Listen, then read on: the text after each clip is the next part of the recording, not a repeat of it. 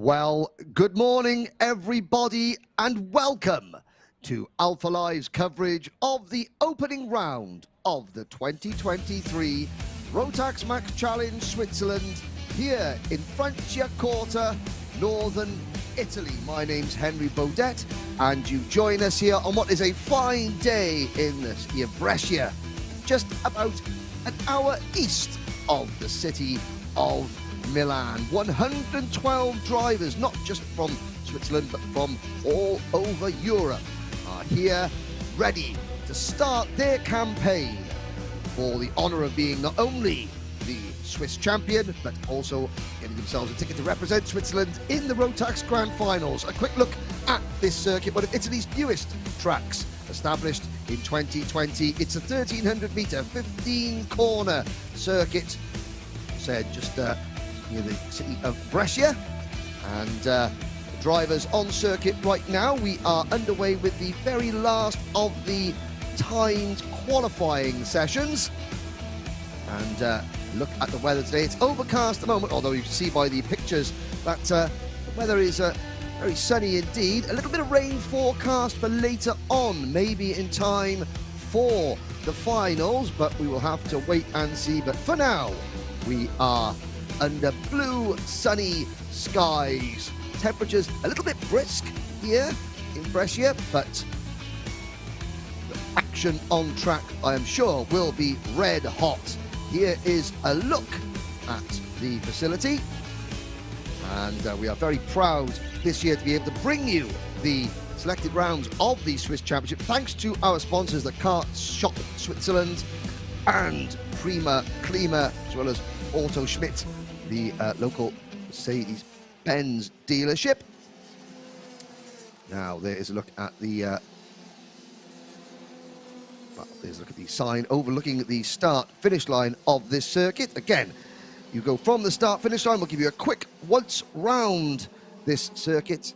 A look at some of the action here in the paddock. There is the number 33, Nico Jenny's kart. He is with the CRG, well, he's on a CRG, he's with a brand new Prima Klima racing team, a new team to the karting world, the Rotax world this season. We have a total of 8 classes in total. We have Micro Max, Mini Max, Junior Rotax, Senior Rotax, Senior Max Master, DD2 and DD2 Master, so 7 classes in total, split into 6 different heat races. In the background at the moment, you are looking at qualifying concluding for the DD2 Masters division, and Micro Max will be the first race out. 2 heat races and the finals for every class. The Micro Max race will be the first race up. That will be 7 laps, then 8 laps for the Mini Maxes, 12 for juniors, 12 for every other class, seniors, Senior Max Masters, which can be combined grid, DD2 and DD2 Masters. The finals obviously will be a little bit longer, but there is a look at the number 91, young Robin Raikkonen, on the CRG for the Kart Shop Switzerland team. Of course, if that name is familiar to some of you, well, that's because he is the son of 2007 Formula 1 world champion Kimi Raikkonen, who is now nothing more than a karting dad. There is a look at one of his rivals. So Robin Raikkonen has qualified very well. There is the number 82 kart of Michael Blatter. Look into the eyes of the P Performance racing driver on the Kart Republic chassis. A big hello and welcome to everybody watching on the Alpha Live YouTube channel and on the live chat. If you want to put your comments in, if they are not in English, then I might struggle to read them. But a big hello and welcome. Just let us know who you're supporting, where you're watching this event from. A big hello to Misha Reinhardt, who is supporting Leo Gubser, and several other people as well. But before we get started with the racing today, let's have a word with some of our sponsors, the people that make all this happen.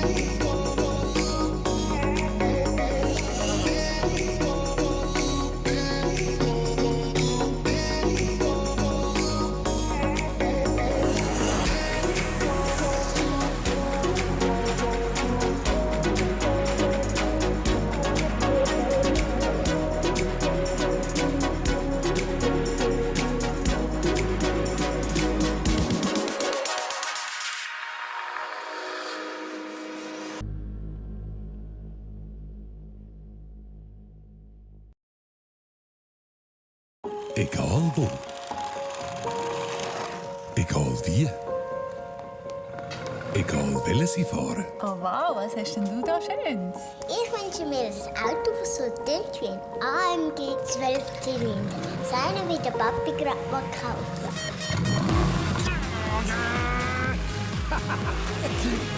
hat. Autoschmied Unterempfelde, wo Kinderträume wahr werden.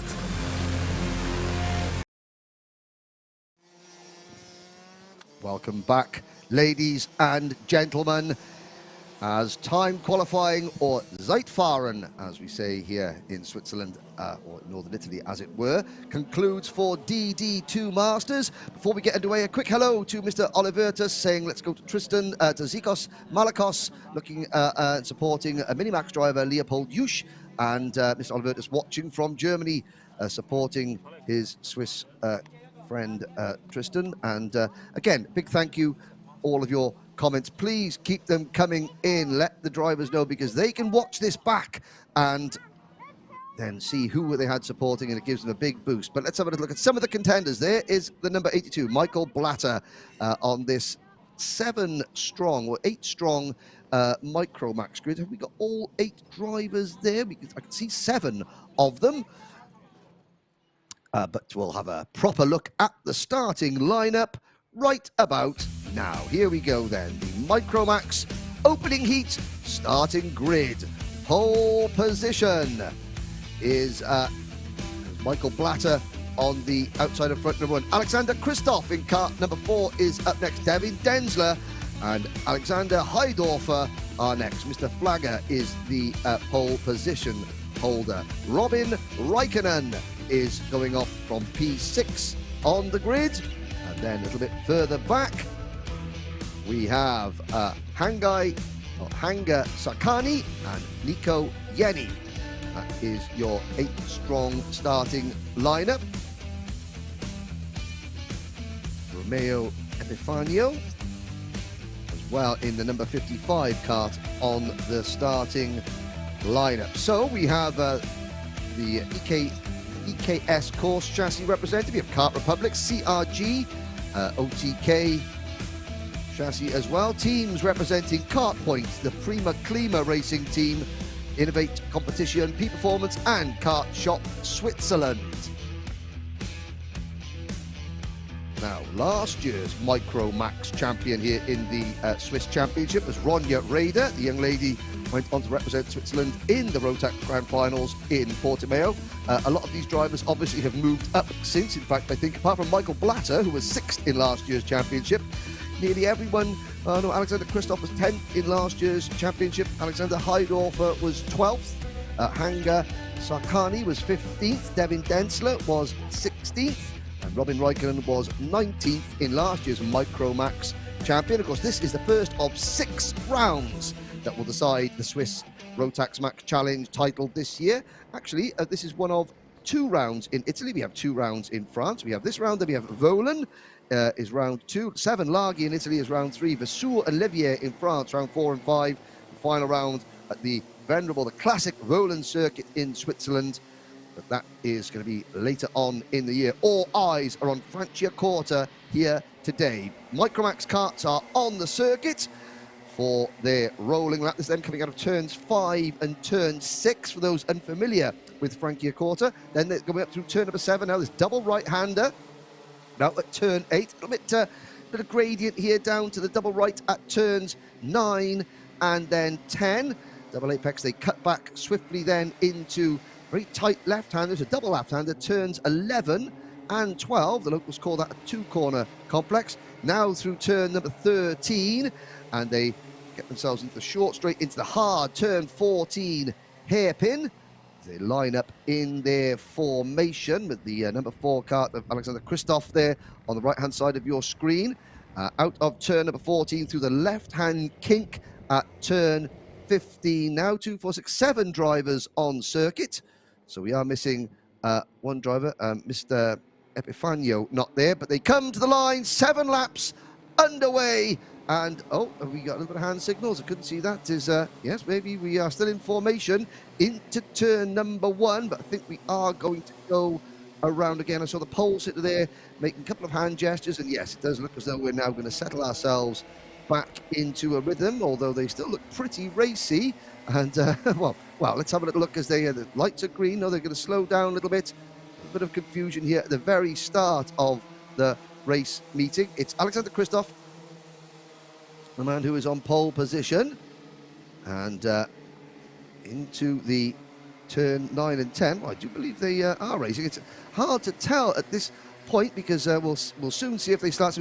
No, they're looking over their shoulders now. The Micromax drivers are playing tricks on me already by having there's a fair old pelt as they come down. Now we're going to start again. So it is Alexander Kristoff, and then on the outside you can see the Michael Blatter kart, number 82. There's the brand new hotel that has been constructed here at Franciacorta. Into turn number 11. Now we'll go into the tram lines, and for the second time of asking, now we're off and racing. It's a good start from the pole sitter into turn number 1. Blatter trying to go around the outside, but it's Alexander Kristoff into turns 1 and 2, leading the way with Blatter, and then Raikkonen second and third. The rest of the field following on in short order, down towards the hard braking zone at turn number 5, and through turn 6 now, up towards 7 and 8. Yes, don't panic everybody, we are definitely racing this time as we head down towards turns 9 and 10 with Blatter chasing hard from the pole sitter Alexander Kristoff on the number 4 EKS course kart point chassis. Already Kristoff pulling out a 4 or 5 kart length lead as they come through turn number 13 up to the back straight towards the hairpin at turn 14. There's a move down towards the back of the pack, but driver preferring to stay in line, although the runs out a little bit wide there. That was where the Kart Republic chassis are trying to make a move as they cross the line to complete lap number 1. It's Kristoff from Blatter, Raikkonen, Hanga Sarkani in 4th position, and then behind the remaining runners it is Alexander Hayadorfer, Nico Jenny and Devin Densler. And in fact, Devin Densler, they're looking to try to make a move on Nico Jenny for what would be 6th position. Does he make it? Not quite, as they head out of turn 6, up the hill towards turn 7. It's slightly gradient here on this 1,300-metre circuit. Now we're down to the turns 9 and 10 area, back into that sharp double left-hander at turns 11 and 12 with Michael Blatter trying to close the gap now on race leader Alexander Kristoff. Driver number 4, Alexander Kristoff, under a little bit of pressure. This is a good lap from Blatter. Blatter is pulling away from Robin Raikkonen in 3rd position. They come out of turn number 14 through the left-hand kink, past the hotel, onto the start-finish straight to complete lap number 2. Through turns 1, hard now on the brakes for turn number 2. Let that kart stay close to the apex. Now that it's swing out a little bit wide, set themselves up for turn 4. Down the the infield straight now towards another hard braking zone at turn number 5. Blatter in that number 82 kart, red race suit, the white and gold Kart Republic graphics kit on the side of his machine, getting closer and closer to the race leader.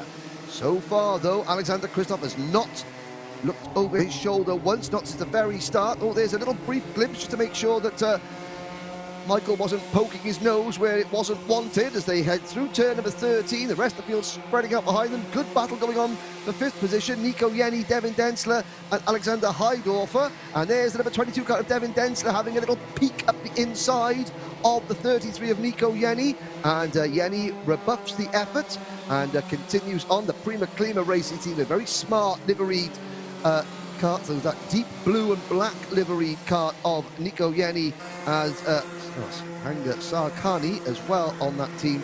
There he goes, Sarkani all on his own in 4th position. Jenny defending 5th position from Densler. Densler in the number 22, looks to the inside. Oh, and Jenny runs a little bit wide. Does that open the door? Not quite. It does give Alexander Hayadorfer a chance to close right in the back of Densler as they come through 8, 7 and 8 and down toward turn 9 and 10. It's a fast entrance into that corner. It tightens up a little bit on the exit, and then they come up into set themselves up for turns 11 and 12.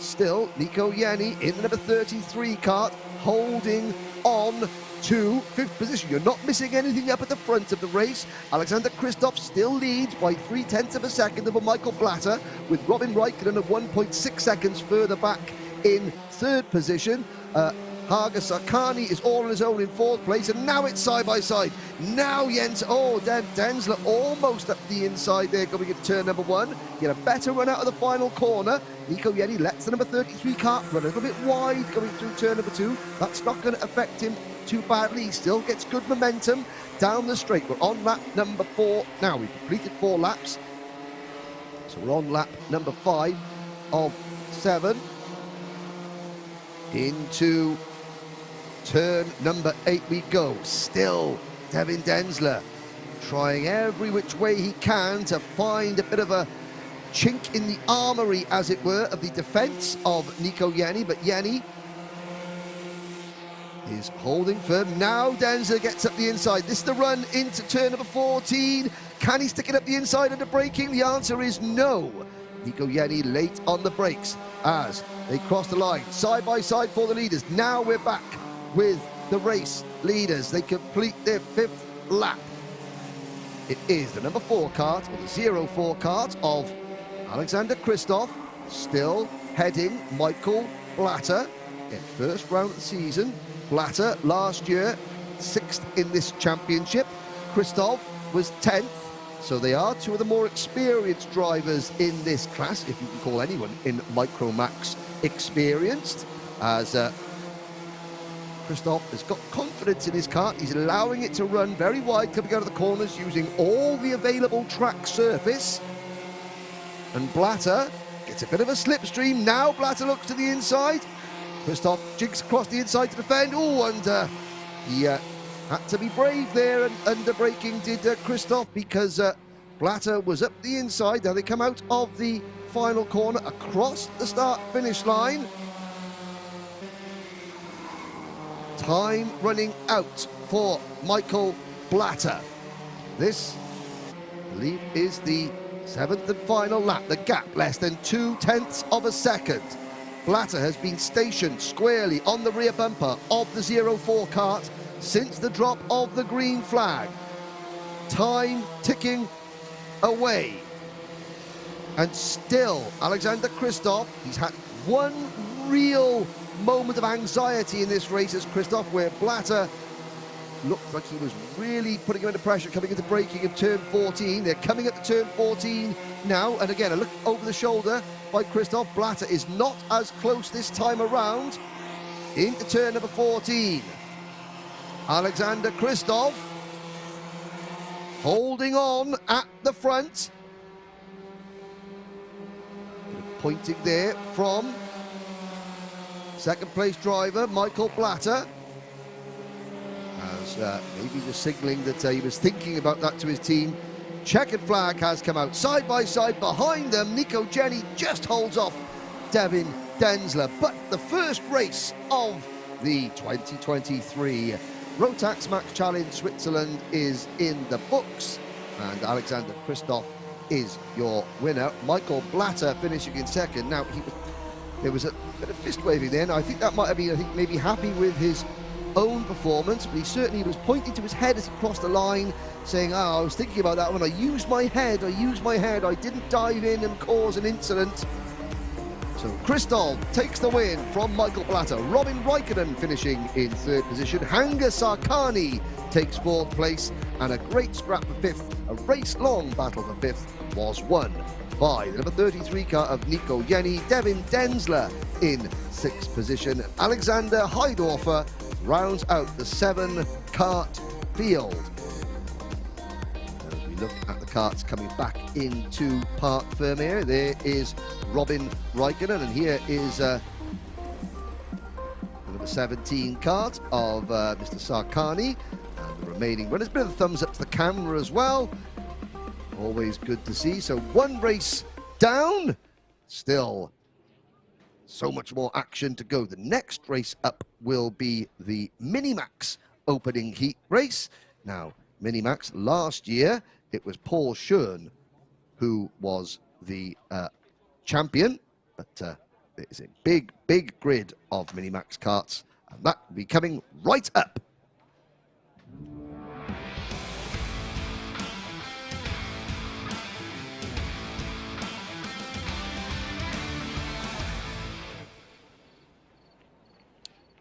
"16 drivers on the entry list ready to go in Minimax. Last year's champion, Paul Schön, again, who was fantastically successful elsewhere in Europe. He won the Le Mans, the Rotax International Trophy at Le Mans in France. And again, several times he's qualified for the grand finals. Patrick Negura was second. Leo Gonzalez was third. They are the championship top three from last year. Negura is back this year in kart number 104. A big hello to our friends in Australia, Michael Burke, who has to be one of Alpha Live's most ardent supporters. He's watching this race from Bathurst in Australia. G'day, good evening to everybody in Australia. Here is a look at some of the contenders. There's Leopold Jusch, who has been, I hope I'm getting his correct pronunciation right, Jusch or Juch. He is on the RS, that Ralf Schumacher livery kart. A little look down the order. There's the number 115 kart of Valerio Garibaldi. On the other side of the grid, there's another one of these very, very smart Prima Klima racing entries. And the back of the field, that is the number 107 kart. That's Luca Bock. Again, drivers not just from Switzerland. Here we've got drivers from Italy, from Finland, from Germany, from Holland, several other countries as well. This will be an 8-lap race, and the karts are on circuit for their rolling lap now. Let's have a look at the starting lineup.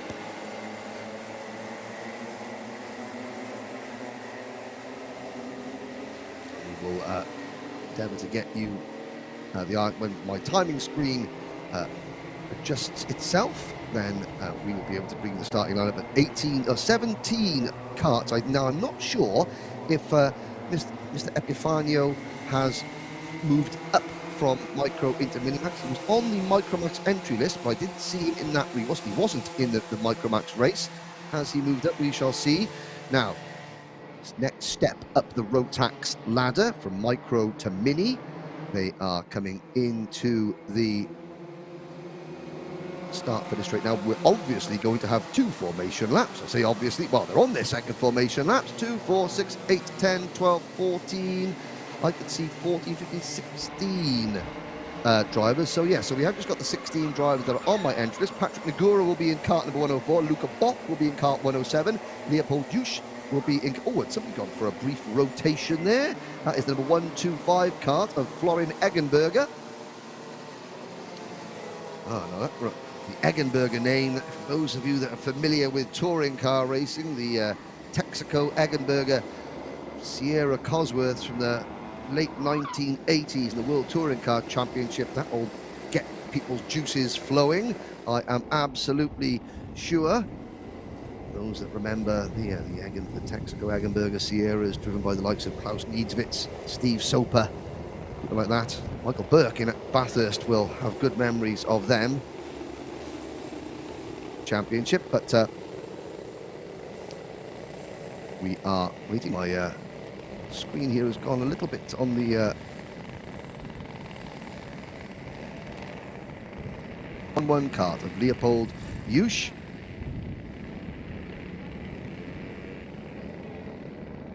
Starting from pole position.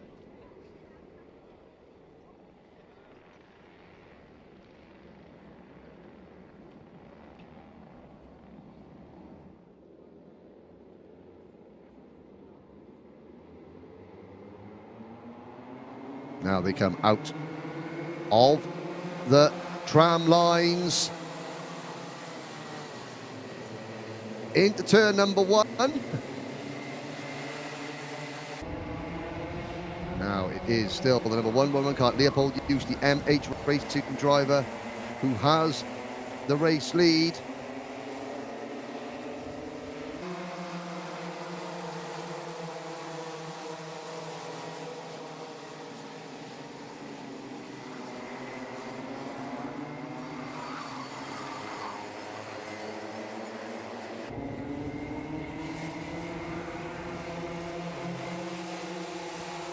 picking the action back up. To apologise for a few little technical issues there, and it is still the number 111 cart, Leopold Jusch, with the race lead. Battle's going on further back. That's a battle for third place there. That Ferrari livery, the bright red cart there, that's for fourth and fifth positions. They cross the line to complete the opening lap. It's Jusch from Negura, Leo Gonzalez, Ivan Aman is in fourth position. Then Nicola Freak, Ronja Raider, that Ronja Raider, last year's Micromax champion, in sixth position. Then it is Manuel Enrique Calendi, followed by Gabriel Giribaldi, Florin Eggenberger, Matteo Maiolo, Robin Ryder, Luca Seidel, Luca Bock, Thibaut Gertsch, and then it is Vitesse Levente Sarkani and Cyril Sarkar. That is the running order, but it is the number 111 cart, that red and white RS liveried machine, still leading the race side by side for second position. That's Leo Gonzalez trying to force the issue with Patrick Negura, but Negura holds him off on that number 104 cart. But again, Gonzalez has another look at the inside going into turn number 2, side by side for P2. This is helping Leopold Jusch as we head down towards turn number 5.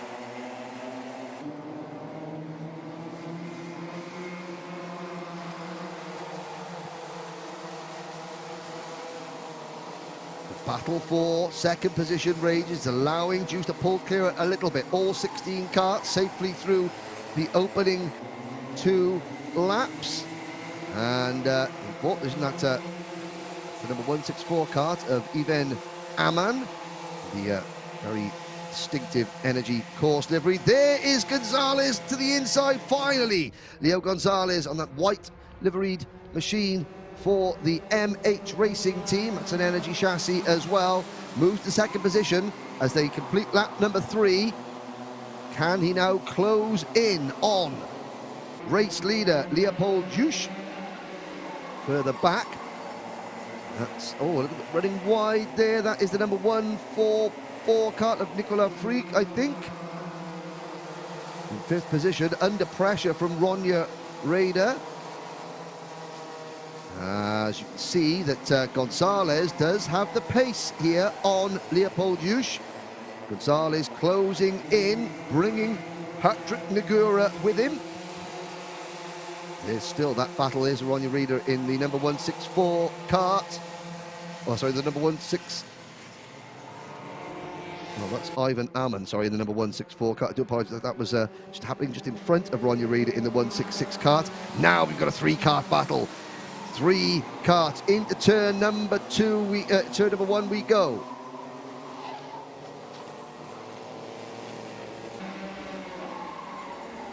And new leader.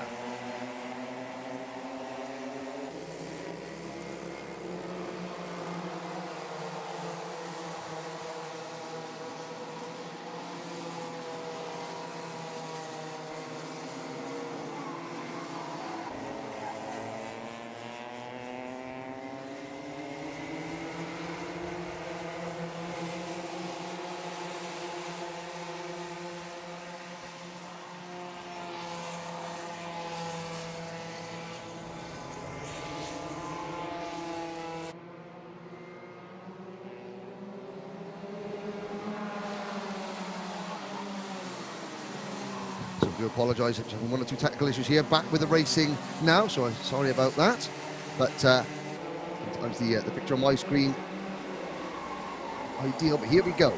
The battle is on. So Leo Gonzalez has taken the race lead. Leopold Jusch in second position. Patrick Negura is in P3. These 3 have still broken away. I do apologise once again for those of you watching for the brief break in commentary there. Now the lead pack, so the chasing pack closing in on the leaders, and this will bring the whole field, nearly the whole field back together, because okay, 1 or 2 drivers the back of the pack have dropped out, but look at this. You've got Ivan Aman, Nicola Freak, Ronja Raider, Manuel Enrique Calendi, Robin Ryder, Florin Eggenberger, all there. Pretty soon we're going to have a very, very closely fought battle. Now, on the timing screens, it says that Leo Gonzalez has dropped back, but you can clearly see on the screen the number 155 cart is there leading, not by much, however, and now we have a 4-cart lead battle. Ivan Aman has caught the lead trio, making it now a lead quartet as they head down towards turn number 14. You can see that Gonzalez in cart 155 holding the middle of the track. That is not the ideal line. It's going to slow him down. Is it going to cost him momentum? He's hugging the inside line into turn number 1. Now into 2 and 3. Nagura in 3rd. Aman in 4th. Then a gap back to Frigg, Ryder, Kalendi, Garibaldi, Robin Ryder and Eggenberger. See now that Gonzalez has defended. This is the final lap. Gonzalez defended the first half of the lap. Now he's stretching it everything away as Juice now has to look back behind him to see where Nagura is. Can Leopold Juice have one more attack at race leader Gonzalez? The answer is no, but the battle is on for second. Nagura forcing Juice a little bit wide, side by side to the final corner. It's a very wide exit. Luckily, it needs to be as the checkered flag waves. And Leo Gonzalez takes the win in the number 155 cart for the MH Racing team.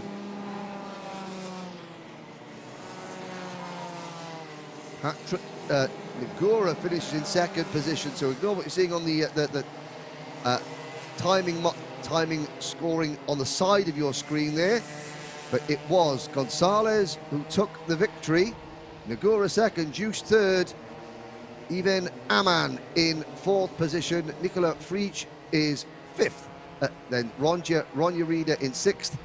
Manuel Enrique Kalendi in 6th. Gabriel Garibaldi 7th. Robin Ryder comes home in 9th position. Florian Eggenberger rounds out the top 10. So it says on the screen there that Gonzalez was 10th, but he clearly crossed the line at the head of the pack, unless of course he was given a 3-second penalty during the course of that race. They've added it onto the timing, but that's completely provisional on what I'm saying, obviously. So according to the results, Patrick Nagura won, and so Leo Gonzalez finishing 2.7 seconds behind the race leader on the timing screen there.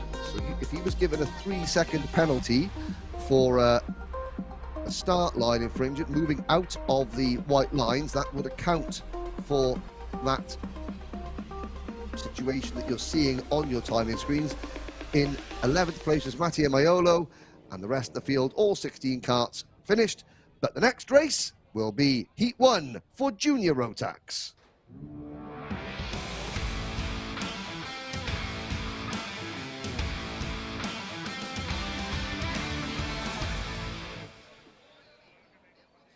Junior Rotax lining up on the dummy grid now. 21 drivers in total.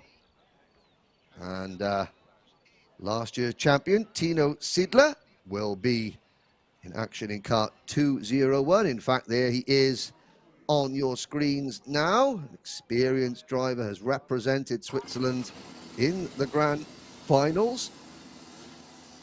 They leave the grid, 21 drivers in total.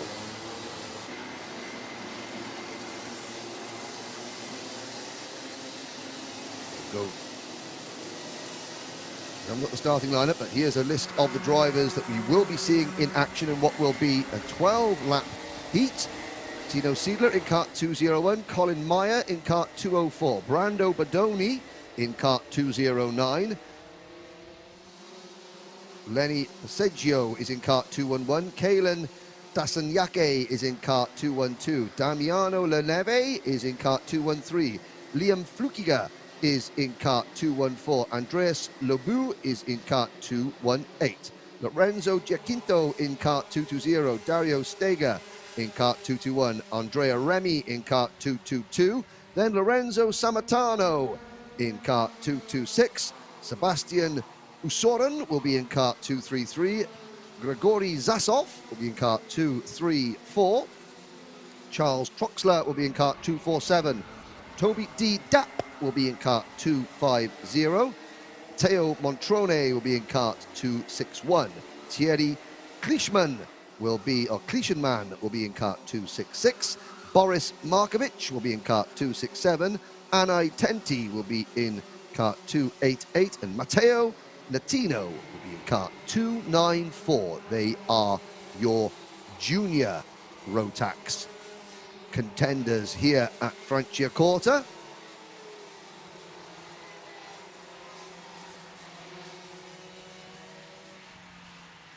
And they're lining up now. Tino Siedler in the number 201 cart alongside the number 294 of pole sitter Matteo Natino. So the MKC Racing Tony Kart driver has the race lead, 12 laps to go. Into turn number 1. It's a good clean start from the front runners. In fact, looking down, all 21 drivers safely for the first couple of corners. Down towards turn number 5 we go.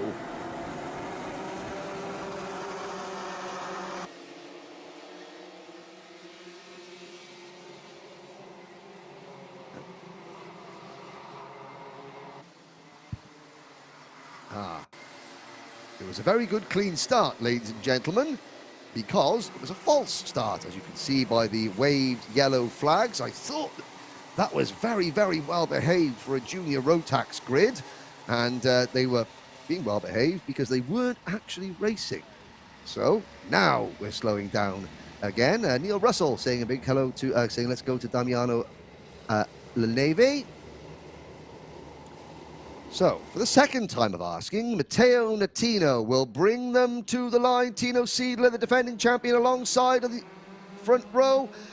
This time it's good, and Siedler drops to third position there, as that was Brando Badoni, I believe, slotting into second position, as Matteo Natino leads it down there, and now Badoni up the inside. Oh, Brando Badoni, a full head of steam going into turn number 5 there on the 209, the Energy Course chassis, the IRT race driver, the Italian driver who's raced in the grand finals before. Remember him from Bahrain as a Micromax driver a couple of years ago. Of course, that is where the grand finals, Rotax, taking place this year.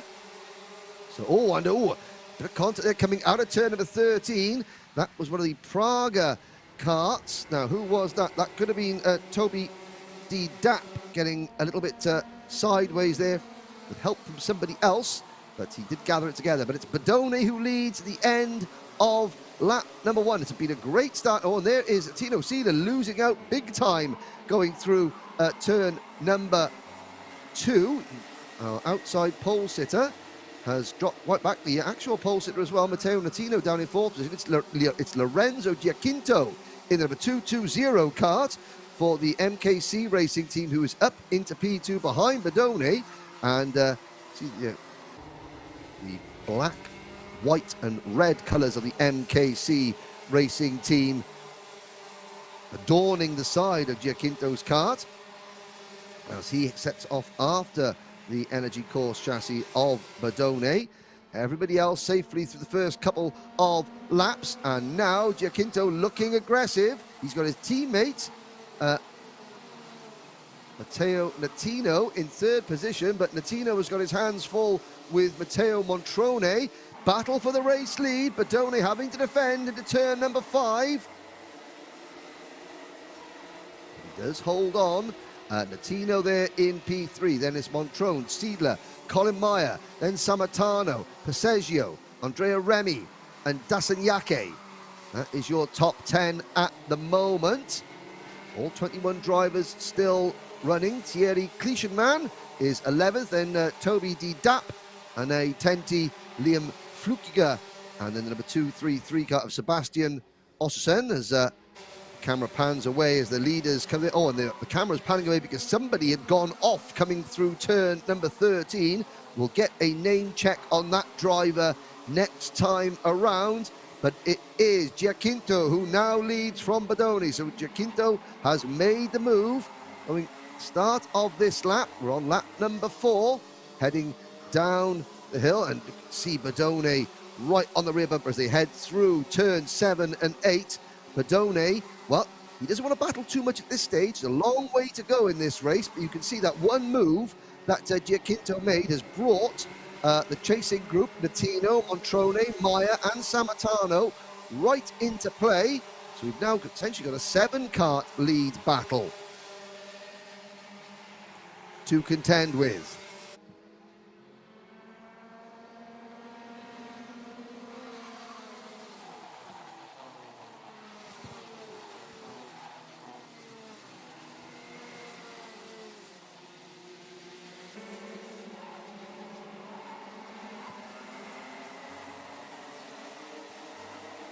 Side by side once again.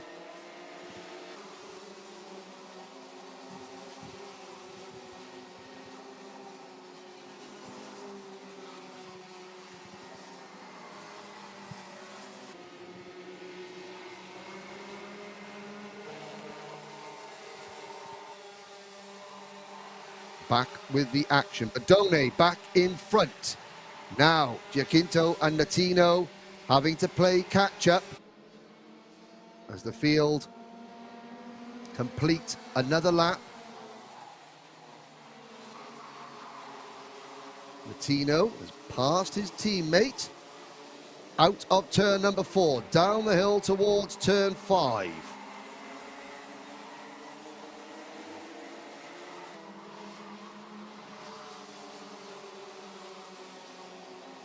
Tony Kart of Matteo Montrone, that green and white Tony Kart chassis there in 4th position. Then it's Colin Meyer in 5th, Lorenzo Samatano in 6th. Tino Siedler has had a problem. He's down in 14th position. So the driver that started second, the defending Swiss junior champion, down in 14th place. He has just set the fastest lap of the race, though, a 50.909 second lap. As the leaders cross the line once again. We're now on lap 7 out of 12. So over halfway, 2, 4, 6, 7 for the race lead. It's Bodoni, Natino, Giacinto, Montrone, Maya, Samatano. Then the number 211 kart of Lenny Nevio Passeggio. So Passeggio is the back of this league group. Behind the top 7, there is a gap of, oh, let's have a look. It's two, oh, and there's a little bit of jostling there for 6th, 7th position. What's happened? We've lost a couple, have we?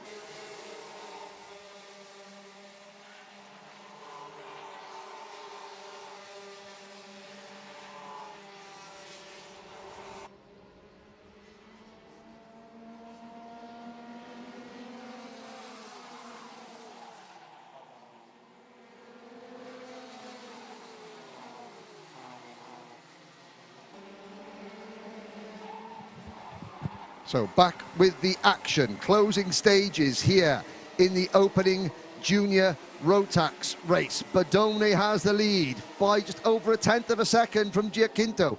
Looking at the battle for 4th, 5th, 6th and 7th. It's between Montrone, Maya, Samatano and Passeggio. It's Matteo Montrone who has got the advantage in this group. You can see the back of the group there is Passeggio. Lenny Nevio Passeggio in the number 211 car, chasing the number 226 of the LKA Tony car. But here is all contact there into turn number 2. That was, I think, Colin Meyer, Lorenzo Samatano and Passeggio all getting involved. Here are the leaders, though. Lap number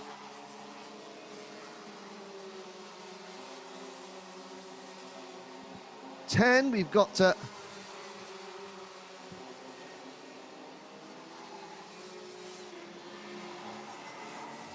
Badone and Giacinto.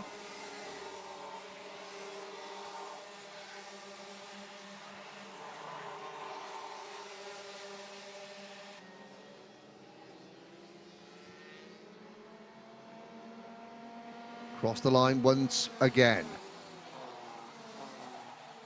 Into turn number 2. Badone having to defend. Final lap. Down the hill towards turn number 5. Will Giacinto make his move? The answer is no, not this time.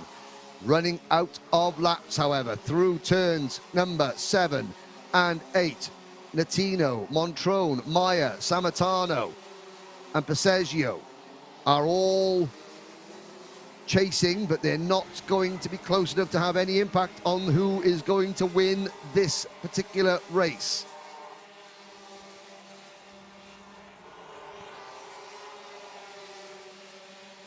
Down towards the final couple of corners. Across the line, checkered flagways. Brando Badone wins. Lorenzo Giacinto takes second. Matteo Natino holds on for 3rd position, and with the fastest lap of the race at 50.540, Matteo Montrone finishes in P4. Colin Meyer takes home 5th position. Lorenzo Samatano is 6th, followed by Lenny Nevio Passeggio. Andrea Remy comes home in 8th position. Tino Siedler drops all the way back to 9th. The top 10 rounded up by Toby D. Dapp. Then it is Thierry Klischenmann, Liam Flukiger, then Kalen Tesanyake, Georgi Zasov finishes in 14th place. Andreas Lobu is 15th. Anai Tenti, Dario Steger, Sebastian Usoren is next, followed by Damiano Leneve, Boris Markovic and Charles Troxler. The drivers head into the Parc Fermé area at the conclusion of that race. 21 drivers started, 21 drivers finished.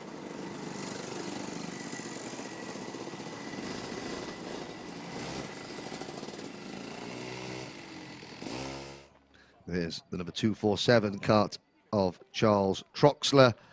As that concludes Heat 1 for juniors, it is seniors and Max Masters up next.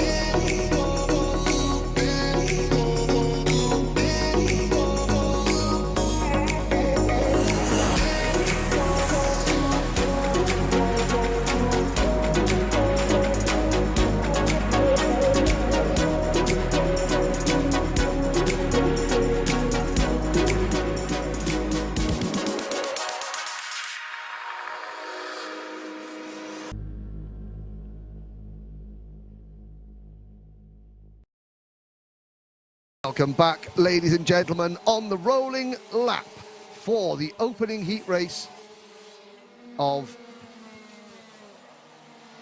the Rotax Max Challenge Swiss Championship for Senior and Max Masters. Now, the drivers with the number whose carts are numbered in the 300s, they are our seniors. The drivers with the cart starting in the number 800s, they are our masters. Not to be confused with DD2 Masters, they're the two-speed Rotax carts. These are the single-speed direct drive chassis. And again, last year's champion Samuel Ifrid is in cart number 326. There's a full grid of, well, nearly a full grid, 27 seniors, along with 5 masters. Eric Yusch, Martin Hassendin, Peter Spengler, Marco Ranch, and Miro Svaguza. They are your 5 masters. I have time to go through the full grid of 27. We'll try. Samuel Satelli, Elia Jeromin, Jan Kosh, Gianluca Poggi, Lorenzo Ron Caroni, Kevin Ummel, Elia Papacena, Alessandro Jimenez, Max Kamalanda. Well, no, we haven't got time. We'll go. I'm sure they'll all get a mention during the course of this 12-lap heat race. We are off and racing into turn number 1. Our pole sitter has the race lead through turn number 1. Everyone else filing through behind. Oh, and drivers off at the exit of turn 4. 2 drivers, one of them spinning. Oh, and there's a problem for one of the Cosmics. Oh, and that's a driver there. That looks like the number 385, is it? That's Kai Traub on the outside of turn number 5. So a dramatic start here in seniors. And it has been. We've got a 2-cart breakaway for the race lead. We saw 2 drivers spinning coming out of turn number 4. Another 2 drivers coming to grief down at turn number 5. There is the very distinctive LMB racing kart of Joan Bischoff, who is in the lower reaches of the top 10 as they cross the line now to complete the opening lap. It's Oliver Crash and Samuel Ifrid leading the way. The 327 kart of the Ubik Racing, well, the Ubik, both karts, Ubik Racing teammates, Oliver Krauss, and that's Ifrid behind him. Ifrid looking for a move there. But in third position is Jan Koch. Then it's Kevin Ummel, Dominic Dunner, and the rest of the field. No, it's actually Tommaso Greco who is up into third position. Then it's Max Kamalanda, followed by Alain Bearswill, not Bearswill, Bearswill, to apologise, Johan Bischoff. Then Jan Koch in 7th, and Kevin Ummel. Dominic Dunner looking down to see where it's Martin Hassendin, who is the leading Masters driver, and Martin is up into 18th position at the moment. As a change for the lead, no, Ifrid in the red and white Swiss race suit in kart number 327. That's Oliver Crash in the red race suit. It's Ifrid in the blue and black race suit who has taken over the race lead. Tommaso Greco in the number 342 Energy Course kart for the IRT race team. Yellow flags waving down at turns 9 and 10. Oh, there's one kart you can see at the side of the circuit. Have to try and get a number check on that kart to see who has come to grief and whose race is sadly over. But the leaders, and I'm just looking down there, Henry Dos Santos, Fiorella Santarelli and Kai Traub. We saw Kai Traub having problems on the opening lap. Henry Dos Santos and Fiorella Santarelli have both failed to come around to complete lap number 2, so it's either Dos Santos or Santarelli who is at the side of the circuit at the exit of turn number 10. There is the kart of James Bischoff, Joan Bischoff, the number 378 kart leading that train, and on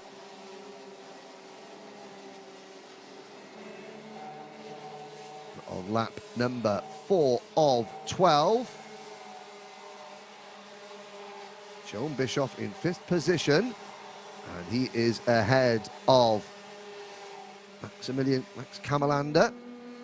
Behind Kamalanda, it is Jan Koch, followed by Ummel, and Shah. Samuel Shah with Dominic Dunner rounding out the top 10. Then James Bischoff, Samuel Satelli, and Gianluca Poggi next in line. Alejandro, number 315, Alejandro Jimenez is next. Oh, a little bit of contact there. That's number 393. Karts are getting elbowed out of the way. Sorry, that was the that's Samuel Shah.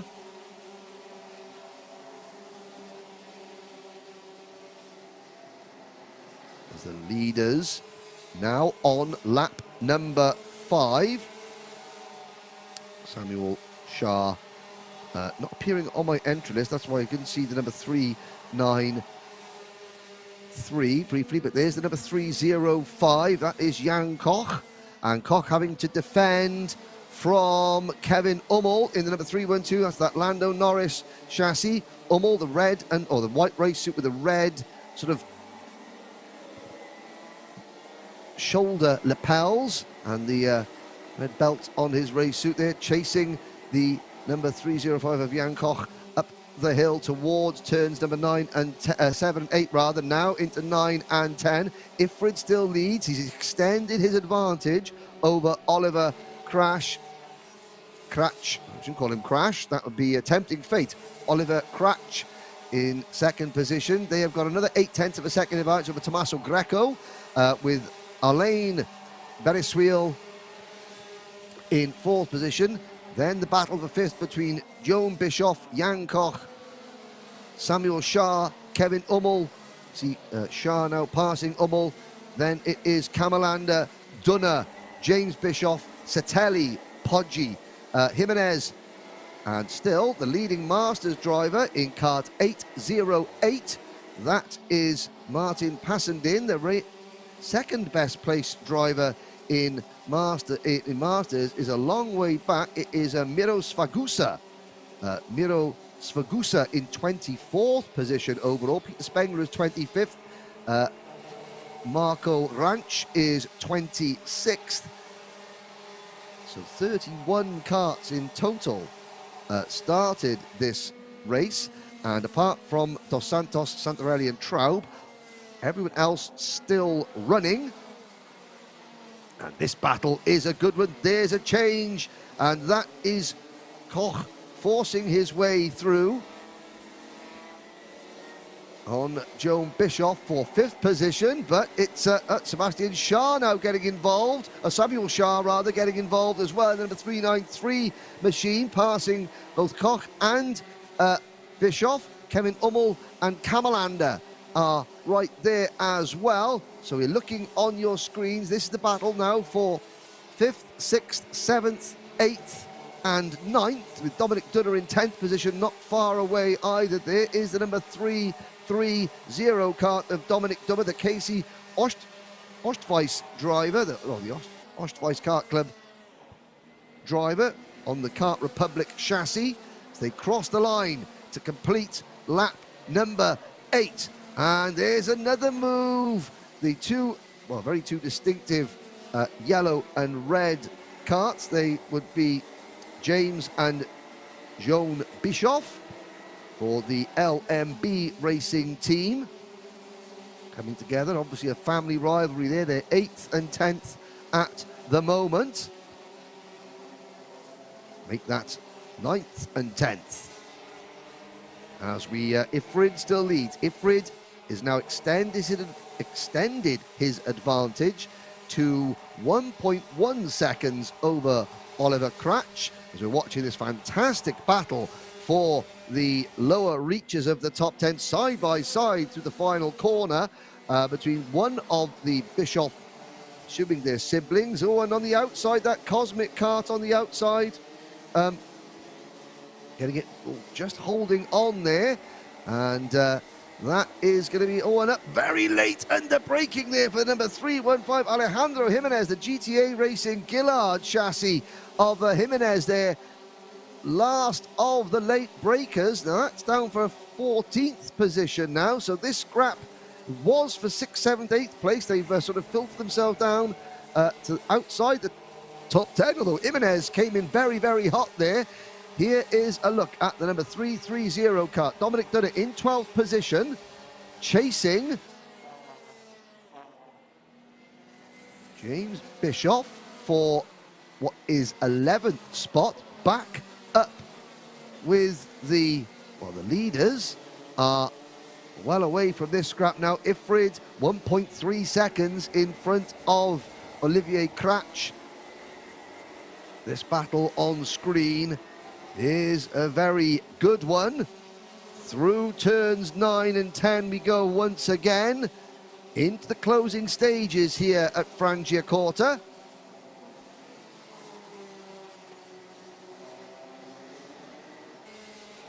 Ifrid, Cratch, Greco, Bereswil, Shah, Yankoch, Ummel, Kamalander, then Joan and James Bischoff 9th and 10th.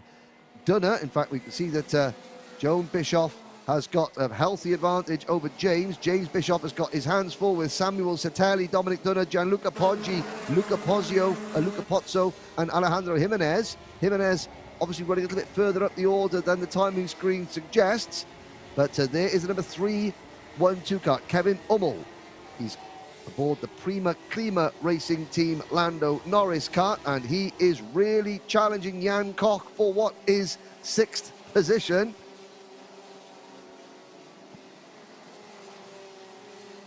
Closing stages now. The checkered flag is awaiting. Ifrid has managed to hold on. A comfortable win for the reigning senior Rotax champion in Switzerland, Samuel Ifrid. Olivier Cratch finishes second. Tommaso Greco is third. Side by side further back across the line, Alain Bereswil is fourth. Then Samuel Shah in fifth. Jan Koch in sixth, followed by Kevin Ummel, Joan Bischoff, Maximilian Kamalander. Samuel Satelli eventually rounds out the top 10 ahead of Gianluca Poggi, Dominic Dunner, Luca Pozzo. Elia Papacena had a few problems at the start of that race, recovered very well with the fast lap of the race, 49.684 seconds to finish 14th. Then it was Alejandro Jimenez. Martin Passendin, the best Masters driver in kart 808. Didn't see much of Martin in that race, but he finished a great 16th ahead of the number 309 kart of Lorenzo Roncaroni.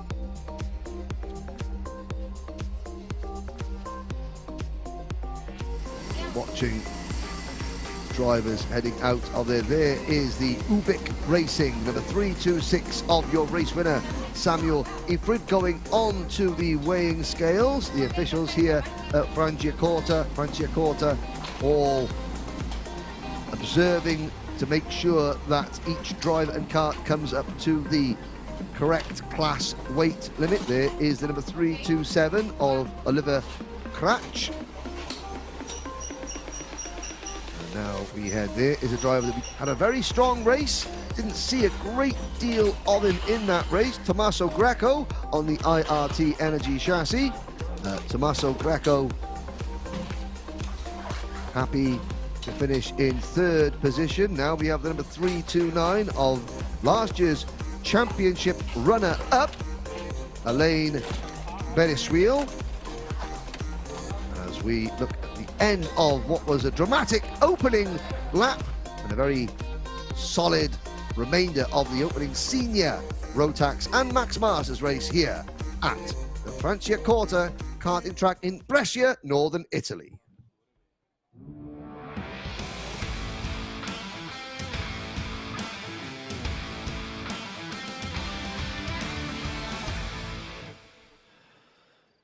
And no sooner are the seniors off track, we get set for the fastest members of the Rotax karting family. They are the DD2 drivers. And the DD2 two-speed karts, there will be 15 of them in total. Last year's champion, Philippe Loaca, is in action, the Grammy Power Sodi kart driver, number 424. Look out for Loaca. You can see one of the MKC racing drivers on the outside of the front row of the grid. That will be, I believe, Leonardo Principali. Again, a very strong Italian contingent, being as though we are in Italy after all. Other drivers to look out for: Stefan Witwer in kart 409, Giuliano Cucciolillo in kart number 412. There is the, Gregorio Bertocchio's kart. Bertocchio not in it yet, and a very brightly liveried Grammy Power number 416. That is Livio Pinti, and that's a Sodi kart underneath all that. There is the number 415 kart of Ramon Rudolf von Rohr, the Schaffenhausen, or the Schaffhausen entered driver. There's a look at, there's the number 417 kart. That's a Parolin Bayo karting entry of Mike Zurcher. And number 427, Eric Muller on the Sodi kart. That's another Grammy-powered entry, but with the traditional Sodi kart graphics kit. The number 412, that is Giuliano Cucciolillo, the Maya kart team Cosmic entered driver, Italian driver, on home soil here in the Swiss Championship. Again, 6 rounds in the Swiss Championship. Only 2 of them take place in Switzerland. We have got, there's 2 rounds at the venerable Wohlen kart circuit. Only 900 meters, that circuit, but I believe it's the oldest kart circuit in Switzerland, built in 1962. Seven Lagi hosts round 3 of the championship. So from here we go to Wohlen at the end of May. Then we have, in the middle of June, a trip back to Italy for Seven Lagi. And then in July, we are in France at Vesoul and at Liviers at the middle of August for the 5th round of the championship. The 6th round, the final round at the end of September, will be in Wohlen in Switzerland. A couple of drivers who didn't quite make it round the entire 12 laps of that last senior Rotax race are brought back to the paddock area rather unceremoniously on the back of the recovery vehicle. Once again, a big thank you to our partners here, Alpha Live's partners, who are enabling you to be broadcast this event. So you can see that is Kart Shop Switzerland, Prima Klima and Auto Schmidt. We'll be hearing more from them as the day progresses, I am sure. But on track, the 2-speed DD2 Rotax's ultimate class heads out onto the circuit. Should be 15 drivers. I have got 15 drivers on my timing screen here.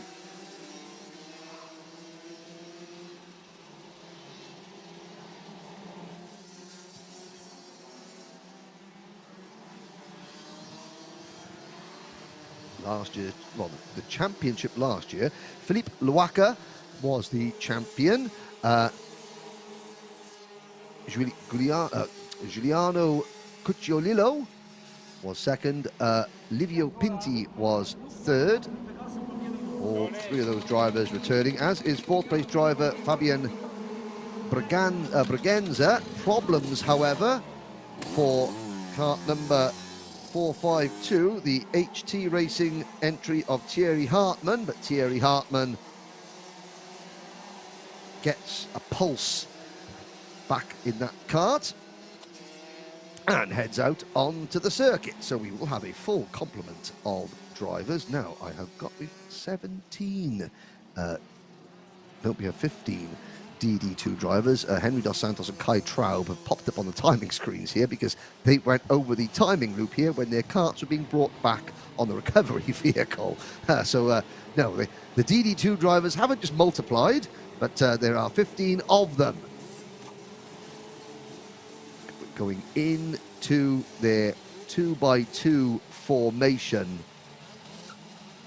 at the front of the field. The 404, Leonardo Principali, and the 433 kart of Gregorio Bertocchio at the head of the train. The 2 MKC entered karts. Behind them, you can see the 489 of Jason Berglas and that very, very brightly liveried Grammy Power kart of Livio Pinti. They come to the line. Looked like it was the second half of the outside row of the grid were lagging behind a little bit. Can't see if we have gone racing or if it has been a false start. But if it was a good start, then it was grubbed by Leonardo Principali. This, of course, another 12-lap heat race.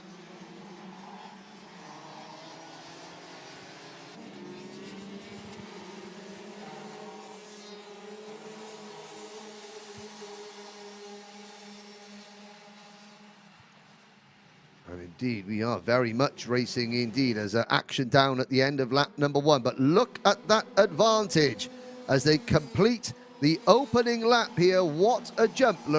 Leonardo Principali has got a huge advantage, over a second from defending series champion Philippe Luaca. Gregorio Bertoccio, who was not that quick off the start line, is there in third position, right behind Luaca. Then there's another gap back to Berglas in fourth place. No, make that Matteo Bonella, who has made his move. So Bonella passing Berglas for fourth position. The rest of the field lined up close quarters behind this group. There's Pinty with in the multicolored Sodicart Grammy Power, but he's under pressure. And that is the Giuliano Cucciolillo, number 412 kart, the Meyer kart team entry, making his move through turn number 1 as we start lap number 2. Principali 1.1 seconds in front of Luaca.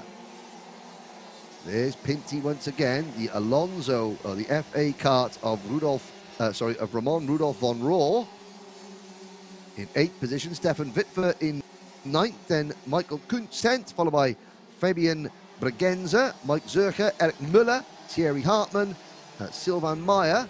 They are your 15 runners, all safely having safely negotiated the opening lap and a half, or the opening 2 laps of this race. But behind race leader Leonardo Principali, Luaca and Bertoccio, nose to tail, trying to close back in. Now, they are beginning to reduce Principali's advantage, only a bit by bit. 49.182, fastest lap of the race and there's the move back at turn number 5, and that was trying to see, that was the number 4. That was Giuliano Cucciolillo getting elbowed out of the way down at turn number 5. This furious battle for what is 5th, 6th, 7th and 8th, 9th and 10th on your screens. There is Ramon Rudolf von Rohr. He is now up into 7th position. Pinty, make that even 6th position. Is he ahead of Livio Pinty as well? Certainly it was the FA kart of von Rohr moving up into 6th position. It was Pinty 7th, Wittfer 8th, Cucciolillo down to 9th position, just in front of Kuntz, Zurcher and Bregenzer, with Eric Müller, Sylvain Meyer and Thierry Hartmann. Now, as we saw Thierry Hartmann having problems getting off the grid earlier on, but he is out there and racing. He's still over a second off the back of Sylvain Meyer's kart. I noticed that Bikini Racing, Sylvain Meyer's team, getting a lot of support in the online chat. And there is a move up at the turn 14 hairpin. It was the number 417, Mike Zurcher, on the Paralin kart, who was very forceful under braking, and he let Michael Kuntz know that, yes, you will now follow me. I will not follow you any longer. Now, here is Ramon Rudolf von Rohr closing in on Jason Berglas for 5th position. Berglas in P5 in the number 489 Kart Shop Switzerland entered Kart Republic chassis. The very distinctive blue, multicolored blue and yellow FA kart of von Rohr, hot on his heels as they come out of turn number 14. Lorenzo Principali has reclaimed the fastest lap of the race, a 48.937 second lap, but his advantage over Bertoccio and Luaca still just 1.1 seconds. In fact, Bertoccio Bertoccio beginning to pull away from Luaka. Then there's another 1.2 second gap back to fourth place driver Matteo Bonella. And then we look at this battle on screen for 5th, 6th, 7th, 8th and 9th. That is Berglas, Von Rohr, Pinty, Witwer and Cucciolillo. And Mike Zerka tagging onto the back of that group in 10th position. Kuntz in 11th, followed by Braganza, and then Muller with a bit of a back gap then to Maya Silvan and Thierry Hartmann. In fact, I think Thierry Hartmann has just come into the pits. Potentially the problems that occurred at the start of the race have reared their ugly head once again at the halfway point. So we are on lap 8 out of 12 here in the opening DD2 heat. The two black and white Paralin karts of Mike Zerka. And who is the other Paralin? I'm going to look down. That is Stefan. No, Stefan Witwer's on a Cosmic, so it must be Michael Kuntz. So it says here he's on a Kart Republic chassis, but that black and white machine looks very Paralin-y to me. We'll have to see. There is a battle. Now Berglas under real pressure for 5th position. In fact, it's Stefan Witwer in kart number 409, I believe, who is on the second Paralin. But here is Von Rohr, Ramon Rudolph Von Rohr, really hassling Jason Berglas now. In fact, Berglas having to defend on this, the 9th of 12 laps, and that is bringing Livio Pinti right into play. It's also bringing Giuliano Cucciolillo into play. You can see Pinti with an Ayrton Senna style crash helmet. In fact, getting passed there by Cucciolillo. And Cucciolillo in that blue chassis with a predominantly white race suit. There's another third kart in the picture now. He's given a little bit of ground up to Berglas and Von Rohr, who are still disputing 5th position. And up at the front of the field, while you're watching this, I can tell you that Gregorio Bertoccio, a 48.875 second lap, has inched to within 3/4 of a second of race leader Leonardo Principale. So that is as close as the gap first and second has been since the very opening lap of the race. Here, though, the best battle at the moment on circuit for 5th position. Berglas in kart 489, heading Von Rohr. Cucciolillo now closing in. Pinti hanging on as well in what is 8th position. Then the two Paralins of Witwer and Zerka, followed by Kuntz, Braganza, Müller and Silvan. And the only 14 karts still running. As you can see, Berglas now defending. This is the penultimate lap. Lap 11 out of 12. Von Rohr gets a great exit out of turn number 6 as they head into turn 7 and 8. He can't take advantage. Oh, he forces Berglas a little bit wide. Berglas has got the exit, though, side by side for what is 5th position. But look at this, back with the leaders. And it is now a potential battle between the two MKC Racing teammates, Leonardo Principale and Gregorio Bertoccio. Then there's a big gap back to Luaka in 3rd, Bonella in 4th. And I'll keep one eye on the battle for 5th position. Well, it's all kicked off for 5th because it's Cucciolillo who is now in 5th position. So as we move on to the final lap, can Gregorio Bertoccio make a move on race leader Leonardo Principale? Principale made a great start. He got a 1 second advantage on the opening lap of the race, but Gregorio Bertoccio has taken 11.5 laps to catch him. He's got just 3 corners to go into turn number 14 in the DD2 opening heat race, and he's not going to do it. Leonardo Principale is going to take the win here at Franciacorta, but look at this battle going on further behind. There is Pinti in front of Von Rohr, so the battle between Berglas and Von Rohr obviously got a little bit closer than both were happy with, and the net result is that Berglas comes home in 6th position, Von Rohr comes home in 9th, The biggest driver to capitalise and benefit from that battle was Giuliano Cucciolillo, who comes home in 5th position, just in front of Berglas, with Mike Zerka finishing 7th, Livio Pinti in 8th, Ramon Rudolf von Rohr, to give him his full title, comes home in 9th position. Then it's Witwer, Kuntz, Bergenza, Müller, Silvan, and sadly Thierry Hartmann retired at half distance. But Leonardo Principali wins the opening battle in DD2. And that will put him in prime position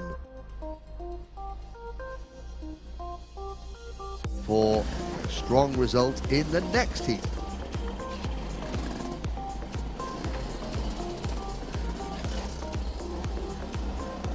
Into the scrutineering area go the DD2 drivers. There is a look at this Franciacorta circuit, just about an hour east of Milan. Thank you very much for your comments coming in. We apologise for the one or two little technical issues. Hopefully they're all resolved. We've got one race to go in this, the first round of heats. 2 heats for each class. It's DD2 Masters, and it's up next.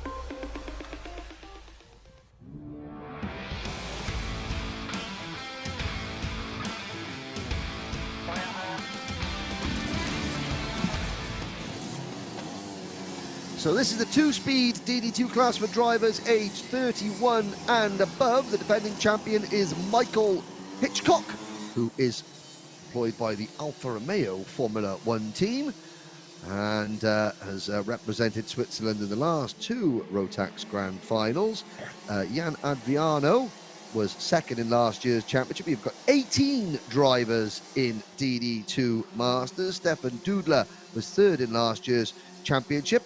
A full rundown: Alessandro Glauser, some of the most experienced names in Swiss karting, all in action here. A lot of these drivers with experience in international karting and representing Switzerland in the Rotax Grand Finals. We have Alessandro Glauser in kart 506, Tony Texiera in kart 507. Werner Eichenberger is in kart 509, Rafael Brugger in kart 511. Gino Vesner is in kart 514. Then it's Gilberto Luaca in kart 525, Rolf Kaiser in kart 526, Eric Dow in kart 533, Jan Adriano in kart 536, Salvatore Denunzio in kart 543, Marcel Muckli in kart 557, Ueli Fritzsche in kart 560. Then it's Stefan Dudler in kart 566, Michael Hitchcock in kart 577, Tommaso Daniele in kart 587, followed by Jean-Claude Zubriggen in kart 588, Dimo Notafrancesco in kart 590, and Keith Wilson in kart 591. This 12-lap heat race, at the conclusion of which we will go into the second round of heats for each driver. Then there'll be a break for lunch, or as we say in Switzerland, a Mittagspause, where there is no running of the engines or absolute motor Ruhe, silence, before we get to the finals later this afternoon. Lights are out, we are off and racing. It's a good start from our pole sitter, the number 536 Grammy Power Sodi kart of Jan Adriano, who leads the rest of the field down towards turn number 5. And we're all going to get through cleanly again. These are the same 2-speed DD2 cars. Oh, there is somebody off. That is the number 543 kart off. That is Salvatore Denuzzo, but it had the front appendage, or nose cone, as we say in the UK, of another kart attached to him. Well, it's not attached to him anymore. Now that driver will soon see, there he is coming to the back of the screens there, with a retro style kart, no nose cone. That the scrutineers will take a very dim view of that, and I'm sure that driver will be given the mechanical flag. And That driver, sadly, his or her race will be over. Their race will be over. Battle up front. It is Adriano. Then it is the number 577 CRG kart of Hitchcock in third position. The Cosmic of Alessandro Glauser has moved into P2. Look at this, 2, 4, 6, 8, 10 drivers over half the field, neck and neck for the race lead. Keith Wilson is there in fifth position, that well-known Swiss name Keith Wilson. Into turn number 14 we go. There is the Lando Norris chassis, but up at the front. 1, 2, 3. Ooh, and that was Glauser running a little bit wide, missing the apex for turn number 2. Michael Hitchcock almost ran into the back of him, and Glauser, again, just losing a little bit of momentum, allowing Jan Adriano to pull away to the tune of about 3 kart lengths. Out of turn number 9 and 10 we go, through 11 and 12 here. Now, very fast, turn 13, set yourself up for the run down the back straight towards the turn 14 hairpin. Any moves? Well, someone's having a think about it. That looks like it was the number 5, or that was the Energy Course chassis, who was having a look. Couldn't quite see the number on that, but it was for about 8th or 9th place. The top 5 now nose to tail. So Adriano has track position, but he is not the fastest kart on circuit. That honour belongs to 587, the 4th place driver, Tommaso Daniele.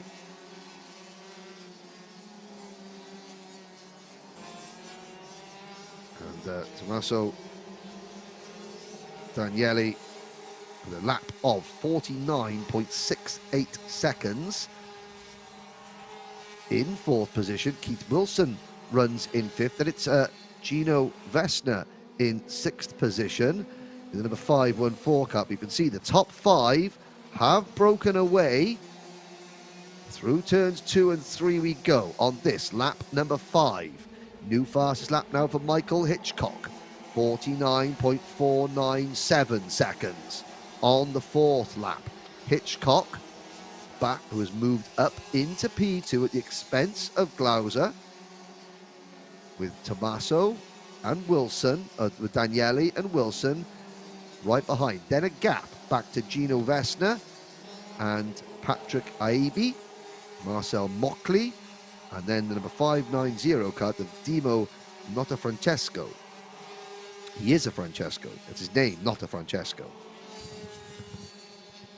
The rest of the top 10, Stefan Gilberto Luak, Werner Eichenberger, Eric Dow, and then Ueli Fritchi, Tony Texiera, Rafael Brugger, Jean-Claude Zubriggen, Rolf Kaiser, and Salvatore Denuzzo. Now, Salvatore Denuzzo is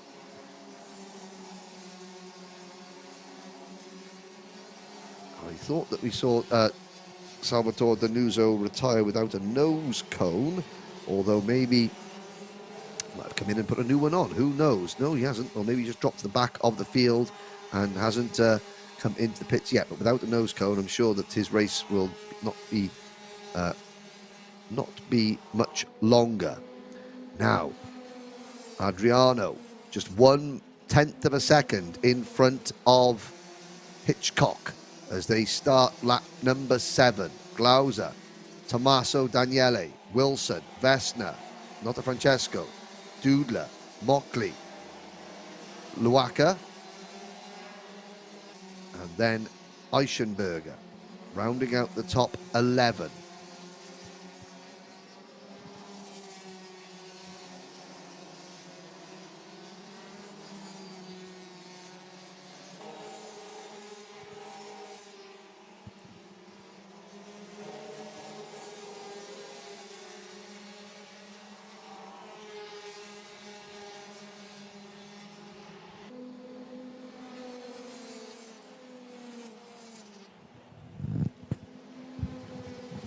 Back with the action, and now changes afoot as we watch. Scrap going on further down the order. There is one of the Cosmic carts. Is that the number 590? That is not the Francesco. That is the battle we're looking at now, is for 6th, 7th, 8th, and 9th. So it's Stefan Dudler in the number 566 cart at the head of this train. The Sodi cart mounted driver. The Grammy Power team being chased by the Cosmic cart of Dimo, not the Francesco. Then Gilberto Luaca is next aboard the number 525 Grammy Power Sodi cart. Up at the front, Jan Adriano has begun to stretch his advantage. Now, he wasn't the quickest driver at the start of the race, but as the race progresses, we're now on lap 9 out of 12, he is picking up the pace. He's now got his personal best lap, which is the fastest lap of the race, down to 49.398 seconds.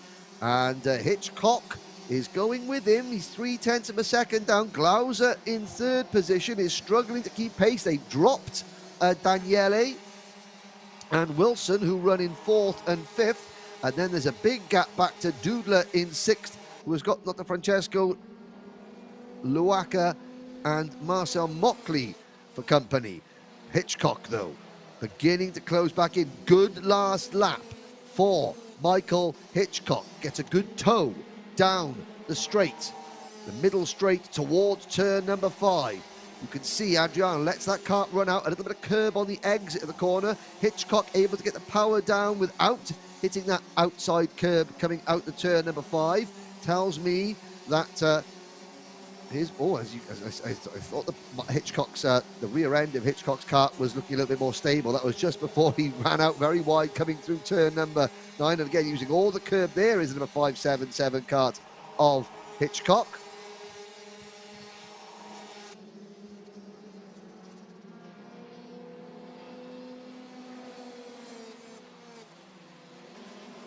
Adrian still just holding on. Glauser is now half a second behind Hitchcock in third position. Daniele over a second further back in fourth, with Wilson now 3 seconds behind the race leader in fifth. But into the closing stages now, and Jan Adriano doing all he can to hold off Hitchcock, although Hitchcock, a very wily campaigner. These two drivers finished first, second in Little Chase last year, and already both drivers putting down a marker saying that they're going to be fighting tooth and nail for championship honours once again in 2023. Hitchcock produces another best lap, 49.325 for Michael Hitchcock. This is the final lap. Jan Adriano has led right from the word go, but will he lead the last half a lap, the most important half a lap? Hitchcock doing all he can.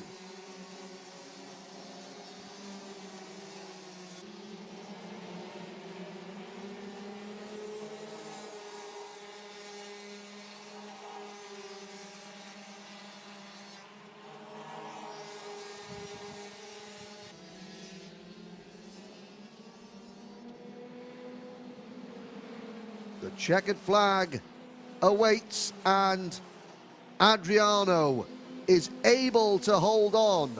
Hitchcock finishes second. Alessandro Glauser, with the fastest lap of the race on the very last lap, takes third position, a 49.303. Daniele Wilson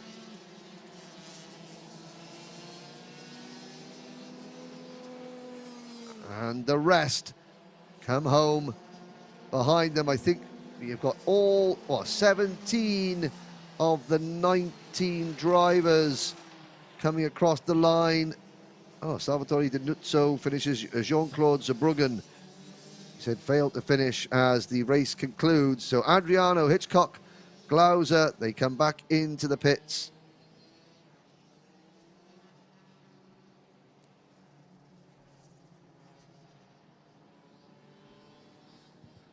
conclude the opening round of heats here at Franciacorta.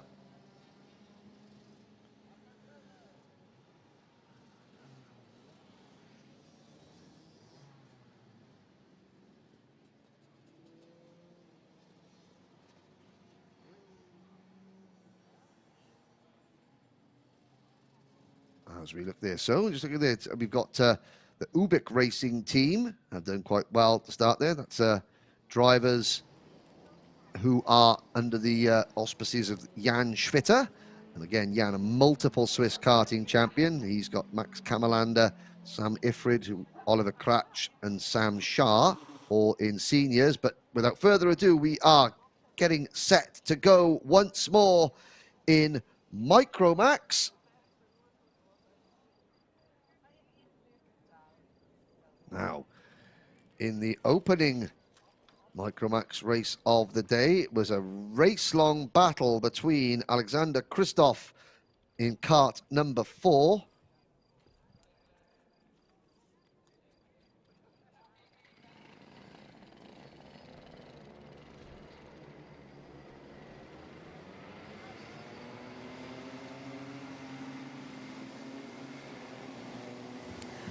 So like we said, the race 1 battle was fought between Alexander Christoph in kart 04 and Michael Blatter in kart number 82.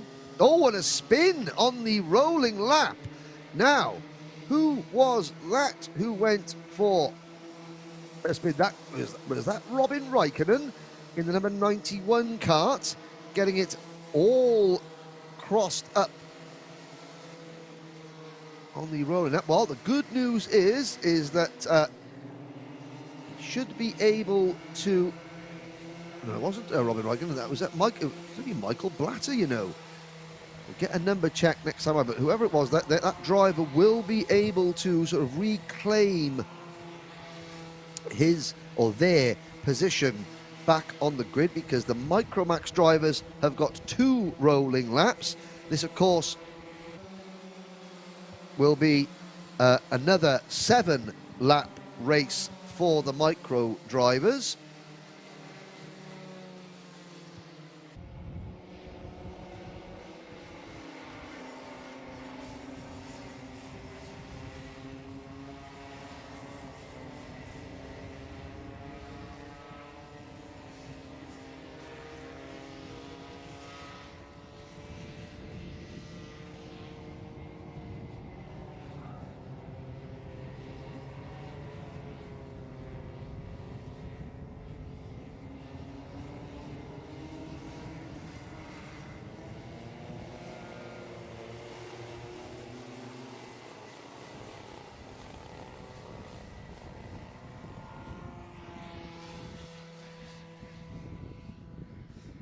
So here we go then. Now we're getting into our formation. Now the question is, that driver's taking that driver a long while. Here he comes on the Kart Republic. So it's going to be Raikkonen and Michael Blatter. And, oh, that doesn't look like a particularly good start. Are we racing in this one? I'm not sure. Maybe, well, maybe we are. Maybe it was a very early signal. Oh, and a little bit of contact there going into turn number 1.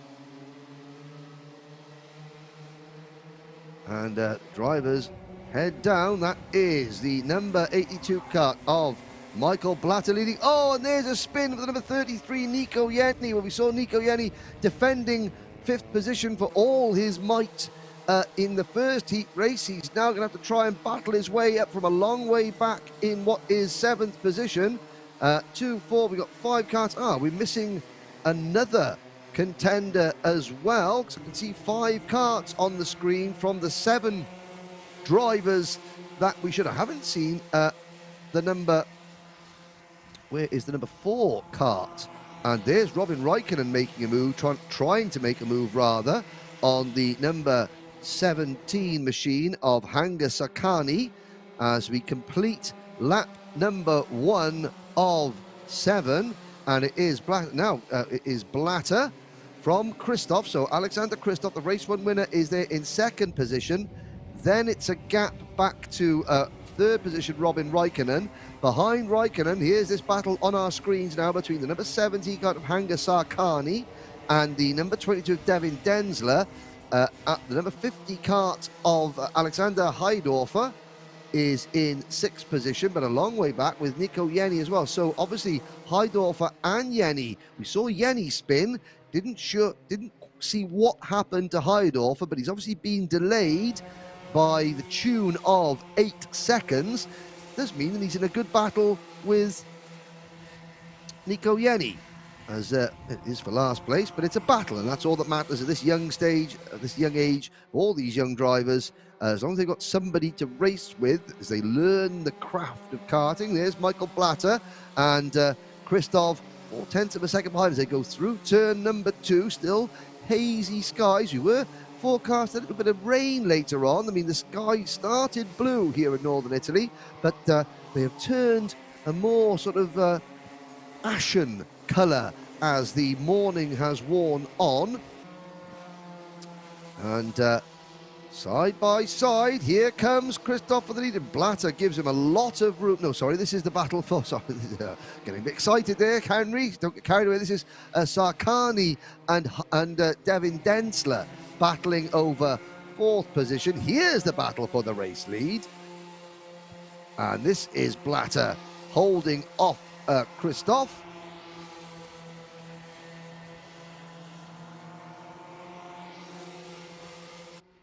As we complete lap number 3 and go on to lap 4 out of 7. The P Performance Kart Republic chassis of number 82, Michael Blatter, leaves the 04 Kart Point EKS Course chassis of Alexander Christoph. Christoph sets a new fastest lap, 59.863 seconds. In fact, he's the only driver to break the 1 minute barrier in this race so far. He draws up to the rear bumper of race leader Michael Blatter. These two are 3 seconds in front of third place driver Robin Raikkonen, who in turn has a 3-second lead over Hanga Sarkani and Devin Denzler, who continue to battle over 4th position. The two drivers who have spun or have had problems, Alexander Heidorfer and Nico Yenny, they're actually half a second apart, battling over 6th position, but all eyes on the lead battle going through turn number 4 now down the straight. It's a good run from Alexander Christoph, but Blatter manages to keep himself up front. Here's the battle between, that was Hanga Sarkani there, just sort of cutting across the nose of Devin Denzler, and Denzler putting 2 wheels on the grass under braking, but managing to hold on as Sarkani takes over 4th position. Here comes Christoph, now really turning the screw and putting race leader Blatter under pressure. Sarkani, meanwhile, holds off Denzler. Sarkani defending. Side by side, though, for the race lead. Blatter through turn number 1, into turn 2. Christoph gets a good run through 3. He'll now try and switch back through number 4 to get up the inside down the straight, but Blatter defends. Blatter defends hard on the brakes to turn number 5. The crossover move is on, potentially. Side by side. Christoph gets the run at the hill, but still Blatter on the inside. And Christoph cuts across, forcing Blatter to brakes ever so slightly. Forceful, but fair move there from Alexander Christoph to take the lead on this, the 6th of 7 laps. And now already you can see Christoph beginning to edge away from Blatter. Blatter maybe have had his sort of momentum, his rhythm spoilt there, because he did have the inside line, but Christoph sort of cut across the nose. Bit of a mistake there from Christoph coming out of turn number 14. As they cross the line to complete another lap and go on to what will be their final lap in this 7-lap heat race for Micromax. And it looks as though Christoph has done enough to keep Blatter at bay as we head down the hill towards turn number 5. Robin Raikkonen runs in 3rd position, Denzler in 4th. There is the battle on screen between the 22 of Denzler and the number 17 of Sarkani. Looks like Sarkani is just in front, then Hayadorfer and Yenny are next in line. Halfway round the final lap for Christoph and Blatter. The gap was half a second. Now I'm sure Blatter is giving it every single thing he can. This is still another great battle of the 4th position as they come out of turn 9 and 10 between Denzler and Sarkani. But up at the front, it is Christoph who takes the win by 0.2 of a second over Blatter, with Raikkonen finishing 3rd. A rather lonely run to 3rd position for the young Finnish driver, Robin Raikkonen. Devin Denzler in 4th position. Hanga Sarkani is 5th. Yenny and Hayadorfer. So Nico Yenny, after spinning on the opening lap, eventually gets past Alexander Hayadorfer to complete the 7 finishers. Always good to see 7 drivers start, 7 drivers finish, especially in Micromax, the youngest of the contenders here at Franciacorta, the youngest members of the Rotax family. All they want to do, some of them have traveled a very long way to race here. Just get all your laps in. Learn as much as you possibly can as you go along.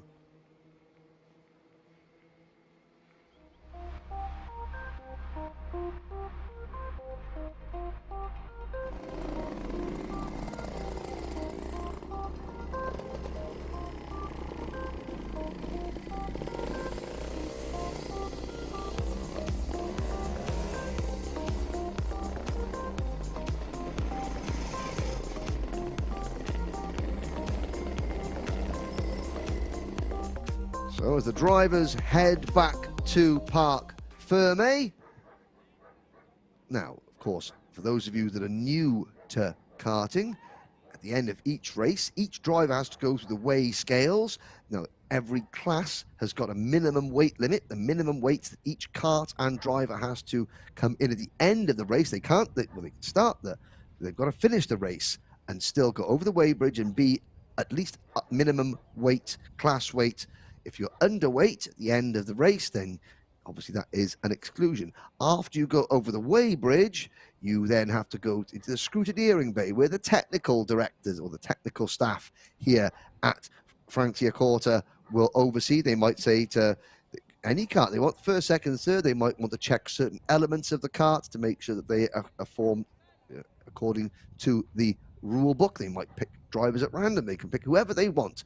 The mechanics for that kart then has to produce whatever bit of equipment or whatever part of the internal workings of these karts that the scrutineers ask for.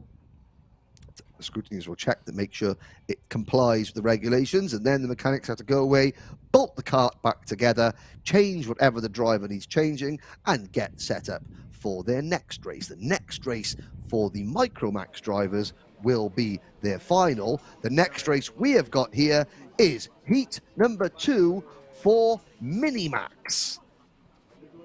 Here is a look at some of the contenders. There's Nicola Frieg, the number 144. There's the number thumbs up there from the number 194 of Enrique Manuel Calendi. On your screens, one of the MKC Motorsport drivers on the Paralin chassis. And we've got now we have 16 drivers in on the entry list. I believe we had all 16 drivers out there in the first heat, so hopefully we'll have all 16 drivers in line for this next one. There at the back, there's the Ralf Schumacher liveried kart. Couldn't quite catch the number on that machine, but it's one of the Kart Republic family of karts.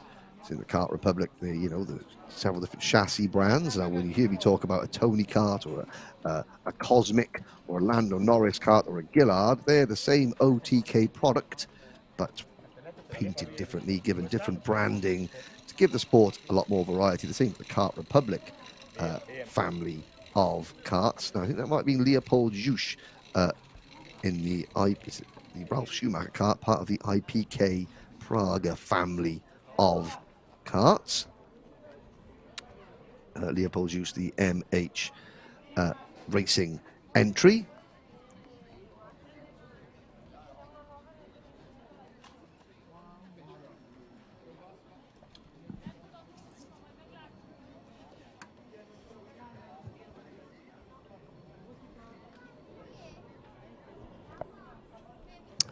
Now, before we get back underway, we'll have a quick word from one of our sponsors.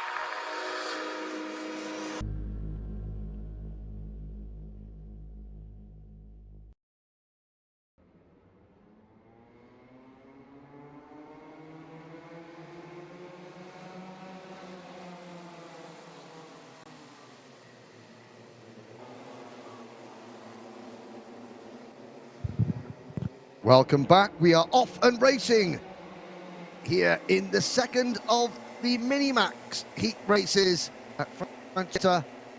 And it's a good start for all 16 drivers.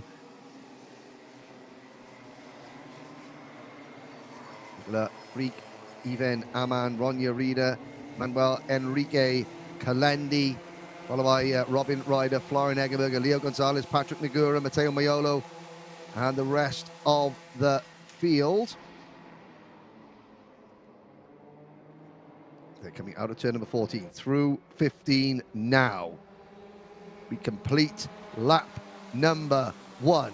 3 karts neck and neck. Now it's going to be 3 wide almost into turn number 2, but they all managed to get away without any contact. Leading the way at the moment, is that the number 144 kart of Nicola Frigo, or is it the 164 of Ivan Aman? Ronya Ryder is in second place. Here's a look back at some of the midfield battling.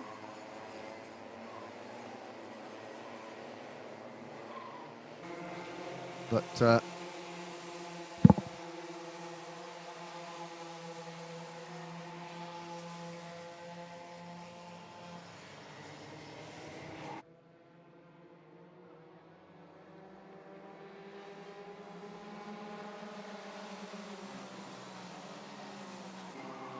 it is Ivan Aman, and Ronya Rida, Manuel Enrique Garibaldi. So it's Nicola Frigas not in amongst the lead group here.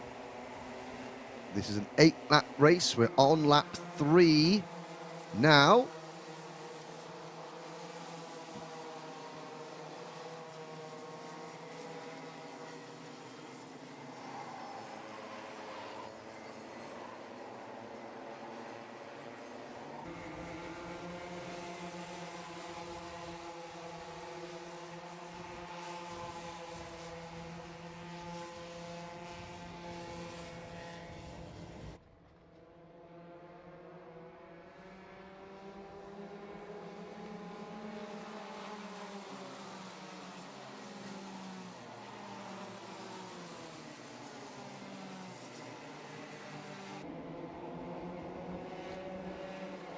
So do apologise for if there's breaks in the commentary, ladies and gentlemen, but there's a few technical issues at the circuit. It's not an Alpha Live problem. I do apologise for that. We have a couple in the commentary box here. One or two little issues. I can, well, sadly, Cyril Sarkar, I think, well, he's still at the back of the field. He's thought he had just dropped off and had to come into the pits, but he is out there. All 16 drivers are still out there. Now we join us back with live pictures.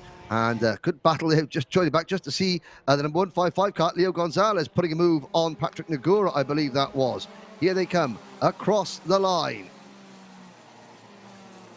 And it is Ivan Aman with the race lead, followed by Ronya Reeder in second. Third is Manuel Enrique Calendi. Race leader trying to pull away, but there's a 6-kart battle. 2, 4, 6. There they are with the number 111 kart of Leopold Yush, who's got the fast lap of the race in kart with 54.445 second effort at the back of this lead group.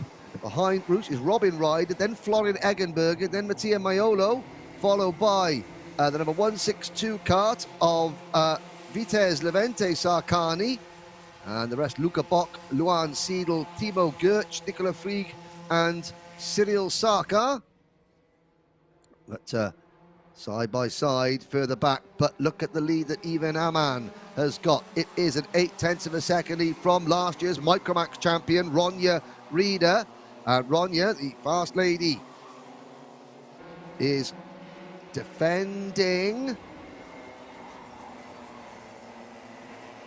Oh, side by side, further back as well. That's Gabriele Garibaldi getting involved along with Nagura, and look at that, the predominantly white machine of Gonzalez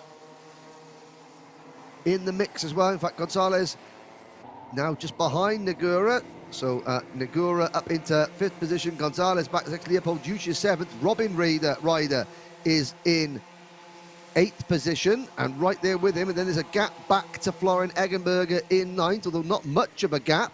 As, of course, these drivers defend and trip over each other. They slow each other down, and that allows more and more of the chasing pack to catch up. Up at the front, however, even Aman is now 1.4 seconds in front of Ronya Ryder, sorry. Then it is the number 194 kart of Manuel Enrique Calendi. And Calendi has got, well, right behind him, Garibaldi, Gonzalez, Nagura, and Leopold Yush. Through, 3 wide, almost into turn number 9. Oh, Gonzalez forcing a little bit wide. Nagura passes Gonzalez. They come out to complete another lap. 2nd, 3rd, 4th, 5th, 6th, 7th, 8th, and 9th all together. And all side-by-side contact there. Gonzalez on the outside. And that was Robin Ryder almost getting wheel-to-wheel contact with Gonzalez there as they head up through turn number 7 and 8 now. All this is just allowing even Aman to pull well clear of the remaining runners. All 16 drivers that started this race still in it as we now just a couple of corners to go. Who is going to take second? Number 166 Ronya Reeder has the advantage. Then it is Calendi. They cross the line. Look at that. Ronya Reeder celebrating. Great stuff as Ronya takes second position by 0.03 of a second from Manuel Enrique Calendi. Then it is Leo Gonzalez in 4th. Patrick Nagura eventually classified in 5th position. Gabriele Garibaldi is 6th, followed by Leopold Yush in 7th. Robin Reeder is 8th, followed by Florian Eggenberger in 9th. Mattia Maiolo, Luca Bock, Nicola Frigg, Luan Seidel. And number 162, that is Vitez Levente Sarkani, Timo Gertsch, and Cyril Sakar rounds out the finishing order. There is a look on your screens. And again, apologies if I've had a few little technical issues here. Hopefully they've all been resolved now. And you can see the drivers. And again, even the Minimax drivers, when they see a camera, a lot of them, thumbs up. Yep, we're aware we're on TV. Hello, Mum. Hello, Dad. A question from Aaron Schrantz online. When is the one and only Sebastian Osuren racing? Well, Aaron, I can tell you that the one and only Sebastian Osuren is racing next, because next is Junior Rotax Heat 2 coming right up.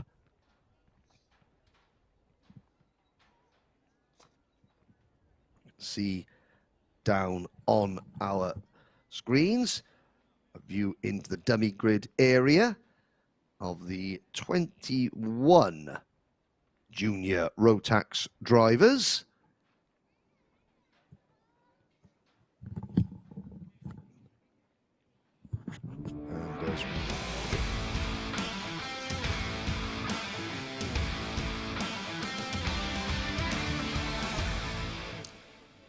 So there's a close-up look at the contenders.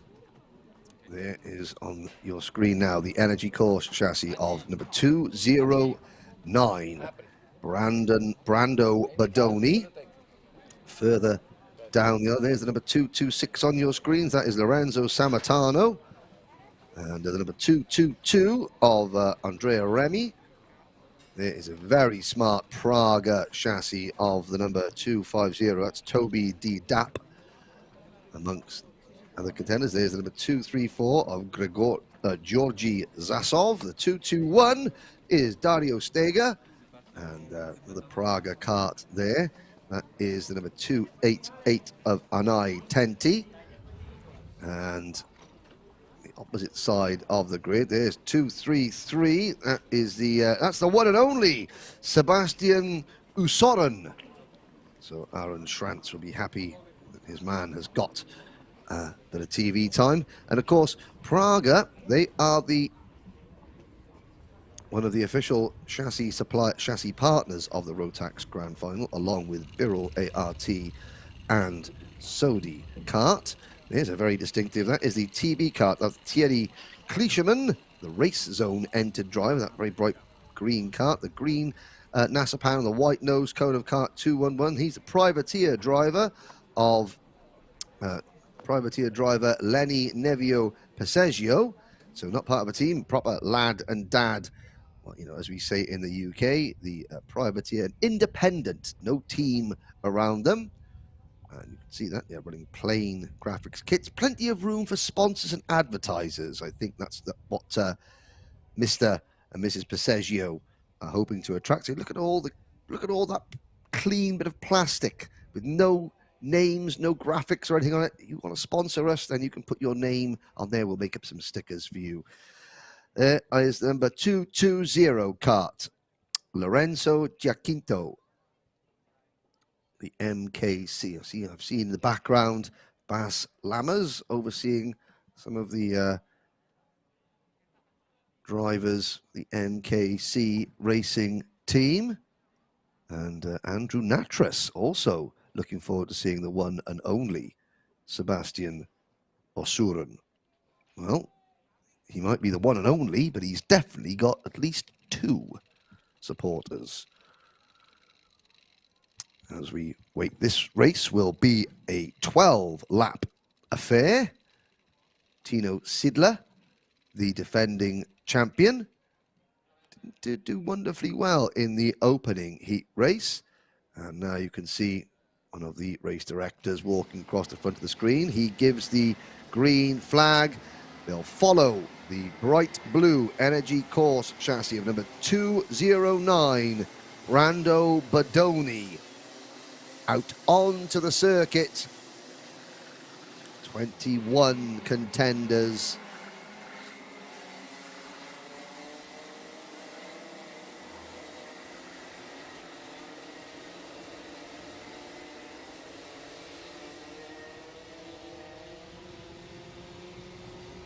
So, to use the Swiss pronunciation, or the local pronunciation, this is the Qualificationslauf 2 for Junior Rotax. Heat 2, the points that each driver scores for their finishing positions in Heat 1 and 2 added together, that gives you the starting lineup for the final.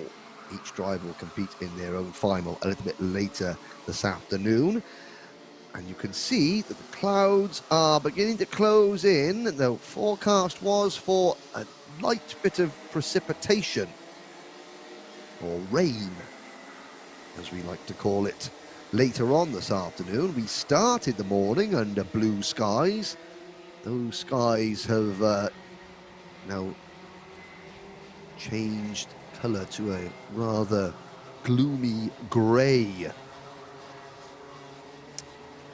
And hopefully they stay dry. So Bodoni and then Giacinto on the front row. One of the other MKC entries, Matteo Natino, in cart number 294 on the inside of the second row of the grid. Now Bodoni bringing them round very slowly. It is everybody else lining up behind. 21 drivers, all in formation. Bodoni will have the line into turn number 1. They'll emerge now into the tram lines. Nobody wants to break out of the tram lines before the lights change. Now they change. Now we're off and racing. It's a good start into turn number 1. Bodoni gets the drop. The second place is taken over by Matteo Natino from third on the grid, and Lorenzo Giacinto gets pushed back to fourth place there. Is that Matteo Montrone, or is it Lorenzo Samatano moving up into third position? We'll catch up with that as we go around. But it's another great start from Brando Bodoni, who leads the Junior Rotax field into turn number 9 and 10 on the first of 12 laps here at Franciacorta. Second place, well, now is that the Tony cart into P2 of Lorenzo Samatano, the LKA entered Tony cart? I believe it is. So the two MKC drivers have slipped back to third and fourth from second and third on the grid. In fact, it is Bodoni at the end of lap number 1. It's Matteo Montrone in cart 203. The Rotax Italia Tony Kart entered driver.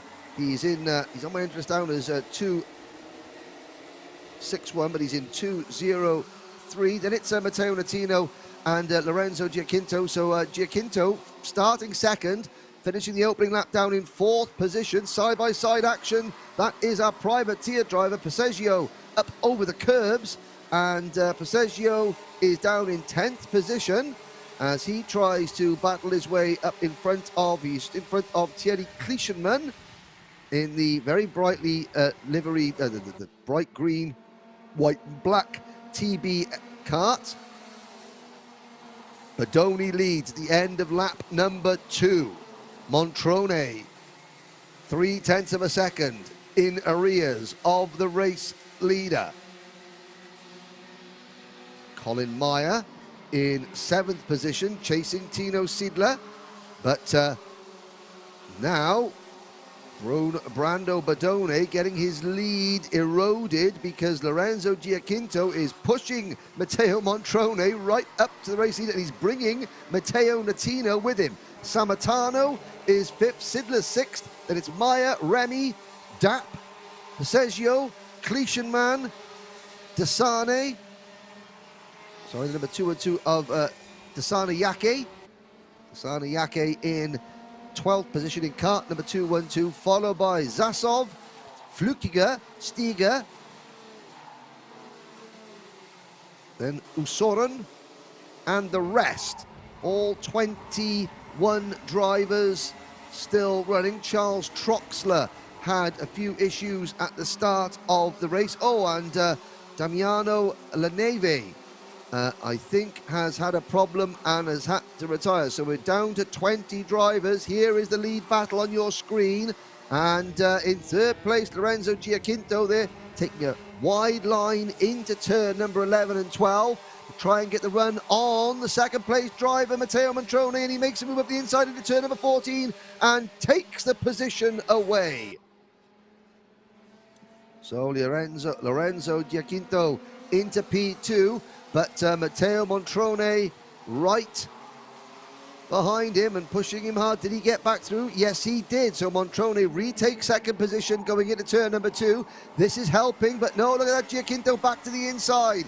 And Giacinto back into P2. This is helping race leader Brando Badone stretch his advantage. You can see already it's out to about 20 kart lengths as Giacinto in kart 220 and Montrone in kart 203 battle side by side with Matteo Natino watching all this unfold with interest in fourth position, thinking, oh, if they trip over each other, I am going to take advantage and pass them both. But you can see now that Giacinto has established himself in second position and doesn't have to defend from Montrone, he instantly draws the gap back to race leader from 20 kart lengths back to about 5 kart lengths. So Badone, under pressure here on lap number 6 of 12. Tino Sidler sets a new fastest lap in 5th position, 51.099. And that helps bring him within 0.3 of a second of 4th place Matteo Natino. There is a look back at the all-white nose cone and side pods, the plain green NASA panel of privateer driver number 211, Lenny Nevio Passeggio. And Passeggio is still holding on to a place in the top 10. As now Badone under real pressure. In fact, Giacinto went for a move going into turn 2. Didn't happen this time. He looks to the inside again into turn number 5. We've got a 5-kart battle of the lead, and oh, Giacinto so much quicker out of turn number 6 than the race leader, Brando Badone. Badone's going to have to start defending. He defends takes an early turn into turn number 9 and turn 10. He's going to have to defend his line through 11 and 12. He does, but that's going to leave him susceptible because Giacinto's going to get a better run out of this corner onto the back straight. Under braking wheel, Giacinto looked to the inside into turn number 14. Not this time. Montrone sits in 3rd position. Natino in 4th. Sidler in 5th. 5 karts cross the line. Badone defends into turn number 1 as we start lap 8 out of 12. And this is going to bring the lead 5 even closer together because Giacinto is much quicker. Badone defending. Badone late on the brakes into turn number 5. Now, they flash left into the double right-hander now at 7 and 8. 2 more right-handers at turn 9 here, and then turn 10. Badone's going to make the rear end of that energy course kart very, very wide indeed, as Giacinto hunts his prey, looks over his shoulder just to make sure that he's not under any immediate pressure. Well, he is under pressure because Montrone is only 2 kart lengths back, but Montrone's not making a move. And now Giacinto is going to try watch him sweep underneath Badone coming through this corner now before they get to the braking zone at turn number 2. Badone has the inside line. Oh, Giacinto almost went around the outside.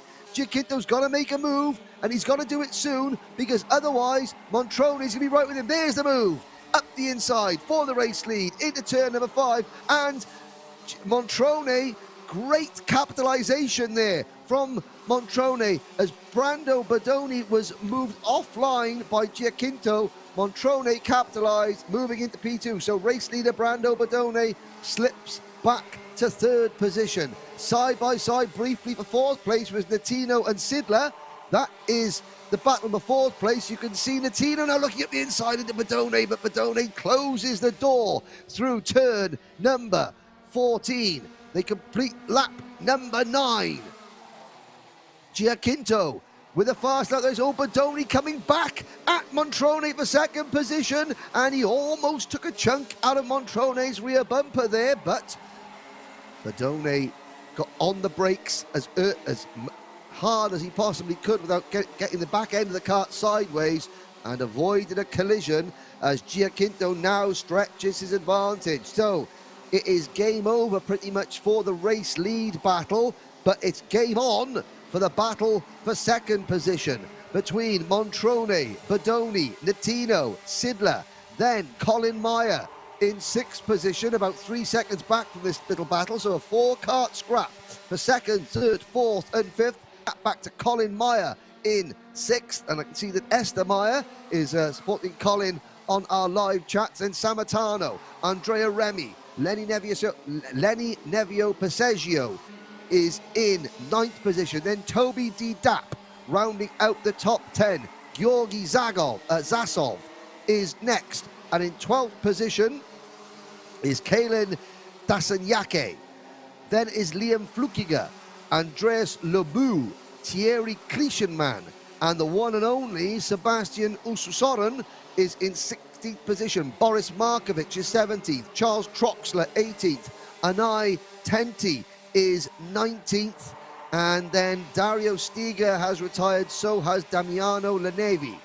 Back on your screens. Now, we thought the battle was over for the race lead, but it's back. The game is still on as we start the final lap, because Matteo Montrone has caught Lorenzo Giacinto, and he's brought Brando Badone and Matteo Natino with him. Natino in the second of the MKC karts in 4th position, just sets a new fastest lap of the race, 50.581 seconds, as once again Giacinto is able to stretch his advantage as Montrone turns his attention from attack to defense as Badone closes back in. So Brando Badone thought he had a bit of a lull, and now Badone has got to defend from Matteo Natino. Natino looks to the inside, gets sideways. Oh, and Natino almost collects Brando Badone, and as he got himself sideways to avoid a collision, the engine seemed to cut out, and before you get it refired, he loses several places.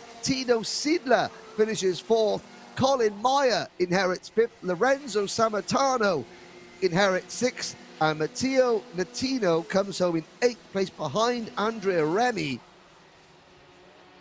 But it is Lorenzo Giacinto who takes the win, a very hard-fought win here in the second junior Rotax heat from Matteo Montrone, Brando Badone. Well, he crossed the line 3rd, and I have to say that Matteo Natino, he went for the move, Badone closed the door, and Natino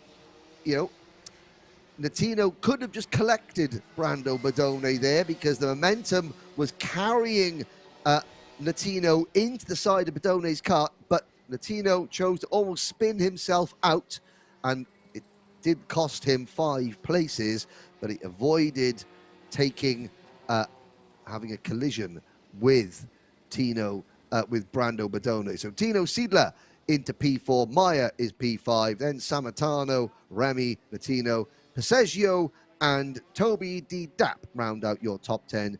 Georgi Zasov, Kalen Dasanyake, and Andreas Lobu, and Thierry Klischenmann round out the top 14. Sebastian Osusoren, sorry, Sebastian Osusoren fans, he didn't get a finish in the top 10. The one and only Sebastian Osusoren finishing in 15th position. But as we recover several vehicles from the circuit, let's hear from some of our sponsors.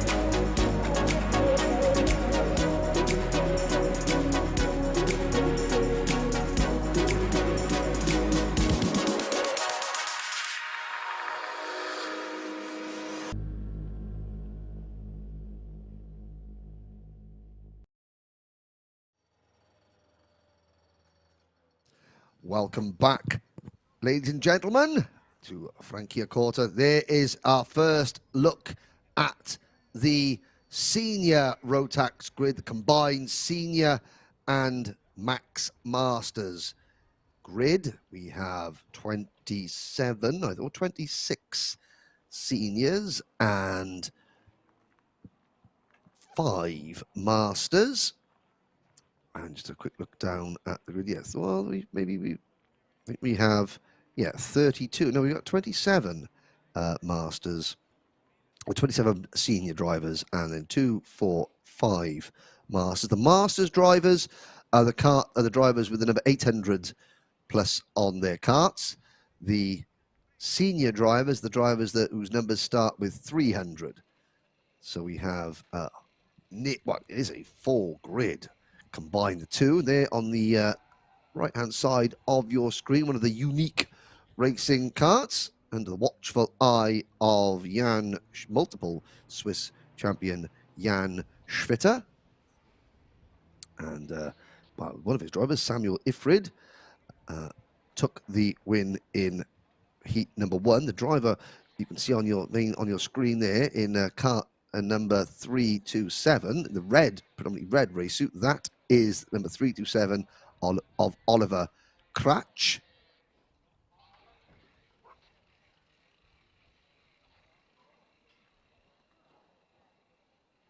The rest of the field now settle themselves down. And here we go.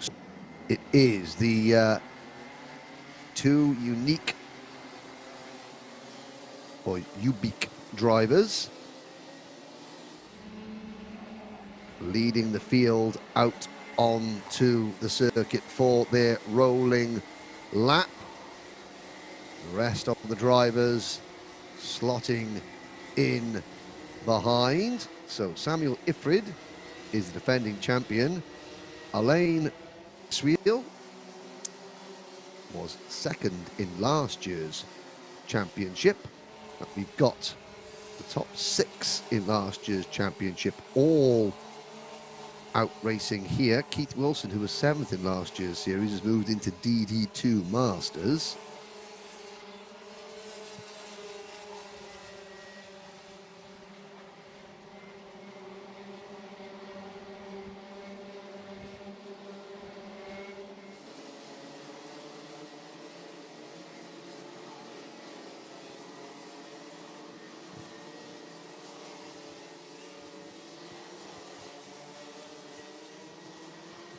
Once again, this will be a 12-lap heat race. Now, in the first heat race, it was Martin Sandin who was the Masters winner.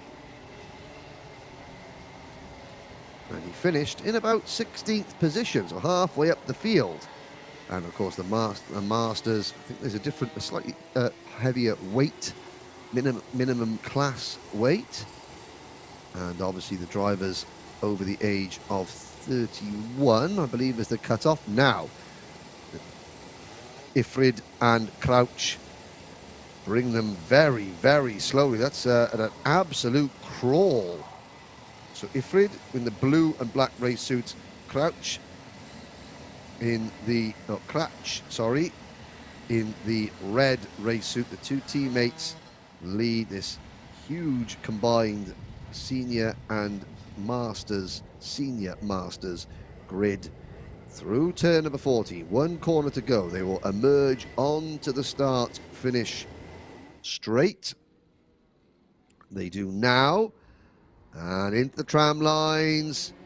Lights are out. We're off and racing. Oh, it's a poor start from Cratch on the outside of the front row. He drops back to 5th position as the time they make their way into turn number 1. Samuel Ifrit gets a great jump.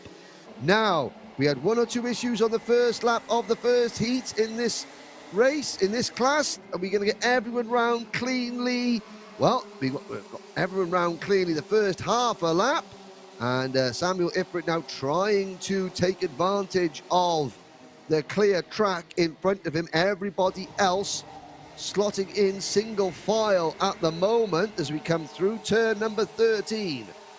Up the straight towards turn 15. Now there's Oliver Cratch trying to make up for the lost ground as he goes past number 305 of Jan Koch. Oh, and a problem there for the driver in 2nd position. Now, was that Alain Biersville in kart number 329? No, it wasn't. It was the Energy Course chassis of number 342, Tommaso Greco. Tommaso Greco, a top 3 finish in the first heat race, and now finds himself out of the running. And another driver stepping to the side of the circuit with what looks to be a mechanical problem. That is that, I'm trying to see the number on that kart. Is that the 384? No, the 304. Sorry, that's Elia Geromin, privateer driver on the Paralin chassis. So Elia Geromin out of the race, and Tommaso Greco also out of the race. It means that Samuel Ifrit has a 1.3 second lead over Alain Beriswil,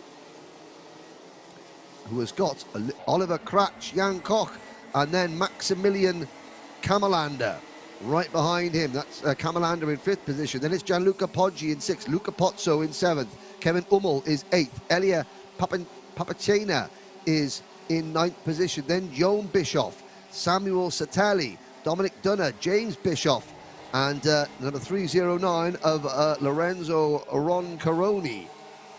But good battle now for what is 2nd position. Cratch looks to the inside for 2nd place, takes it from Bereswil.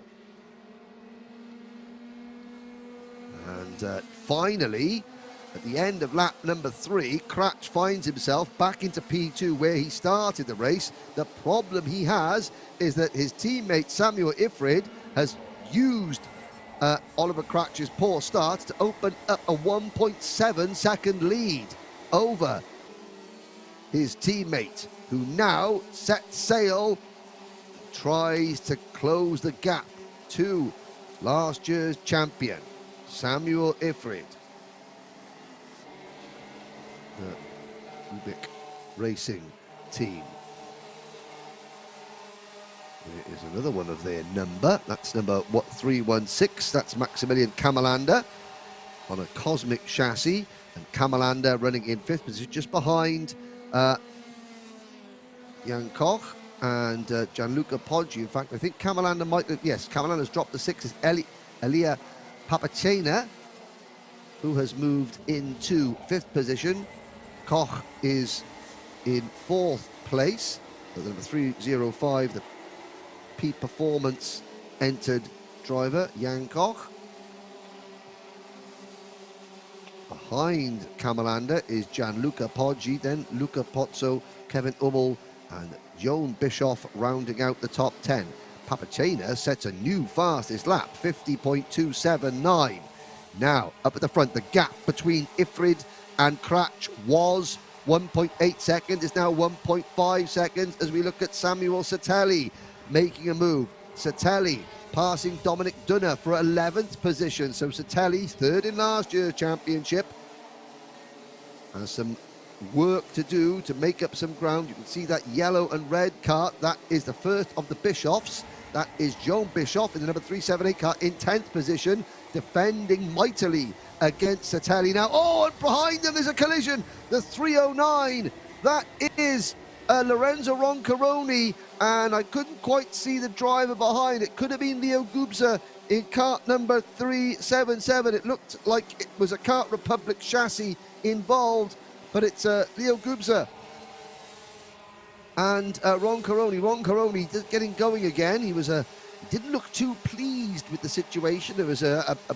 gesture given to his assailant, who I believe was Gubza, but I think they both were able to get going again. Now, further back, the Masters division, it's number 80. Oh, and there is, again, the Bischoff kart doing a lot of defending there. And I believe, let's have a little look as they come around. Oh, Gubza was able, it wasn't Gubza who got involved with Roncaroni. I do apologise. I'm going to look down to see who it was. It possibly, Samuel Shah has retired. It was Dominic Dunner and Lorenzo Roncaroni that got involved. It was Dunner in the number 330 kart, so it was a Kart Republic chassis, but it was not Gubza, it was Dunner, and Dominic Dunner down in 26th position. The 31 karts that started this race, Tommaso Greco, Samuel Shah and Elia Jeromin out of contention. There are the two Bischoff siblings on circuit, 11th and 12th. That is Joan Bischoff leading James Bischoff, with Gubza and Alejandro Jimenez right behind. Then is the leading Masters driver, number 808, Martin Passendin. Martin Passendin in 15th place overall, and he is miles in front. There he is with the Cosmic kart in the centre of your screen. He's just in front of that CRG machine. That is Tristan Koenig, Koenig rather, in number 367, and Koenig is in 16th position. There is your Masters leader, and he is chasing the Gillard chassis of number 315, Alejandro Jimenez. Into turn number 2, and in front of them, oh, there's one of the Bishops has gone for a spin, and Jimenez gets collected as well. Now, dearie me, that was the Gillard kart of Jimenez getting going again, almost sort of getting going in front of oncoming traffic. Everybody managed to avoid it. Now, which Bischoff was it? Was it Joan or was it James? I believe it may have been James Bischoff. We'll have a little look here. There is the battle, is the remaining Bischoff on your screen there. And, oh, that has a problem as well. Slow out of that corner as losing a place going into turn number 14. Now we crossed the line. Leo Gubza has gone round this. It was James Bischoff who had the spin on. Yeah, so it was Joan Bischoff there we saw losing a position to Leo Gubza. Gubza with number 377 kart. Now Passendin is beginning to lose a bit of ground there. I'm not sure if he had help. He was slow coming out of turn number 5. We're on lap 10 out of 12. Ifrid only leads by 0.7 of a second. No change. Oh, and someone's gone for a spin. They're going to come cannoning back on into the circuit in front of oncoming traffic. And you can see there the driver gesticulating with a red racer. I think that might have been Passendin. Martin Passendin losing lots of positions there with a blue number plate on the kart. We're on to the penultimate lap now. Here's your lead battle, and it's not a 2-kart lead battle. It could be a 3-kart lead battle because Elia Papachena is right with Oliver Cratch, and Oliver Cratch is closing in on Samuel Ifrid. But Papachena, that MKC entered driver, makes a move, picks up P2. Elia Papachena closing in on Samuel Ifrid, but are they going to run out of time? Because the next time they cross the start-finish line, it'll be to begin the last lap. They begin lap number 12. Oh, and Oliver Cratch was almost shoveling Papachena through turn number 1 there, unsettled Papachena's kart a little bit, down towards turn number 5. That has given Ifrid the break he needs. The gap between the second is back out to over 1 second. So it's the question is who will finish in P2? At the moment, it is Elia Papachena in cart number 314. Oliver Cratch in cart 327. In P3. To fight his way back from a poor start, but he's not going to regain second position on the last lap. Elia Papachena takes P2. Samuel Ifrid, another victory for the defending champion. Alain Bierishvili finishes in fourth position. Maximilian Kamalander comes home in sixth, and they're side by side further back. Kamalander in sixth position, Jan Koch in sixth. Then it's Ummel in seventh, Luca Pozzo in eighth, Gianluca Poggi in ninth, Samuel Satelli rounding out the top 10, ahead of Leo Gubser, Henry Dos Santos, Tristan Conning, Fiorella Santarelli is in 14th position, Mark Schupman comes home in 15th, Joan Bischoff is 16th, Lorenzo Roncoroni is 17th, and despite getting involved in a couple of incidents and losing a bit of ground late on in that race, finishing in 18th position and winning the Masters class once again is Martin Passendin. He only finished a couple of places in front of, and 1 second in front of Peter Spengler. Kai Traub finishes in 19th, Maxim Harder in 20th position. Peter Spengler in 21st position is the second of the Masters drivers to make it to the finish. Behind Spengler, it's Dominic Dunner recovering from his incident in 22nd. James Bischoff also has an incident in 23rd. Michael Entz finishes 24th. Alejandro Jimenez recovered to 25th. Miro Svaguza is third in the Masters class, 26th overall, ahead of Nora Luaka, and Marco Ranch is fourth in Masters, down in 28th position. Eric Yush didn't go out in that race. He would have been he would have been the fifth of the Masters, and sadly, everybody else failed to finish. So 2 heats to go before our lunch break. Two heats to go. The first of which is the fastest of them all. It's DD2, 12 laps, heat 2.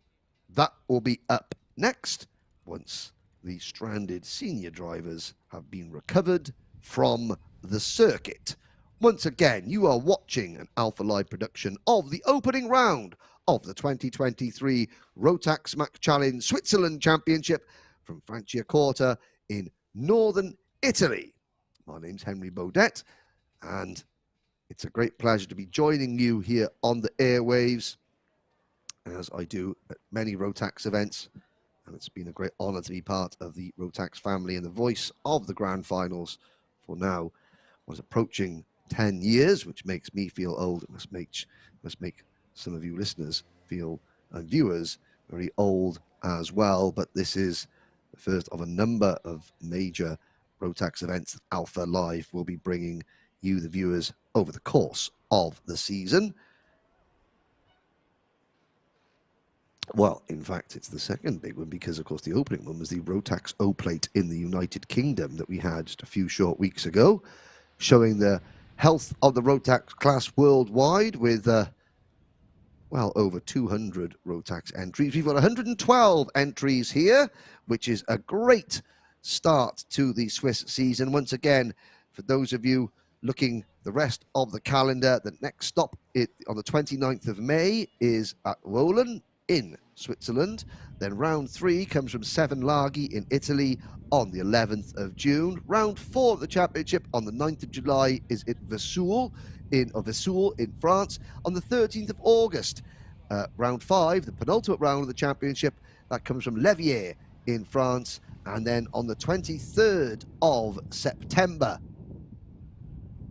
the 6th and final round of the Swiss Rotax Championship comes to you from Wohlen, the oldest and most established circuit in Switzerland, built in 1962, which I believe has undergone a resurfacing. So it will be a different challenge to face the contenders, all of whom will then be vying for those tickets to the grand finals, the Rotax grand finals, the biggest and most colourful event in world karting, which take place in Bahrain at the end of the year. So we wait, we watch for what will be 15 DD2 pilots to head out onto the circuit for their 12-lap second and final heat race. Philippe Loacker, last year's champion, who represented Switzerland in the grand finals. You can see several drivers. They've got the Swiss national team race suit on. You can see the Swiss flag, the white cross, red chest on the race suit for the third driver back in line. Parallin, shows you that Mike Zerka. I do apologise if I'm mispronouncing his name and any other name, but again, as those of you who are familiar with my commentary know that I struggle with the English language, let alone anything else. Please, hope you're enjoying the coverage. You can tune in on the live chat just to say who you're supporting. We've got a lot of drivers getting support online, parents who can't be at the circuit, family members, friends, in fact, drivers that might, because again, this is not just Swiss drivers. We are in Italy. We've got lots of drivers from Germany, Italy, from Finland, from the Netherlands here, as well as several other countries. So those drivers who are racing on foreign soil have fellow competitors and friends who race with them locally who aren't here, that are watching them on the Alpha live stream. And a big thank you, as always, to the sponsors and advertisers that make this event possible, to Kart Shop Switzerland, to the Prima Klima Racing Team, and to Otto Schmidt. 2 races to go. This race for DD2, then the DD2 Masters, and finally, then after the lunch break, we have the finals for each class. For those of you who are new to karting, you think, what is he talking about, the Rotax Grand Finals? Well, the Rotax Grand Finals, they take the champions from every national series and the winners of the many sort of international events that take place throughout the course of the year, and you earn your ticket by winning and becoming a national champion. You go to one event on equal equipment, equal motors. You don't represent your team, you represent your nation at the end of the year, and it certainly is the event that every single one of these drivers aspire to qualify for. Only the very best of the best get there. Who will represent Switzerland this year? Well, this is the first step on the road to finding out. DD2, 2-speed, the fastest members of the Rotax family on circuit now. Franciacorta opened in 2020. God, what a year to open a new kart circuit. But it is here and it is thriving, even building a hotel at the exit of turn 14, which will certainly house many, many drivers and their team members in the years to come. Might be the only way you would get me to the circuit on time in the morning if I actually have to sleep at the circuit. But there we go. Anyway, as we look at the DD2 field going around, just a quick Leonardo Principali will be in kart 44. There is the hotel, or some of it. It's not finished yet. And certainly, wouldn't mind that view in the morning, you know, just literally fall out of bed into your kart, quite literally. And again, that will be something that, again, the circuit owners here at Franciacorta look to add to this facility as it continues to host major international events and national events like this one. As see the drivers just flicking the car in and out of gear, letting the engine clear. It is the 2 MKC racing drivers, Leonardo Principali and Gregorio Bertoccio, leading the way. everybody else lining up behind. See the Sodi kart there of Philippe Loacker in third position. And once again, it's a very uneven start, but looks as though we are off and racing. Down towards turn number 5.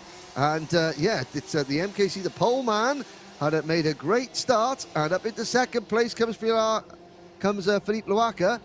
Jason Berglas looked like he jumped into third place initially, but Bertoccio, who was on the outside of the front row, dropped to fourth place initially, and I think he's fought back to third position. There's that very brightly liveried Sodi kart of Livio Pinti. But up at the front, and Pinti under pressure there. That is the bright blue livery machine of Giuliano Cucciolillo, who had a very up and down race in his first heat race. But the end of lap number 1, Leonardo Principali leads by 0.6 of a second from Philippe Loacker. Then it is Bertoccio, Gregorio Bertoccio into Berglas in 4th.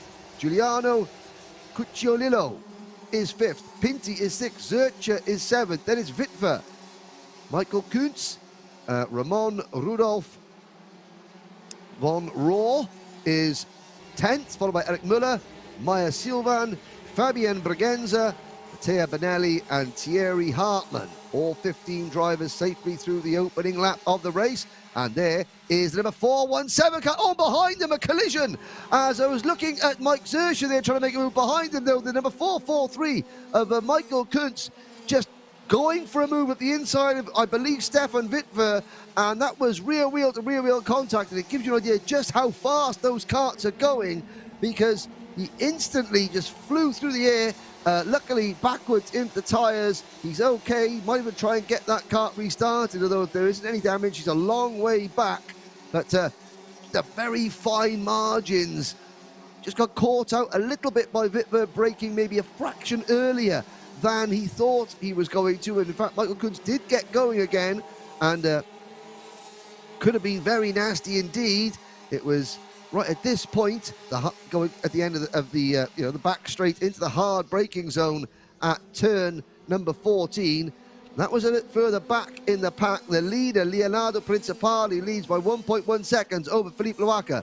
Gregorio Bertoccio in P3, trying to hassle the defending champion, Philippe Loacker, into a mistake. There is Cucciolillo in the blue number 412 kart for the Meyer Kart team and organization. He is holding off Jason Berglas for 4th position. Berglas on that Kart Republic chassis. Then it's Livio Pinto next in the number 416 machine. Zurcher is 7th. Ramon Rudolf von Rohr is in 8th position, and Michael Kuntz has retired. Oh, Fabian Braganza, I think, has also brought the number 488 MH Racing machine into the pit lane as they complete lap number 4 and go on to lap 5 out of 12.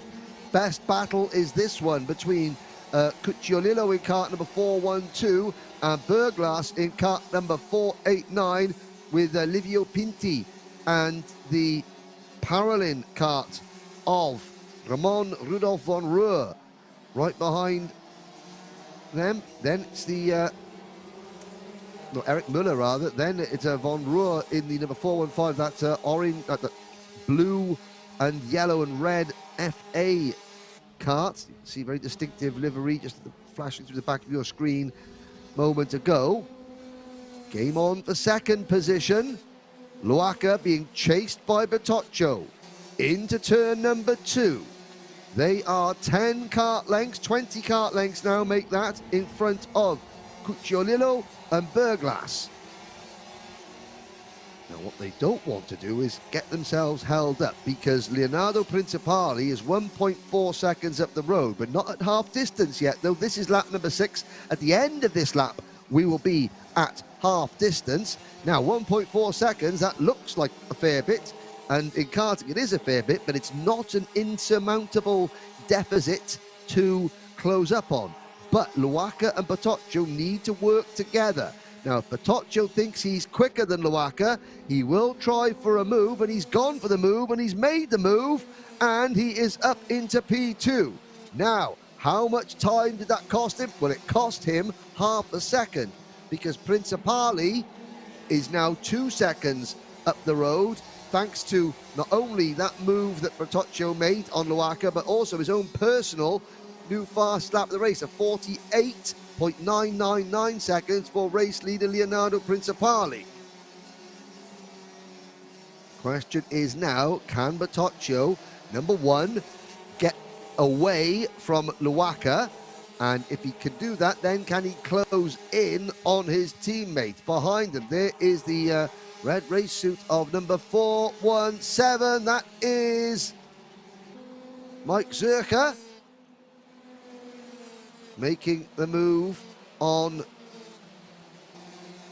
You know, Zerka is appearing on the timing screens a little bit further back than he is on track. Now, I'm wondering if that's been a 3-second time penalty for, I don't know, maybe a false moving out of the tram lines early that has already been applied. So you can see that Zerka there is quite clearly in front of Livio Pinti and Ramon Rudolph von, but on the top scoring monitors, he is listed as being behind them. So that's a little bit confusing, but what I will do is I can only call it as I see it on circuit. Principali, 1.8 seconds up the road. There is Pinti and Von Ruhr chasing Zerka and chasing Jason Berglas. You can see that Gregorio Bertoccio has pulled a bit of a gap on Philippe Luaka. Giuliano Cucciolillo is still in 4th position, and Berglas is still 5th. We're on lap number 9 now. The good news, if a penalty has been applied for Mike Zerka, is that, yeah, there's a big gap behind Von Ruhr before you get to 9th place driver Mattia Bonella. So a 3-second penalty has been applied for moving 2 wheels out of the tram lines before the start of the race. But luckily, Zerka has got, well, obviously he's not 3 seconds in front of Von Ruhr, and Pinti, who changed position. Von Ruhr makes the move there, but he is 3 seconds in front of Mattia Bonella and Eric Müller, who run 9th and 10th. There is Von Ruhr defending now against Livio Pinti. They're 7th and 8th on the road, 6th and 7th in the provisional classifications after Zerka's penalty has been applied. Thierry Hartmann for the second time. No, I thought that he had retired from the race. It was showing that he is out there, but he is certainly at the back of the field. Hartmann, who retired from the opening race. Fabian Bregenza and Michael Kuntz both have retired. So we've got 13 runners. We're on lap 10 out of 12, and Leonardo Principali showing no signs of slowing down. In fact, he's extended his advantage over his teammate Gregorio Bertoccio. New fastest lap of 48.877 seconds. Here is the battle between Berglas in kart 489, the black and white livery machine. That is Zerka, who is 6th on the road, but 8th after his time penalty has been applied. Ramon Rudolph von Ruhr and Livio Pinti chase Zerka. Now, they're not going to be aware, in fact, none of the drivers may be aware that Zerka has been given a penalty, although there is a screen, like a monitor over the start-finish straight, which is used to communicate with the drivers if there is, you know, a technical flag or a penalty or a contact warning that is given out. So it is not beyond the realms of possibility that Zerka is aware that he's got a penalty. But as you can see, he is more than 3 seconds in front of the number 419 kart, Bonella, who is the next driver behind Pinto. So he's going to lose 2 places at the moment, Zerka, but only 2 places. He's closing in on Berglas. Up at the front, though, this is the final lap, and Leonardo Principali has extended his advantage over Gregorio Bertoccio to 2.1 seconds. So Principali in kart 404, here he is. Heads into turn number 14. A great start for Principali, and he's never looked back since. He's going to emerge now into our view He takes the checkered flag. Another win for Principali. Batoccio is second. Philippe Loaca comes home in third position. Giuliano Cucciolillo in a safe fourth position. Berglas is fifth. Sixth for Ramon Rudolf von Ruhr. And then Livio Pinti in seventh. Mike Zurcher is eighth on the classification, even though he finished sixth on the road. Mattia Banella is in ninth position. Stefan Wittwer is 10th. Eric Müller in 11th. And then Maya Silvan, or is it Silvan Maya? Not quite sure on the timing and scoring screen. It's saying, it's Maya Silvan in 12th. Thierry Hartmann comes across the line. There he goes. Thierry Hartmann in 13th position. And his best lap, a 51.1, but in the last couple of laps, so Thierry Hartmann's kart not functioning completely correctly at the end of that race, but he does get it home to the finish. Here is a look at the drivers coming in to Parc Ferme area, round the corner of the yet to be completed race control building.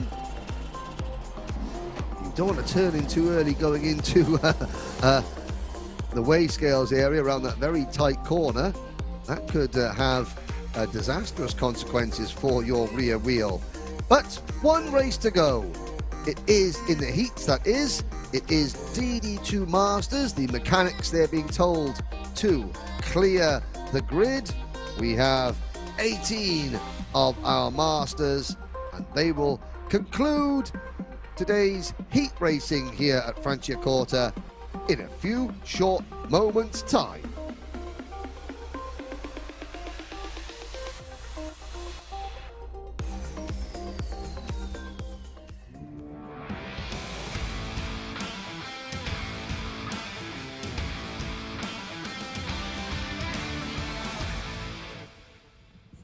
A glance down at the dummy grid. There is the number 3577 kart, rather, on the right-hand side of your screen. That is Michael Hitchcock for the Kart Shop Switzerland CRG team. There on the inside, the pole position. It's the Sodi kart of Jan Adriano, who won the opening race. There's the number 507. That's Tony, no, the 587 of Tommaso, of Daniele Tommaso.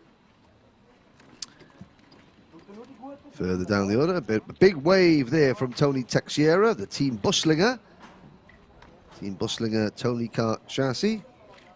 And further back, there's number 511 kart, that's Rafael Brugger. The 543 is Salvatore Denuzzo.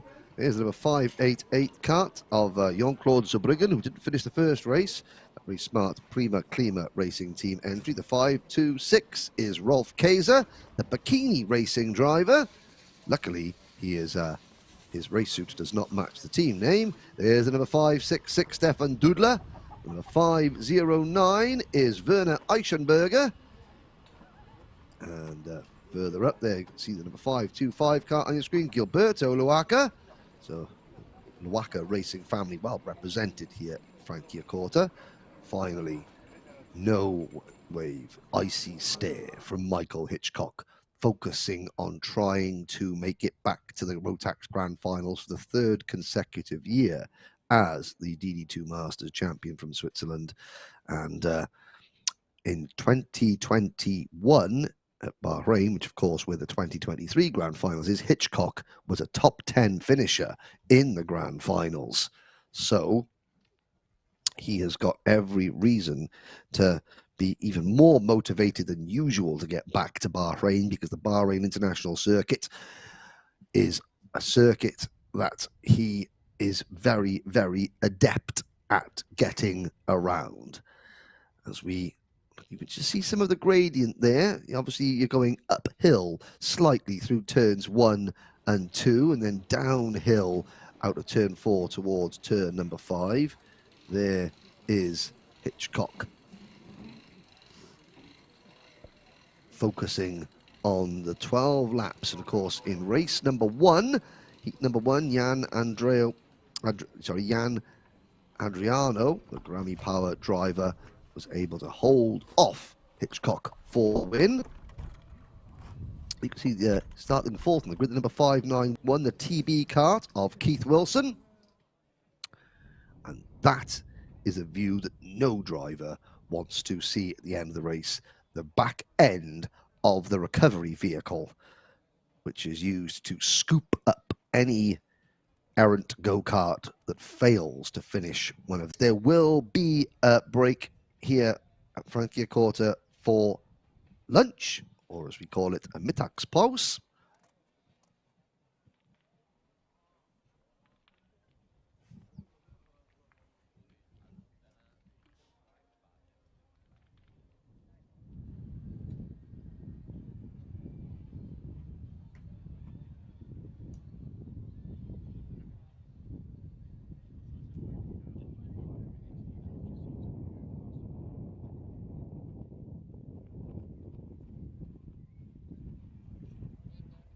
And a look across the circuit, and you can see the wind is picking up. The bright blue skies that greeted us this morning have been replaced, and hopefully, well, the track is obviously dry now. Hopefully, during the course of the lunch break, the rain will not appear. If it does, however, then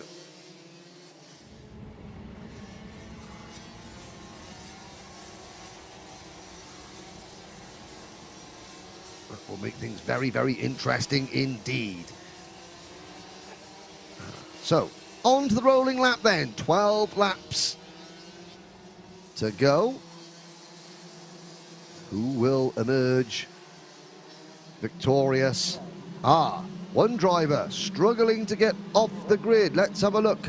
Oh, gesticulation. That is the intercut. It's number 507. It's Tony Texiera, the Team Buslinger entry. Apologies for any industrial language as the mechanics try to get that kart going. Now the kart has fired, and the Team Buslinger Tony kart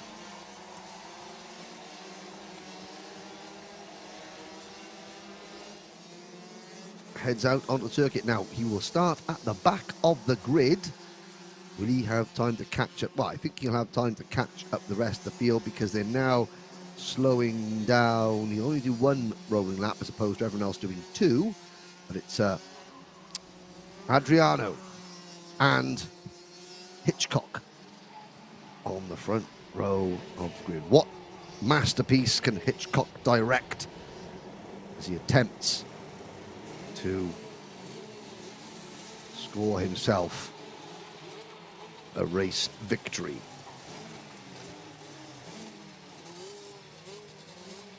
Adriano looking to make it 2 wins out of 2 as they come into turn number 14. Adriano slowing the field down. Now out of turn number 15. Into the tram lines. Oh, Hitchcock late into the tram lines. Hope that won't be a penalty. Now they're in the tram lines. Lights are out. And you can see the hands in. Oh, that was lucky. Do you know what? I think Michael Hitchcock got a little bit confused because there are several. There's the one set of tram lines, then there's a couple of other sort of broken white lines you could see heading down the start-finish straight. It looked like he just put himself in the wrong tram line, then realised to move over, and sort of he was fortunate maybe that it was a false start.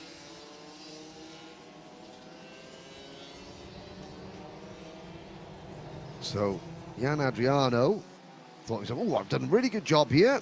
I've got into my opponent's head before we've even got, and he's made a mistake, and then, oh, it's a false start, so I'm going to do all the hard work again. So you can see, yeah, he pulls his gloves up. Yeah, pull them belts up tight one more time. As NASCAR great Larry McReynolds would say before the start of each race. Well, no belts here, only gloves to put on, and he was putting those gloves tight one more time as he gets set to do battle. Not just with Hitchcock, there are 18 drivers, all of whom are just as hungry for a race victory. Hitchcock looks across. Now we'll see him come into the correct tram lines. Yes, we do. 18 karts under starters orders. Lights are out. Now we're off and racing. Hitchcock cuts across to take second place. That was a brave move there from Hitchcock to chop across the nose of, I believe that was Daniele Tommaso, or Tommaso Daniele, the third position, because Tomasi was there, and Tommaso was there, but Hitchcock cut across the nose of him and takes second position, and now sets off after Jan Adriano. Good first lap from Michael Hitchcock here, really putting the pressure on Jan Adriano. Oh, and side by side there with 3 wide. There's Keith Wilson, the green and white kart, trying to get involved. Side by side, that's the Cosmic kart of Franco, I think that is. The MRP entered driver involved. Marcel Mockley also in the lead group, but at the end of lap number 1, it's Jan Adriano ahead of Michael Hitchcock, Tommaso Daniele. Then Keith Wilson, Dimo Notafranco, Gilberto Luaca is next. Then, there's a move behind him. That was Patrick Aibi passing Marcel Mockley, Gino Vesna and Tony Texiera. So after struggles to get the kart off the start line, or off the dummy grid, Texiera up the top 10. Oh, and a spin there. As, who was that? Was that Marcel Mockley, or was it Gilberto Luaca? Gilberto Luaca, possibly. It was certainly a Sodi kart. There are several of them in this race, and of course there the chassis part, up the inside. That was losing. That was Ueli Fritchi losing a position, but we'll see who that was going for a spin. Oh, it was Gilberto Luaca who had a problem. Alessandro Glauser has also fallen back a little bit as well, but it's Jan Adriano still leading, but only by inches from Michael Hitchcock. Then it's this battle for third position between the number 587 of Daniele Tommaso, Keith Wilson, number 591, and Dimo Notafranco. So the Sodi kart leads the TB kart, leads the MRP machine, although it looks deceptively like a Cosmic to me, out of the final corner. Here are the third and fourth place karts. Keith Wilson taking a wider line into turn number 2. That means he's going to get on the power earlier, coming out to turn 4, down the straight towards turn 5, down the hill rather, towards turn number 5. Not in a position though to make a move on Tommaso. Notafranco in 5th position, holding a watching brief and a gap back to Aibi in 6th, Muckley in 7th, Dudler in 8th, Vesna 9th, Glauser rounding out the top 10. Then Ueli Fritchi in 11th, Eric Dow in 12th, Tony Texiera slipped back to 13th place, Rafael Brugger is 14th, Salvatore De Nuzzo is 15th, Rolf Kaiser is 16th. Then it is Jean-Claude Zerbruggen, Gilberto Luaca, and sadly Werner Eichenberg has retired on the second lap of this race. The Prima Klima Racing entry number 509 out of the race and back in the pits. Up front, Hitchcock. Oh, and Jan Adriano runs a little bit wide there. Hitchcock is much tidier through the turn 7, 8, 9 and 10 part of the circuit that we're on now. Does that mean he's going to have momentum to make a move coming out of this next corner? I don't think he was looking close enough. One driver who is looking potentially close enough is Keith Wilson, as Keith Wilson draws up behind the number 587 of Daniele Tommaso. Out of the final corner. Tommaso still in 3rd. Adriano with the new fastest lap of the race, 49.610, but still his lead over Hitchcock is less than a quarter of a second.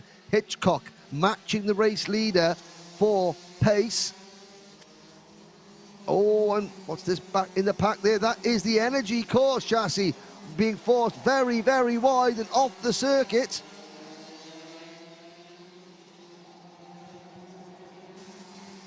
So that was not what that driver had planned. But he did manage to keep the kart going, has lost a lot of ground, however. The battles continue.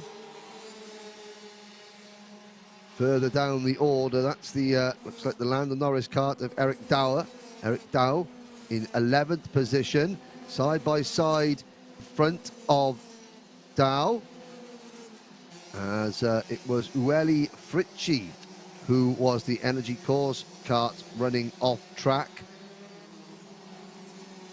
We saw just a minute ago Patrick Aibi as well losing ground in kart number 516. It was Aibi on the Energy Course chassis losing ground, as he is now down in 13th place, just in front of the recovering Gilberto Luaca. Here is the number 560 kart of Ueli Fritchi on our screens, and that is the battle for 11th place, as you've got Eric Dow in P11, then it's Fritchi as they cross the line. Still Adriano leading Hitchcock by 0.3 of a second. You can see them just coming down the hill now. Further back, we're watching this scrap unfold, and here is a move up the inside. That was Ueli Fritchi making the move on Eric Dow, or vice versa, sorry. Out of turns 9 and 10 through 11 and 12. Still Adriano, Hitchcock, Tommaso, Notafranco. Wilson has dropped back to 5th position. So it was the move we saw, was Notafranco passing Wilson. Hitchcock sets a new fastest lap of the race. Stefan Dudler now runs in 6th. Glauser is 7th. Mockley in 8th. Vester 9th. Teixeira 10th. Dow is 11th. Then Fritchi, Aibi, Luaca, Denuzzo, Kaiser, Brugger, and Jean-Claude Zurbriggen. But Michael Hitchcock, as close as he has ever been, coming out of turn 10 on this, the 9th of 12 laps. But Jan Adriano gets a better exit out of that tight double left-hander, which means he isn't close enough to use the slipstream on that straight to make a move into this corner you're looking at now, turn number 14. So he has all the hard work to do again as we start lap number 10 out of 12. Hitchcock gets a good slipstream up the hill into turn number 2. Tight entrance into the corner. Good response from that CRG chassis. Now down the hill towards turn number 5. Adriano under pressure, but he's not defending. That's significant. He's not slowing the kart down. He's not moving off the optimal racing line, which makes it ever harder for Hitchcock to force or to close in. If he can almost trick Adriano into defending when he doesn't necessarily need to, that will slow Adriano down and give Hitchcock an opportunity when perhaps there isn't one at the moment. Underbraking again for turn number 14.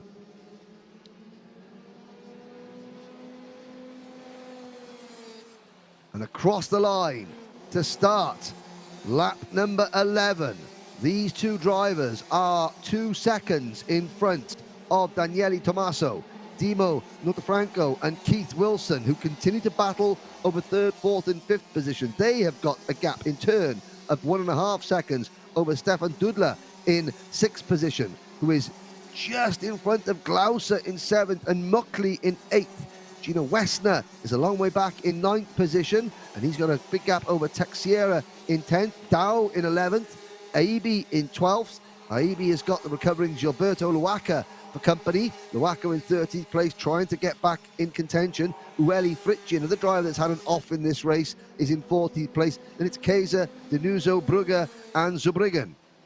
So, on to the last lap. Jan Adriano has held off Michael Hitchcock so far. Now Hitchcock gets a really good run through turns 2, 3 and 4 down the hill. He's within 2 kart lengths. Has he got the brakes? No, he hasn't got the brake just yet. Running out of time. Realistically, Hitchcock's got one opportunity. It'll be into the turn 14 hairpin. Adriano can't make a mistake. Hitchcock takes a very tight entrance into turns 11 and 12. Is that going to cost him momentum? He's about 3 kart lengths back. I don't think Hitchcock's not close enough. Really? Is he? Especially not with Adriano sort of meandering over to the inside line there. as they come out of the final corner. Hitchcock's going to be very, very close indeed, but it is Jan Adriano by 7/100ths of a second from Michael Hitchcock. Daniele Tommaso is third, Dimo Notafranco is fourth, followed by Keith Wilson in fifth, Stefan Dudler in sixth, and Alessandro Glauser in seventh, Mukli in eighth, Gino Wessner in ninth, Eric Dow in 10th, Ueli Fritzi in 11th, and Gilberto Luaca comes home in 12th position. Tony Texiera, Rolf Kaiser, Salvatore Denuzzo, Jean-Claude Zubrigen, and Rafael Brugger. On the last lap, we seem to have lost the number 516 of Patrick Aibi. And of course, Werner Eichenberger as well, failing to finish. And that, ladies and gentlemen, concludes the heat racing here at Franciacorta today. We'll have another look at the karts coming in to the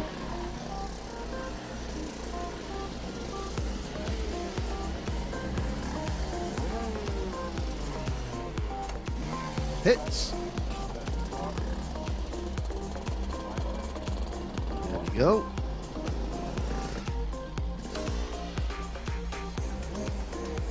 So the remaining drivers that made the end of that DD2 Masters race. Bit of a wave to the crowd there from, let's see who that was. But the DD2 Masters drivers, their job for the moment is done. They can have a break because it will be the finals up next.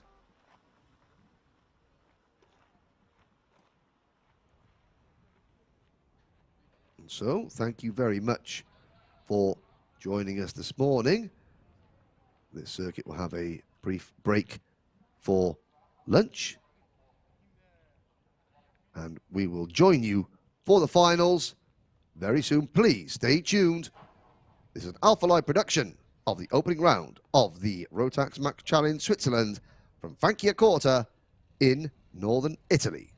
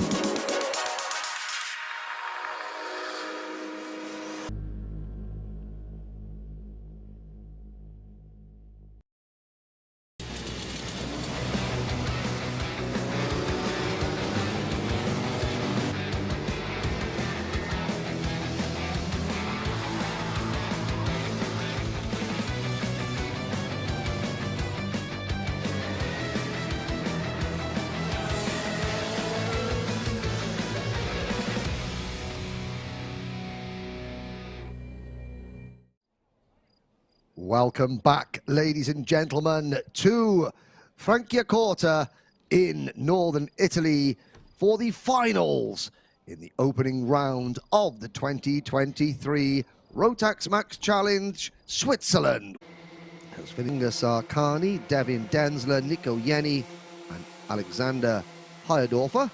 You are watching the live production of the opening round of what is a 6-round Rotax Max Challenge Switzerland Championship.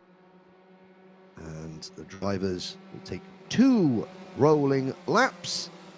The question is, can anybody beat Alexander Kristoff, who finished, let's have a look, where did he finish? He finished 10th in last year's Rotax Max Switzerland, with Raikkonen in 4th place, then Nico Jenny in 5th, Devin Densler and Alexander Heidorfer in 7th position. Well, we thought that we could have a race on our hands because Alexander Kristoff was starting back on the outside of row number 2, but he took until about turn 7 on the opening lap to make it into the race lead, helped in no small part by a poor getaway from our pole sitter, Michael Blatter, who, as we speak, is now battling his way back into 2nd place. There he goes around the outside of turn number 15. On this, the conclusion of lap number 2 on this 9-lap Micromax final. Alexander Heidorfer, the back of the field there, just getting cast a little bit adrift, but 2nd, 3rd, 4th, 5th and 6th, all very closely matched together, with Robin Raikkonen there in the number 91 kart, chasing Michael Blatter as best he can.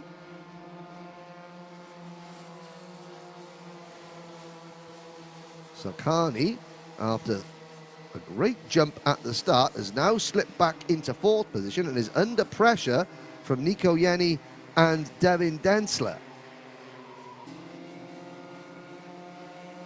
See there the white front nose cone and NASA panel of the Kart Republic chassis of number 22, Devin Densler, trying to battle past Nico Jenny in kart number 33. Jenny runs a little bit wide coming out of turn number 14. Densler can't quite get alongside as they come onto the start-finish straight to complete lap number 3. The leaders, led by number 4, Alexander Kristoff, the kart point driver on the EKS course chassis. He leads Michael Blatter by just over 1 second. Now Densler gets alongside Jenny. Jenny has the inside line for turn number 7, but Densler is able to cut across the front of his rival and take 5th position. Now the leaders come through turn number 11 and 12. But Devin Densler sets off after the number 17 Prima Klima racing team. Well, he's already passed one Prima Klima driver in Jenny, and now he sets his sights on another in the form of Hanga Sakani. And already Densler is really closing in. He looks to the inside, or rather he looks to the outside as Sakani defends. That should give Devin Densler a really good run down towards turn number 5, which they're heading towards now. And it hasn't quite worked out for him yet. It's a good run out of that corner, up towards turn number 7. Nothing happening there for the number 22 driver, that plain white crash helmet. And Sakani looking over his shoulder into turns 9 and 10. Now, if Densler can maintain his momentum and get a good exit off this corner here, which it looks like he's got a really good drive. He should be in a position to make a move going into the turn 14 hairpin. You can see Sakani defending. Now, will he do the crossover? Can Densler get the crossover move done? They go behind the brand new hotel that is being erected here at Franciacorta, and it's side by side for 4th place across the start-finish line. Sakai on the inside, Densler on the outside. Densler runs very wide. Now we try and cut back underneath his rival coming out of turn number 3. No, he can't. He's going to get a good run down towards turn 5. But once again, Sakai defends. Oh, and Densler went a little bit wide going through turn 5. Now they go up the hill. Oh, Sakani there, just a kart stepped out from underneath him a little bit there. That's going to slow him down. Meanwhile, the 3 drivers in front of them are all pulling away because Sakani's defending. Robin Raikkonen, who now runs in 3rd position, is 3.5 seconds up the road. Our 2 leaders, however, Alexander Kristoff and Michael Blatter, are getting closer and closer and closer. In fact, that's how close they are as they complete lap number 6 of 9. This is as close as Michael Blatter has been all race. He'll be kicking himself for making such a poor start and basically handing his main rival the race lead, but with a longer race distance in the final than we had in the heat races. He's using those extra laps to his advantage to claw himself back into contention.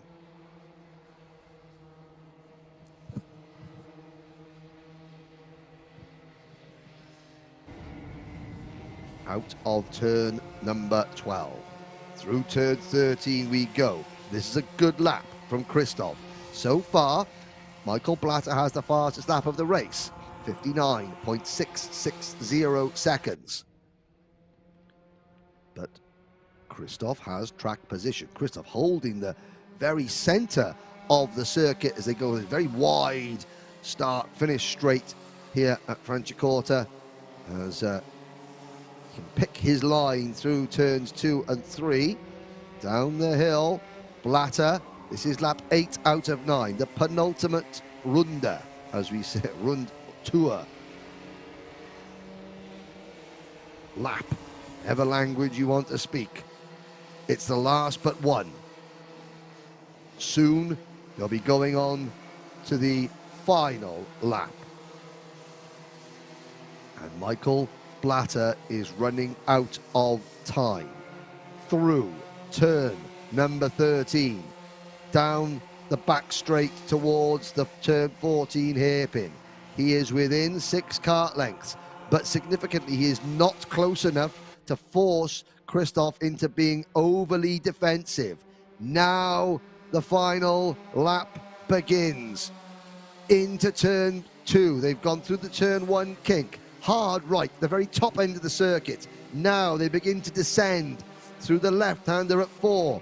Down the infield straight towards turn 5. Let the kart float out of the corner. Wide exit through the flat-out turn 6 kick. Set yourself up for turn 7 and 8. Now down to the far end of the circuit, the furthest point away from the start-finish line. Through 9 and 10. Michael Blatter has one opportunity left, and it's going to be at the end of this next straight now. He is not close enough. Christoph checks over his shoulder, and Blatter cannot make the move. Alexander Christoph will come out of the final corner. Now, in front of him, he will see the checkered flag, which waves for Alexander Christoph. Michael Blatter is delighted with second place, as well he might. He has driven fantastically well all weekend. It wasn't quite enough to seal the victory for him, but just 0.3 of a second behind Christoph, and Blatter finishes in P2. Robin Raikkonen, a podium finish for the young driver from Finland on the number 91 CRG kart. Robin Raikkonen beginning to make his own name for himself in the world of karting and motorsport, and he will have a very happy mechanic, I am sure. Hangus Sarkani does hold on to 4th position over Devin Densler by just 0.04 of a second, with Nico Jenny and Alexander Heidorfer rounding out the finishers. All 7 Micromax drivers start the race, make it to the end, and it is a good start to Alexander Christoph's championship challenge. Here he comes into view, the Kart Point EKS course chassis. A fist bump there. There's Michael Blatter. He's happy as well with second place. And no reaction from Robin Raikkonen. Well, maybe that just without every single one of these 112 entries, whether they be battling for the win or down at the back of their respective classes, the event wouldn't be possible without each one of them. So it's only fair that we give them and their families and their supporters at least a name check, as this cornucopia of karting colour flashes across your screens. What will be 10 frantic laps of action. The second heat, one very collective cause in there. Turn 14, about a lap and a half ago, Patrick Negura spun going into turn. Nicolas Frisch in the number 144 kart, that predominantly red livery kart with the black sort of skirt going across the bottom. It's very much like a Ferrari. Switzerland entered Kart Republic machine. Manuel Enrique Kalendi finishes fourth. Florian Eggenberger takes home fifth position ahead of Robin Reeder in sixth. Gonzalez unofficially classified in seventh, but with a 5-second penalty applied. Luan Seidel comes home in 8th. Mattia Maiolo is 9th. Gabriele Giribaldi recovers after his spin to 10th, followed by Luca Bock. Then Vitez Leventi, Sarkani, Timo Gertsch, Ronja Reeder, the unfortunate Ronja Reeder, Cyril Sarkar in 15th, and sadly, Patrick Negura fails to finish. Wow, a breathless end to the Minimax final. We've got 4 races to go. Now we're into the longest races of the day. Each of these next 4 races, 16 tortuous tours around this fine Franciacorta circuit. And the track will stay dry. There is the very disgruntled looking Patrick Negura standing next to the 104 kart, which I know we didn't see what happened in that incident because we saw Ronja Reeder spin going into turn number 1, and then everybody behind took evasive action, but somewhere there must have been a subsequent collision as maybe drivers having to split from go left and right to avoid Reeder, then converge together at the entrance to turn number 2, and we saw one driver running very wide and Negura off on the inside. And that was all she wrote as far as Patrick Negura's final went. So underway very shortly with Junior Rotax. 16-lap final. The green flag is in the air. And, not all the drivers head out. In fact, yes, one driver. Now, I did see there were several drivers still standing next to their... And the green flag waved, and several drivers were caught on the hop there. One driver, one of the MKC drivers, now, was that Lorenzo Giacinto, or was that potentially Matteo Natino, who hadn't got their gloves on?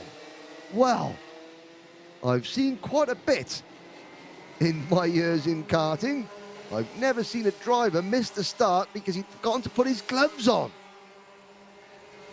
Or maybe he'll be thinking, well, nobody told me that we were going to go. Nobody said that there was no countdown or anything like that. So, well, hopefully that now he is fully gloved up, they could all go racing. 21 drivers, 16 Junior Rotax on its rolling lap.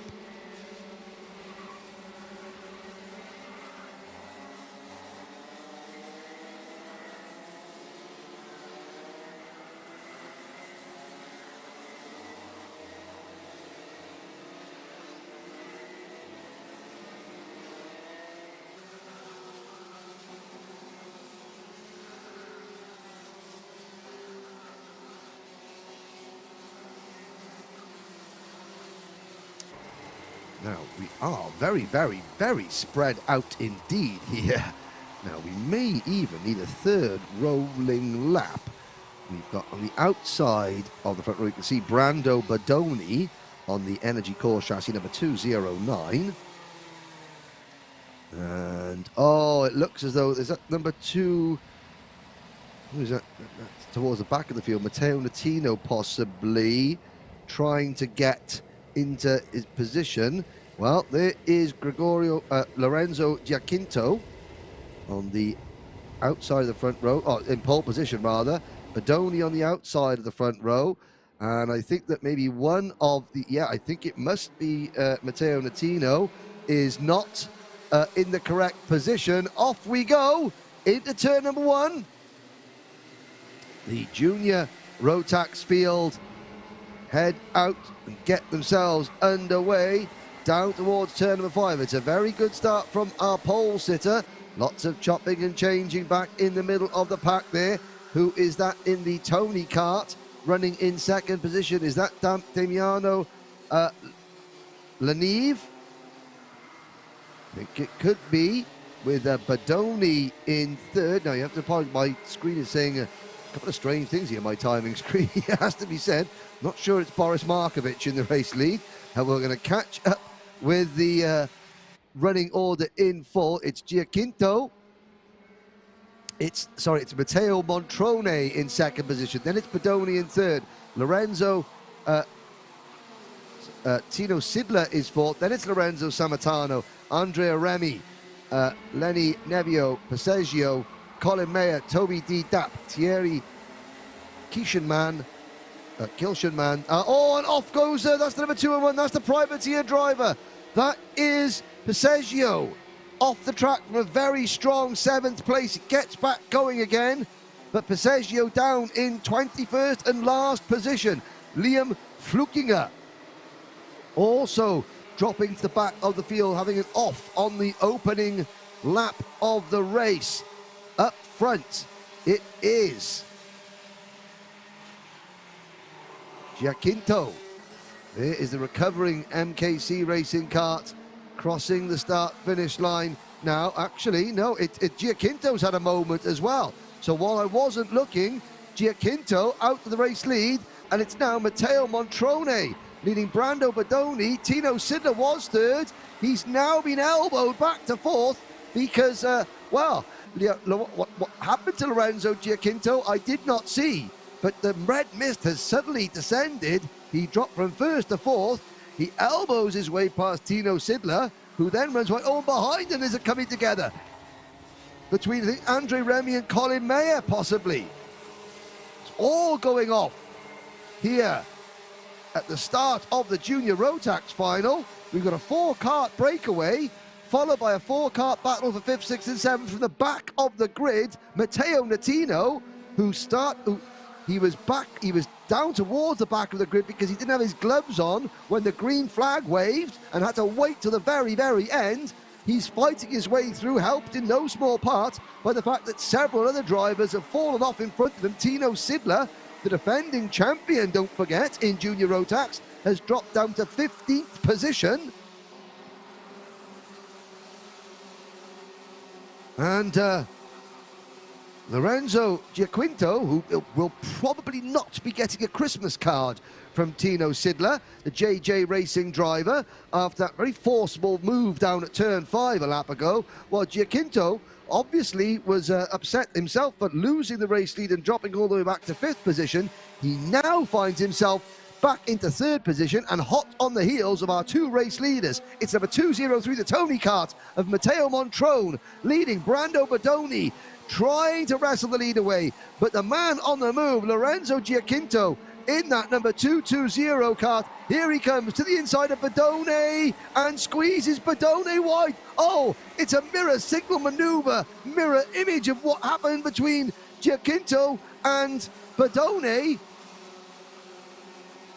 And now Bedoni finds himself back in the lower reaches of the top 10. Wow. Giacinto, he dives in very deep and then runs the driver wide. And of course, neither Sidler nor Bedoni they had 2 options. Slam the brake pedal, which would ruin their momentum, or try and hold on the outside. Oh, there's the number 233. Oh, the one and only Sebastian Usoren out of the race. So Usoren, who had a lot of fans on the live chat earlier on, is now out of the race. Unfortunately, his race over. So Matteo Montrone, number 203, leads from a very fired up Lorenzo Giacinto. We've seen Giacinto dive up the inside of another driver going into turn 5 twice and then run that driver wide coming out of the corner. Now, on both occasions, I didn't see any contact between Giacinto and the other driver. But however, you know, the question is, was he in front, in which case he's entitled to take the racing line, or was he alongside, in which case he has to give racing room? That is a question, not for me to answer, but for everyone else in the world of officialdom to answer here at Franciacorta. Now, here we go. Is it going to be once, twice, 3 times a lady, so to speak, going into turn 5? No, but Giacinto is so strong coming out to turn number 4, which means that coming down that hill towards turn 5, He's just got more momentum, and you are heading downhill slightly, then hard on the brakes. Now, looking at Badoni is in 8th position. Sidler is in 10th.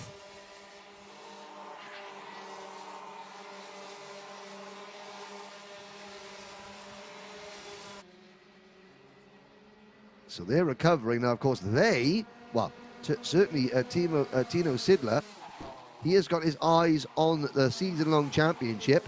We're not quite sure. People like Montrone and Giacinto, the Italian contingent, where they'll be doing all the rounds. Here comes Giacinto at the inside now. Will Montrone back off? Yes. I think Matteo Montrone so went, right, okay, I'm going to let you go. And he dives. Drivers are in front of Lorenzo Sammartano. Lorenzo Sammartano in number 226 kart running in 3rd position. Thierry. Now, Giacinto, he caught Montrone and dived past very quickly, but Montrone is staying with the race leader, is not giving Giacinto any chance to pull away. As we move on to lap number 12, Badone in 3rd, Sammartano 4th, Natino runs in 5th, Meyer is 6th, Tino Sidler is 7th, then it is Remy in 8th, Lobu is 9th, Dasanyake is 10th, and now look how close Montrone could almost tickle Giacinto on the back of the neck. He's so close to him as they head through turn number 2 and 3. But coming down through turn 4 and that straight, that's where Giacinto's kart is so much stronger than anybody else's, and you can see the gap he pulls away. But Montrone is using that really good slipstream that you get from the exit of turn 14 all the way up to the braking zone of turn number 2, which is pretty much flat chat here at Franciacorta. So they brake now for turn number 14, and it's now flat chat here all the way up to the braking zone of turn number 2. And just look at the gap that Montrone closes in through the kink at turn number 1, hard on the brake for turn number 2. But this is the point of the circuit now where Giacinto's kart is better. Hard on the brakes down towards turn number 5, and Montrone's not close enough. This is lap 14 out of 16 through turn 7 and 8. Almost like Montrone's got to start setting up Giacinto here for a move at going into turn number 2. So Montrone's got to get out of this corner very quickly. He's got to get a good run onto this straight, and then he's got to use the bit of the slipstream that he gets, which he is getting, and get an excellent line out to turn number 14. Now Montrone can start thinking, can he get that gap down from 10 kart lengths, 9, 8, 7, you see him bouncing up and down in the seat there, just to try and urge that Rotax engine on ever so slightly more. It's not worked for him this time. They're on lap number 15 now, less than 2 laps to go. Badone is 3rd, Natino 4th, Meyer 5th, Siedler 6th, Sammartano's dropped to 7th, Remy is 8th, Andreas Lobu is 9th, Zasov 10th, Dasanyake 11th, then it's Kilshanman, Passeggio, Markovic, Stiga, Lanivi, Troxler, Dapp and Flukiger. Lorenzo Giacinto looks over his shoulder just to see where his countryman, his fellow Italian, Matteo Montrone, sits. The answer is right there, about 5 kart lengths off his rear bumper. We begin lap number 16, out of 16, ultima volta.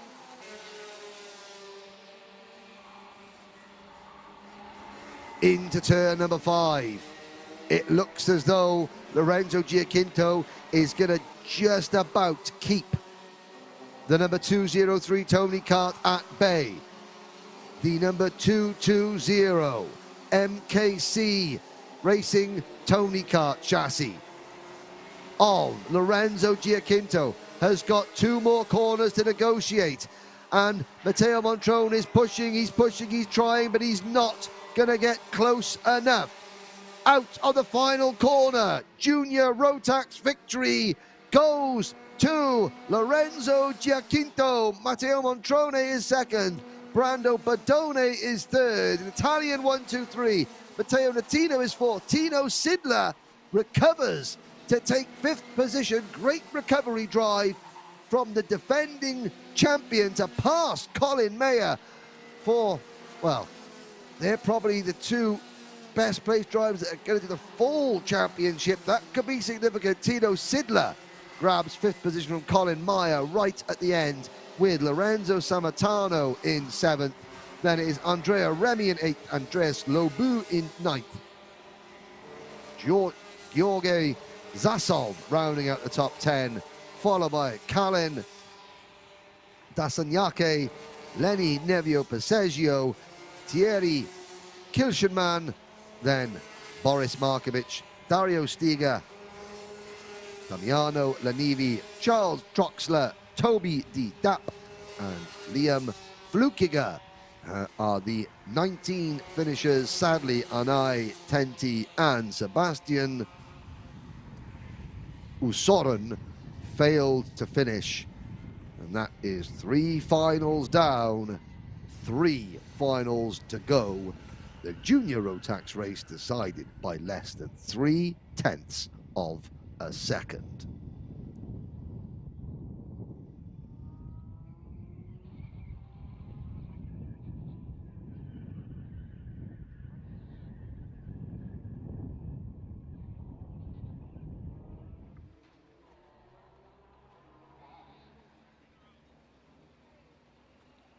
No sooner are we complete with the junior race, the biggest collective grid here this weekend, the Senior Max and Senior Max Masters category set to begin.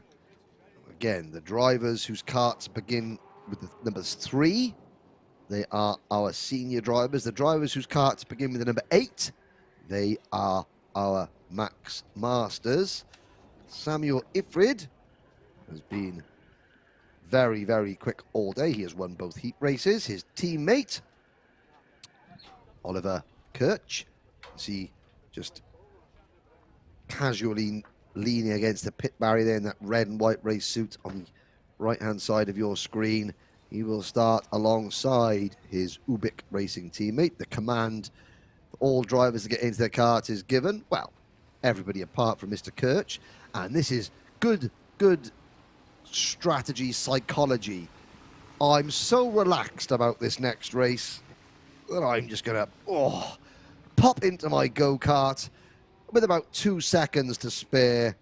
I don't need to sit and focus because I am already ultimate focus, and nobody is going to put me off my game.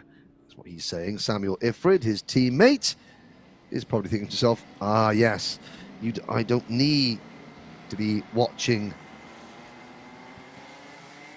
what you're doing because I've had your number throughout the day so far. A big welcome to everybody tuning in around the world. We've got viewers from Australia, from all over Europe and Italy, Switzerland, Germany, the Netherlands, and the UK. And a big special welcome of the stream, the youngest member of the Welsh international basketball team watching on the live stream. Well, he says he is. He's probably looking at TikTok with the stream on in the background, knowing my son, but he says, Dad, can I have a shout out? Consider yourselves shouted out. My son. On with the racing. There's a go-kart not going as quickly as the manufacturer intended it to. It's the number 372 kart of James Bischoff. Oh dear. One of the Bischoff siblings looks like he is going no further. That is the body language of a driver whose go-kart has cried enough. Das Auto ist kaputt. So, James Bischoff, who finished 6th in last year's championship, just a couple of points behind sibling Joan Bischoff. Out of the race before it even begins. Devastating for the LMB racing driver. The two Ubic carts, and yep, the cart is being dragged back. There, a very disgruntled driver following it into the marshal posts. 16 more laps, and Ubic Racing, 1, 2, they come to the line.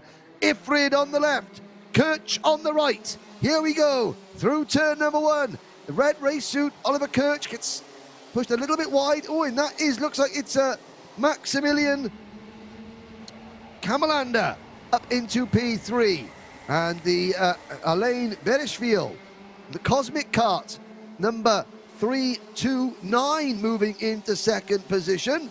Yes, the Bernier Kart Team driver, Alain Berishvili, who finished second in last year's championship to Ifrid.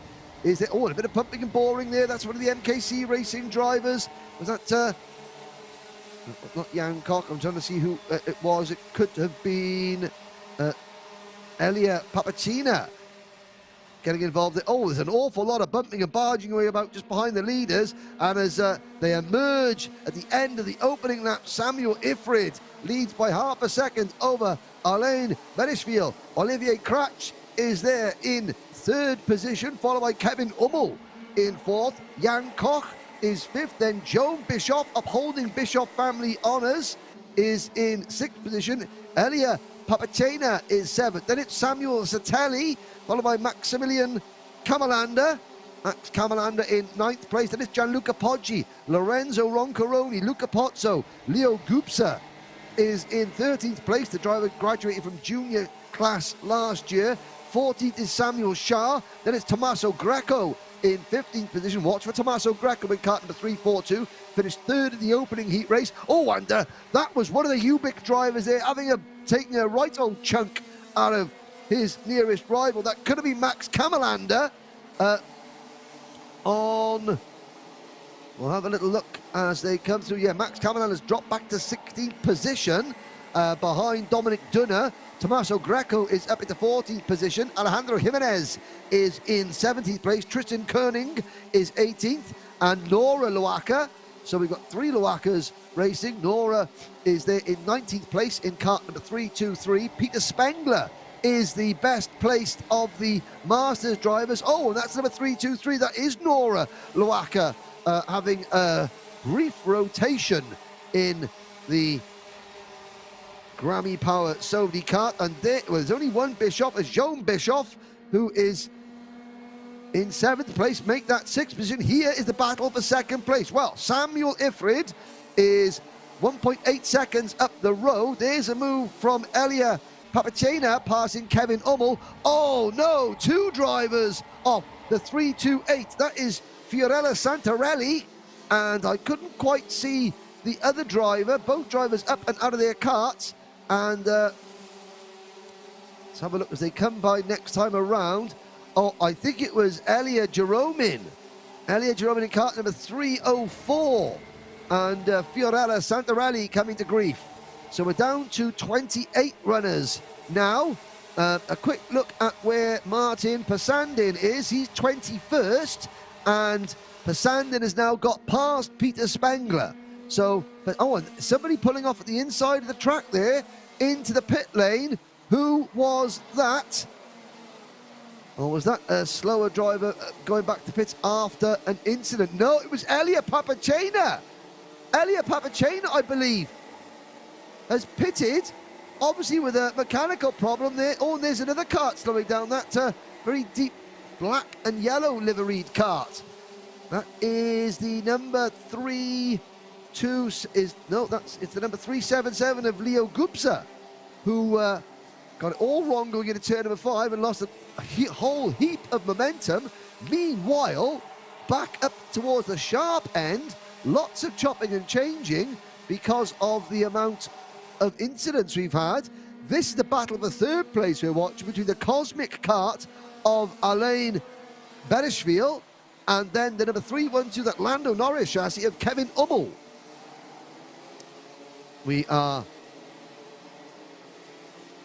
That's the third and fourth place car. Here's the battle for fifth, and it is the yellow kart of Jean Bischoff in fifth. Then it's the number 305 kart of Jan Koch in sixth position. Seventh is Samuel Satelli in the number 302 kart. Then it's Luca Pozzo and Samuel Shah in ninth position at the back of this group. And they've got another 5 or 6 karts right with them as well. Oh, and there goes one of the drivers off wide. He swings back onto the line. That was right in front of Leo Gupsa and Lorenzo Roncaroni. Now, in the midst of all this, Tommaso Greco in kart number 342 is trying to make his way back up through the order. And there is Bischoff from Koch, Satelli, Pozzo, Poggi, Shah, Greco now up into 11th position.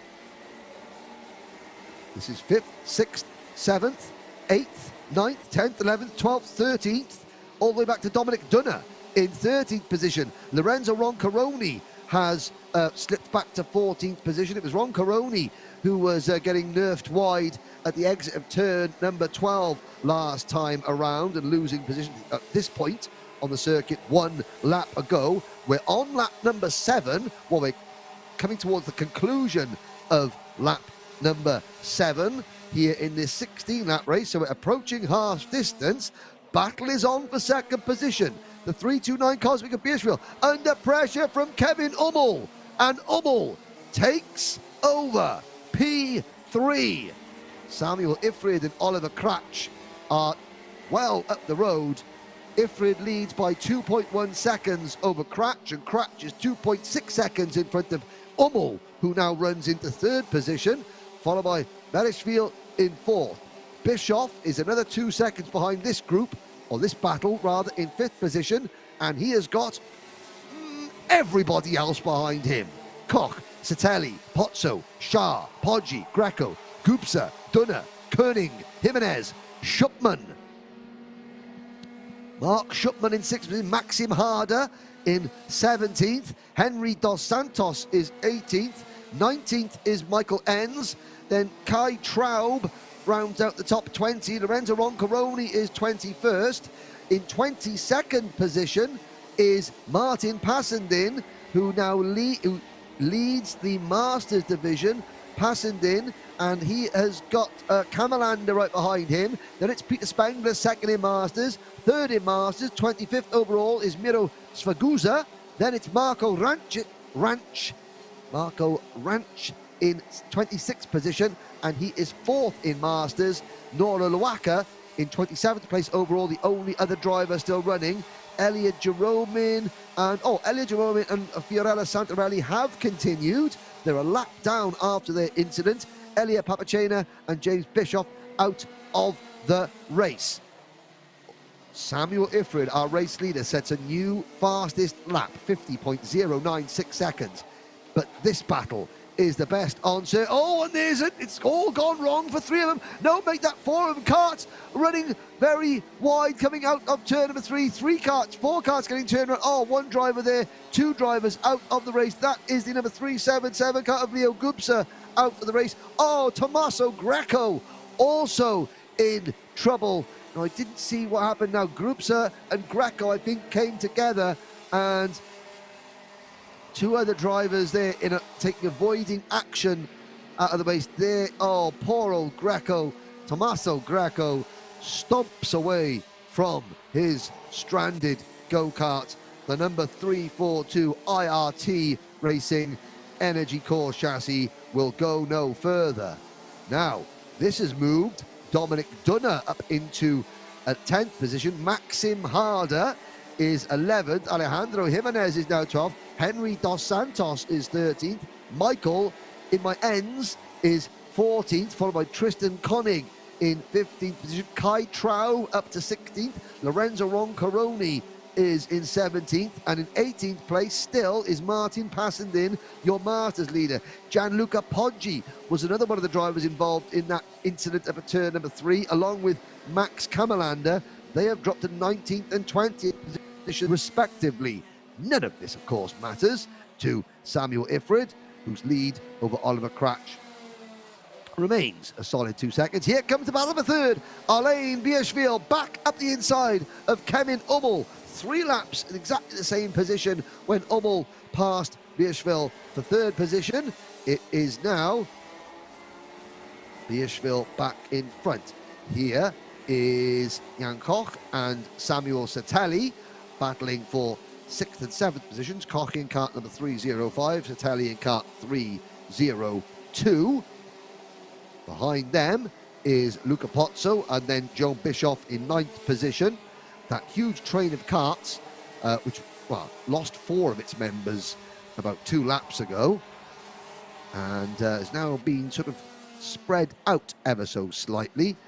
But these 2 drivers on your screen battling for the 3rd and final podium position. The 329 of Alain Bierschwil and the 312 of Kevin Ummel. They are 5 seconds behind Oliver Cratch, who is in 2nd position. So it really is a head-to-head fight on this lap. 13 out of 16 for the final podium position here in Franciacorta.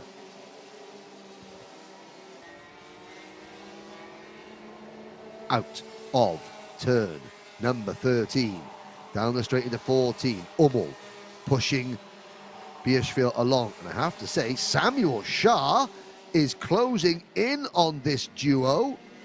Shah, you can see Shah appearing the back of this camera shot. Now Ummel retakes 3rd position as we start lap 14 of 16. The man on the move is Samuel Shah. The more that Ummel and Bierschwil battle, the closer that Shah will get. In cart number 393, Samuel Shah eating into this battle, rather eating into the gap that separates him from the battle in front. And as he sort of licks his lips and wipes his mouth with his napkin and puts his knife and fork to one side, because he has eaten into it and is now with this battle. Across the start-finish line, through turn 1, hard on the anchors now at turn number 2. It's a 3-cart scrap for the final podium position on this lap 15 of 16 at Franciacorta. Out of turn number 5, up the hill through turn number 6. The skies overhead are grey, but they remain dry. Any rain will be dissipated, I am sure, by the fact that this tarmac is red hot with all the action that's going on. Here comes Samuel Shah up the inside of Bierschwil for 4th place. He's got momentum on his side with just over a lap to go. That was critical for Samuel Shah. He had the momentum and he went straight past Bierschwil without sort of losing that momentum and falling back into the pace that Bierschwil was running. He can carry on running his own pace, and his own pace is quick enough to get him onto the podium. The question is, has he got enough time left to get on the podium? Because we're on the final lap. Samuel Ifrid and Oliver Cratch won 1 and 2 for the Ubik Racing team. Jan Spitter's boys are doing the business up at the front. And here comes, oh, there goes Shah. He has a nibble at the rear bumper of Ummel's cart, but Ummel fights him off. Kevin Ummel, the Prima Klima racing driver. Here comes Sam Ifrid meanwhile. He takes the checker flag and the win. Cratch is 2nd. Ummel is there for 3rd. Oh, and on the grass is Shah. Bierschwil got to the inside of Shah and forced him wide in the final corner. And Ummel will complete the podium. Bierschwil in 4th place. Shah has to make do with 5th. Samuel Satelli comes home in 6th position. Luca Pozzo is 7th. Jan Koch is 8th. Jan Bischoff is 9th. Dominic Dunner is 10th. Henry Dos Santos just edges Maxim Harder for 11th position. Alejandro Jimenez and Michael in my ends is 14th. Followed by Tristan Conning, Lorenzo Roncaroni, Kai Traub, and in 18th position, driver 808 state. What a state for Martin Passendin. He wins the Max Masters class. Max Kamalander, Gianluca Poggi, Mark Schuppmann are next, with Peter Spengler coming home in 22nd position. He is second in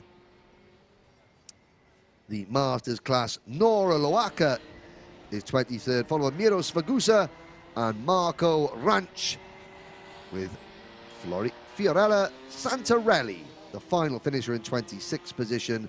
Sadly, Elia Jeromin, Tommaso Greco, Leo Gupsa, Elia Papacena and James Bischoff fail to finish. Well, just goes to show that you don't need to have a battle for the race win to necessarily have an exciting race, because there was excitement aplenty in that one, even though Samuel Ifrid dominated proceedings from start to finish. 2 races to go. DD2 is up next.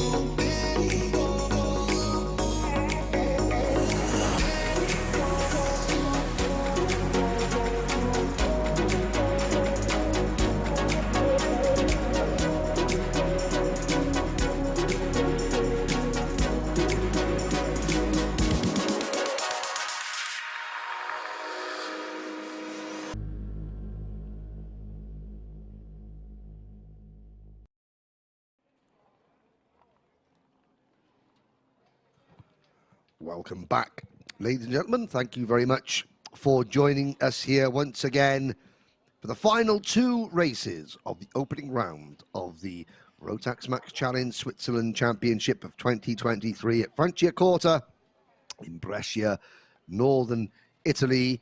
It's time for the fastest members of the Rotax family, the 2-speed DD2 drivers, 15 of them in total,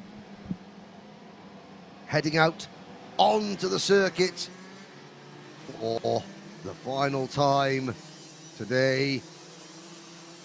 And leading the way, Gregorio Bertoccio, Leonardo Principali. Principali has pole position for the MKC Racing team. His teammate, Bertoccio, is Bertoccio or Bertocco? Bertoccio, that's more Italian. Bertoccio is in second place on the grid. Behind them, we have a whole host of very, very talented DD2 drivers. Philippe Luaca, defending champion. Giuliano Cucciololo, who finished second last year in this championship. Driver that finished third, Livio Pinti, is there as well last year. The driver that finished fourth in the championship, Fabian Braganza, is there. So is Michael Kuntz in the number, well, actually, yes, in the number 443 kart.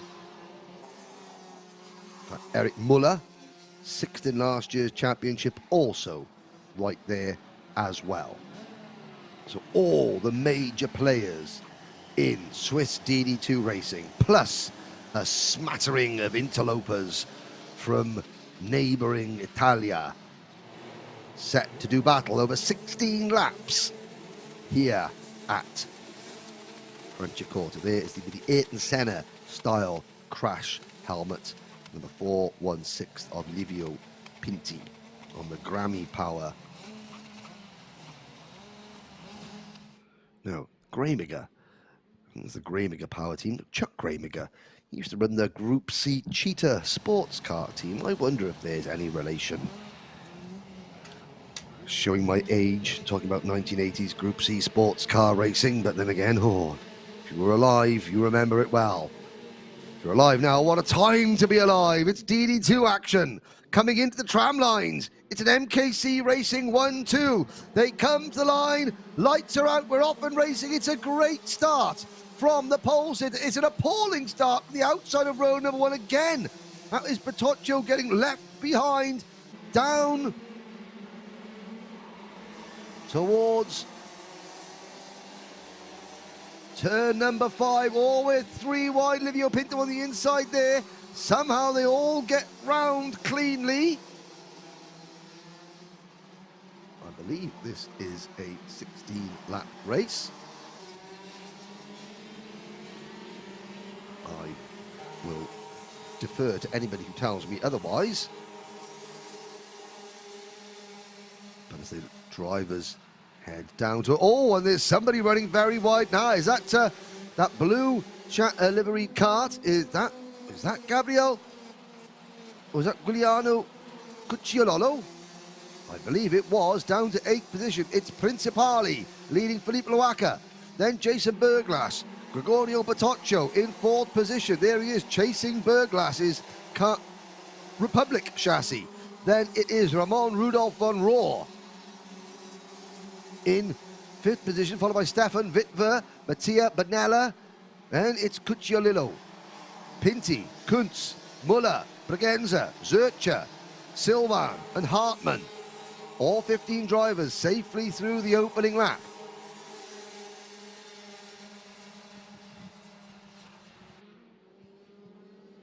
Out of turn 15, we complete lap number 2. And Leonardo Principali opening up a nice 3/4 of a second advantage over Philippe Loaca. And again, Principali remains to be seen whether he does the entire series or whether Loaca, who's last year's champion, whether he is effectively collecting maximum championship points. Here's a good battle. Look at this. That is Zurcher, I believe, in the middle of Mike Zurcher, possibly in the middle of that battle. Where it's one of the, or not Stefan Wittwer, sorry. With the other parallel chassis. 2, 4, look at this. 3, 4, 5, 6, 7. Oh, someone's gone round. That is the number 417 kart of Zurcher, who was in that battle and is now out of that battle. He's still in the race, but he's down to 15th position. It's Bertoccio has passed Berglas for 3rd position, so it's going in front of this. So this is Cucciolillo in 6th position. We're watching the blue kart, then that black and white parallel chassis of Stefan Wittwer, ahead of Livio Pinti, then Mattia Banella on that Kart Republic, on all the majority, the mainly black livery kart. Banella looking to the inside of Pinto. Oh, so Pinti. Oh, he's looked to the inside and contact there. Pinti, 2 wheels in the air, and that is 2 more members of that chasing group of now down towards the back of the field. Incidents aplenty here in the opening stages of the DD2 race. There's going to be more, well, not incidents, more action about to take place up at the front of the field, because Gregorio Bertoccio has caught and passed Philippe Loaca for P2. It's now an MKC 1-2 with Principali leading by 1.2 seconds. Can Bertoccio and Loaca closing in? Now, we're going to watch the lap times very, very closely indeed, ladies and gentlemen. Why, do you ask? Well, because there are reports out from the camera crew on the circuit that there are one or two little droplets of moisture beginning to fall. Have to say, it was forecast earlier on. It was forecast for about lunchtime. We got through lunch unscathed. But now, in this penultimate race of the day, are we beginning to get a little bit of moisture on the circuit? Has the rain arrived? I'm saying looking just through the cameras onto the circuit, can't see a change in the colour of the track surface. Certainly, the drivers still look, they're attacking this track with the same verve and vigour as they were earlier on. Now, Leonardo Principali completes lap number 6. His last lap of 49.7, and his fastest lap of the race so far was a 49.1. And I'm looking down, everybody has lost about half a second of their best pace. So, yes, drops of rain in the air. Maybe not creating a massive problem, but it's certainly giving each and every one of these drivers just a little bit of cause for concern. The slick racing tyres will be fully up to temperature. They'll be very hot and very sticky, which means as long as the rain doesn't get too badly, the drivers can keep temperature in the rubber. They should be able to negotiate any slight mist of rain without too much difficulty. Principali. Oh, he's dropped another second off his personal best lap time. Now, that's not tyre drop-off. That is drops of rain. That is the circuit beginning to get slightly damp.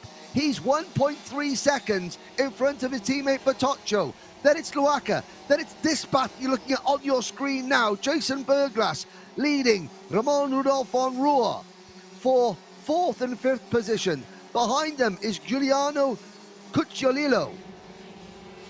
In 6th, Witwer is 7th. Michael Kuntz is 8th. Eric Muller is 9th. Fabian Braganza is 10th. Then it's Mattia Bonella 11th. Maya Silvan is 30th. There goes Von Roer passing Berglas. Thierry Hartmann is 13th. Livio Pinti is 14th. Mike Zerka is 15th. And now Leonardo Principali brings his lap time back to a 49.438. So those couple of spots of rain, again, they haven't amounted to anything, and the combination of the amount of karts going round the circuit on the racing line and the heat in the tyres and the ambient temperature overhead is dispersing, or keeping the track dry and keeping the track relatively warm. It's been a brisk, shall we say, weather-wise weekend here in Brescia in northern Italy. But not freezing cold, but certainly not shorts and t-shirt weather.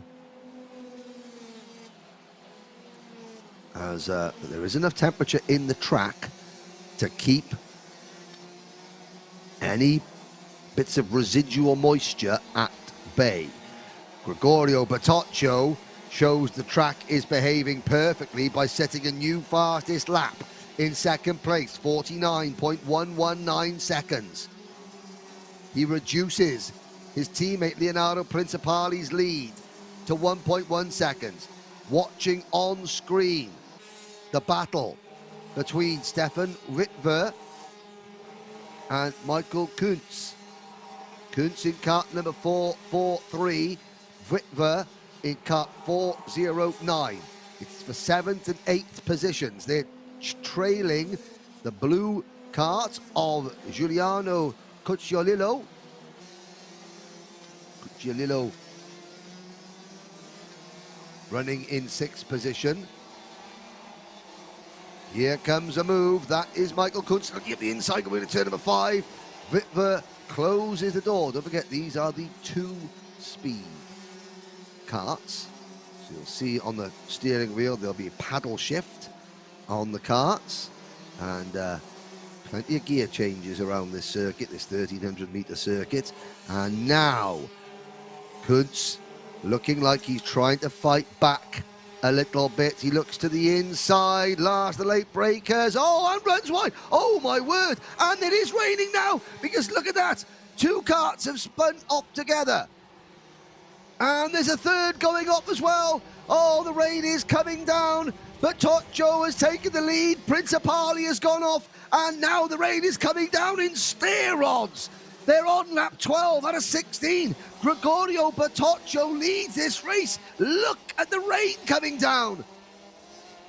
Bertoccio leads by 1.3 seconds from Philippe Luaca in second. Principali is down to third after spinning off. Oh my word, you can see the track is getting very, very slick indeed. And they're on slick tyres. Now the temperature will have gone out of those tyres very, very quickly. And they're going to be like skating on ice. It's like driving on ball bearings almost. There is no traction whatsoever. This is the danger zone here. Oh, it's going to be, can he get the kart slow down? Just about. Michael Kutz, Jason Berglass rather, just about gets that kart slowed down. It's Bertoccio, Luaca, Principali. Then it is Ramon Rudolph von Rohr. We just saw that, and Berglass battling over fourth and fifth. Cucciolillo is in sixth, Kutz is seventh. Then it's Bonella, Braganza, Zerscher, Pinty, Muller, Silvan, Hartmann, and Stefan Wittwer. Wittwer has retired after going off there at turn 14 a lap ago. You can see them now. All the drivers have got to avoid the traditional dry racing line, because the rubber that's all being laid down, when that gets wet, all the oil in that laid down rubber just comes to surface. It makes it very, very slick indeed. So you've got to try and find a new racing line. You can see this, and look at Philippe Luaca. Luaca, this is the 1, 2, 3. We're on lap 13 out of 16. And they're now lapping 10 seconds off the pace earlier. Luaca's going to get a good run. Can he keep the back end? Yes, he can. Here comes Bertoccio again, side by side. Principali skating. This is over 100 kilometers an hour on slick tyres on a wet, on a very, very treacherous, damp track. You can see them battling to maintain some sort of control over these karts. Every time you touch the brakes, the back end wants to jump around on you, and you want to reverse into the corner, but the kart wants to reverse into the corner. The drivers have got to use every single ounce of their skill now to keep the kart facing the correct way and maintain enough speed to try and battle for the win of this race. It is the Sodi kart of defending champion Philippe Luaca, who was down in third position, who is now leading but under increasing pressure. And every single time Gregorio Bertoccio gets alongside, Principali gets alongside Luaca and puts the power down, the kart wants to jump sideways and take out its rival. And now he's done it. He gets a great run coming off the final corner as we start lap 15 out of 16. They're lapping 15 seconds a lap slower than what they were when the track was dry and when the skies were not leaking moisture all over them. Principali led, lost the lead, had a moment because, of course, he would be the first one to come into every corner. He had nobody to gauge the track conditions off, so he was the guinea pig. He went into, I think it was turn 14, and that's where the rain started, went straight off because he had nobody in front of him to sort of gauge the grip level. He dropped back to third. He's now caught and passed Bertoccio, his teammate, and Luaca once again. But if conditions change, you've got a lap and a half to go. Luaca is now sort of in a prime position, because if track conditions change, he can judge how grippy the surface is based on what happens to Principali's kart. Now, lap times have come down again. They went up to 1 minute 10 seconds. They're now back down to 1 minute. We start the final lap. The rain has stopped again. That was a very, very brief squall. So the track is now drying out once again. But of course, Principali has got nothing to gauge of how aggressive to be. Philippe Luaca knows exactly how aggressive he's got to be, because he can see what is happening with Principali's kart. He is making a split-second decision every single corner, is Philippe Luaca, based on what he sees Principali do. Principali is effectively driving blind into every corner. But the good news is he only has 3 more corners. Make that 2 more corners to go. Here comes Philippe Luaca. He'll swing to the outside. Will he? No, he'll dive at the inside. The crossover move is on. And Principali retakes the position, retakes the lead. and takes the checkered flag and the victory in utterly dramatic fashion by 0.3 of a second over Philippe Luaka. And just like that, within the space of 6 laps, the lap times have gone from 50 seconds to 70 seconds. And on that last lap, there's no more rain. Michael Kuntz comes from nowhere to finish third. What a performance from Michael Kuntz to finish third. Bertoccio finishes fourth. Giuliano Cucciolillo comes home in fifth. Bonella is sixth. Zurcher, we saw Zurcher spin in the opening laps. He comes back to finish seventh. Ramon Rudolph von Ruhr drops to 8th position. We saw him battling with Jason Berglas for 5th position just before the rain came. There was obviously problems there. Braganza was 9th, Hartmann 10th, Berglas finishing in 11th position. Then it's Pinty in 12th, Muller 13th, Silvan 14th, and the only retiree was Stefan Wittwer. What a dramatic performance there from Leonardo Principali, but what a drive from Michael Kuntz to go from 8th to 3rd in the final 4 laps when the conditions were changing. And now, of course, the DD2 Masters drivers have got 1 race to go, ladies and gentlemen. It's DD2 Masters, and halfway through the DD2 final, all the Masters were sitting on the grid on slick tyres. Then the heavens opened, and they all went scurrying to put wet tyres on. And now they're looking at the fact, oh, the track's drying out again. What do we do for tyres? Well, what do the officials let them do in terms of the timetable? That will be significant. Will the officials give the drivers a chance? Will they say, okay, you've got 5 minutes, and in 5 minutes I want everybody back on the grid in whatever tyres you've got on? We'll have to see. Let's have a look now. There's a mad scramble, and this is where, so the tyres have all been changed at least once. Some, we can have some on wet, some on slicks. Has everybody gone on wets, or has everybody gone back to slicks? What we do hope, ladies and gentlemen, is that every one of the mechanics has put the tyres on properly and has tightened them, because this is the type of situation where you have a rushed mechanic. It's so easy to forget to tighten a wheel nut. Just one is all it takes. Just one wheel nut is all it takes to be loose, to spell disaster for these drivers. Now, we will have a look. Most of the front runners look like they are sat down on the grid. I think I can see slick tyres on Michael Hitchcock's kart there, that CRG. Potentially, I think I can see slick tyres on most of the drivers' karts. Now, if that's the case, all these drivers have gone from slicks to wets and back to slicks in the space of about 5 minutes.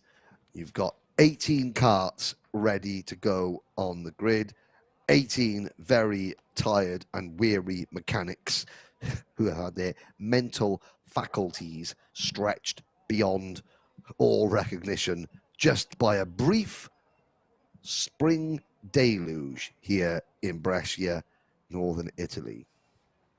They're on slick tyres. Now they're all hoping, please rain, stay away, come again another day, preferably tomorrow, not today.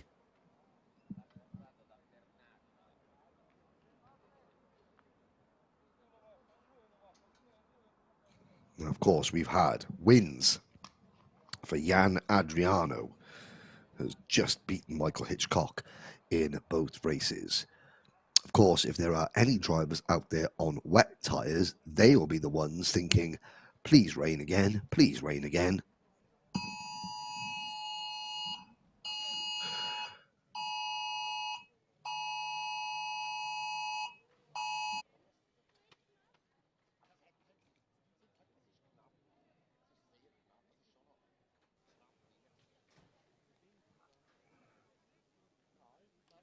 We have just one race to go. one race. The race director, you can see in the black jacket, walking up through the grid. Looks like he is happy. He will take his position on the start gantry overlooking the circuit. Everybody down on the circuit. Now the karts, I can see from my vantage point, all look as though they have slick mojo racing tyres.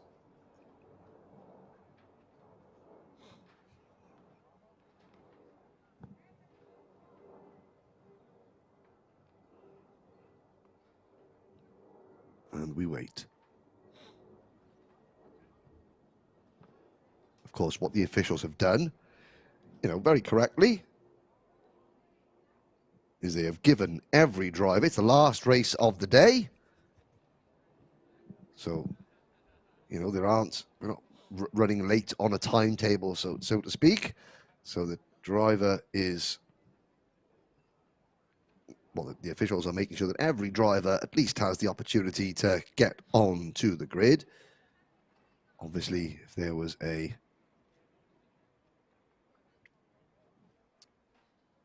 more races to come, then yeah, the officials would have been a little bit more stringent in terms of the restrictions they've given everyone to change tyres. But of course, these are the Masters drivers, and this is something that, these are the Masters drivers, the age 31 and above. None of these drivers are bidding to try and make it further up the motor racing ladder. None of the kart racers, and they'll be saying to the officials, oh yeah, but I want to go out on the correct tyres. Don't be gambling, because if I go out on slicks and it starts raining, or vice versa, and I crash my kart because I'm on the wrong tyres, and you haven't given me enough chance to change tyres, well then, are you going to pay for my sick pay in work when I can't go to work because I'm all broken up? No. And of course, you think, well, accidents happen, and every driver, takes the risk that if they get involved in an accident with another driver, whether it's a Vero making or not, they could get injured. To mean, this motorsport is dangerous, but that is unavoidable. That's part of racing.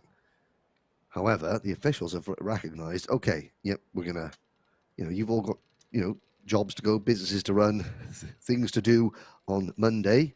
You work hard, that's how you pay for you. Make sure that you're as safe as possible in terms of the tyre choice that you make when you go out onto the circuit. Now, Tommaso Daniele getting a lot of support on the live chat. A big thank you to everybody who has commented in and who has been following this stream. We'll be getting underway very shortly for the last 16 lap race of the day. Now, I think what had happened is that when the rain was coming down, the race director said, okay, we are going to have a 10-minute delay before the next race. We will start this next race at X o'clock, whatever time it is. And now we are just waiting for the time to tick by for that to happen. So while we wait for the final time today, let's have a quick word from some of the people that make all this stream possible, our sponsors.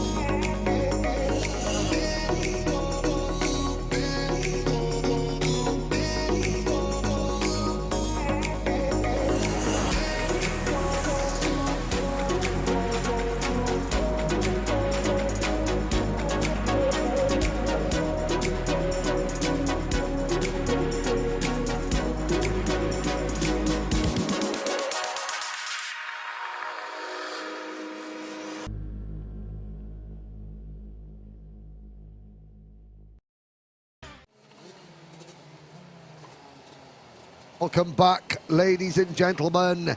It's the final race of the day. DD2 Masters, 16 laps, 18 drivers, led by Jan Andriano and Michael Hitchcock. They come into the tram lines. Andriano on your left, Hitchcock on your right. Lights are out. We're off and racing here at Franciacorta. Into turn number 1 we go. All 18 drivers safely through, and now they begin the descent down towards turn number 5 with Adriano leading. Hitchcock has been bulked back to about 4th position. Looks like Tommaso Danieli and Dimo Notafranco. Oh, and there's somebody running very, very wide. The back of the pack. We'll get a number check, a name check on that driver next time around. But there is, well, Jan Adriano has gone off like a scalded cat in this one. And down towards turn number 14, it looks as though everybody has got slick tyres on. It's a Sodi kart. 1-2. Adriano leads Danieli. It's a 1-2 for the Grammy Power Sodi kart team at the moment. Hitchcock in 3rd position. Then it's Notafranco, Doodler, Stefan Doodler in 5th. Keith Wilson in 6th position. 7th, oh, there all sorts of racing lines going on through turn number 5 there. Gilberto Luaca is 7th. Gino Vesna is 8th. 9th is Marcel Muckley. Then Tony Texiera right at the top 10 ahead of Eric Dow. Patrick Aibi, Rolf Kaiser, Alessandro Glauser.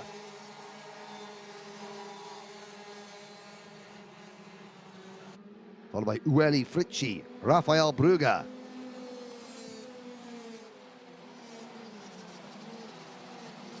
Out of, Hitchcock. Passing Tommaso Danieli coming through turn 2. Now we have got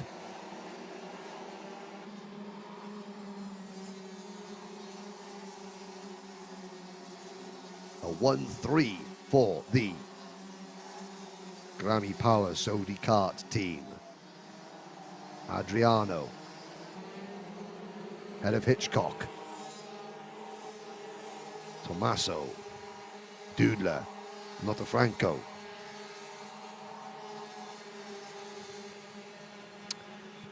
I have to say that Manuel D on the live chat can't quite, my Italian's not very good, but I'm hoping that it's Tommaso Danieli, not Danieli Tommaso. It's on my timing screen, it says Tommaso Danieli, so please don't, if I'm getting my first and second names mixed up, I'm simply copying what's on the entry list and what is on the timing screen, but whatever. Tommaso Danieli, Tommaso, you say tomato, I say tomato. Let's call the whole thing off. But he's third. P3 on the podium as things stand. Stefan Doodler in kart number 566, another of the Sodi kart. Grammy Power team now moving into 4th position. Then Notafranco, Wilson, Luaca, Michael Hitchcock sets a new fastest lap, 49.516 seconds. As he closed within 6/10, here is the battle for the final podium spot between Danieli and Doodler. Doodler with the yellow, predominantly yellow crash helmet design. In 4th, chasing his teammate.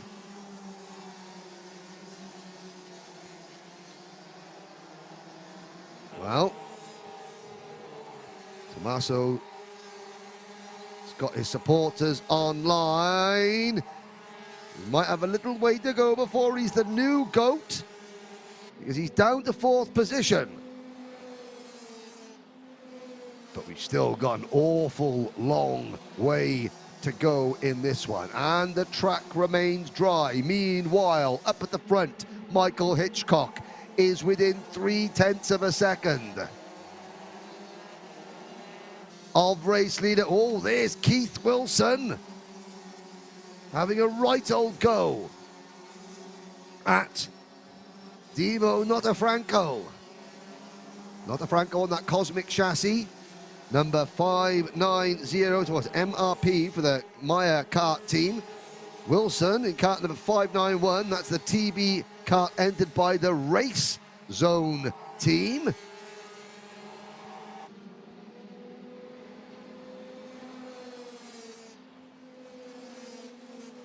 Behind them, it's Gilberto Luaca.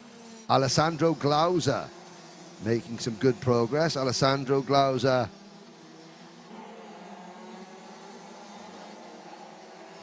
another very experienced member of the Swiss national karting team, has represented Switzerland in the Rotax Grand Finals on several occasions. Marcel Muckli in 9th, Tony Texiera at 10th, Patrick Aibi 11th, then Gino Vesna, Rolf Kaiser, Ueli Fritzi, Werner Eichenberger in number 15 in 15th position. Eric Dua in karts 533 is 16th. Then Salvatore De Nuzzo in 17th. Jean-Claude Zubriggen and Rafael Brugger round out the 19 runners that we have. And stand by, Manuel D, on the live chat, because Tommaso Danieli has just set a new fastest lap, 49.315 seconds. We're watching the battle for the race lead between Jan Andriano and Michael Hitchcock. But behind them, the two teammates, it's a 1-3-4 at the moment for the Grammy Power Sony kart team. But it's Doodler in third and Danieli in fourth. But Danieli has got the fastest lap of the race. There they are, the top two, and just about 1.6 seconds behind these two on your screens. Here's the fight for third position. Doodler has it. Danieli wants it. They are 1 second clear of Dimo Notafranco in fifth position. But meanwhile, Michael Hitchcock on this CRG chassis, well, it is the Kart Shop Switzerland entered driver, Michael Hitchcock. This is as well, he's been this close to Jan Adriano virtually all day.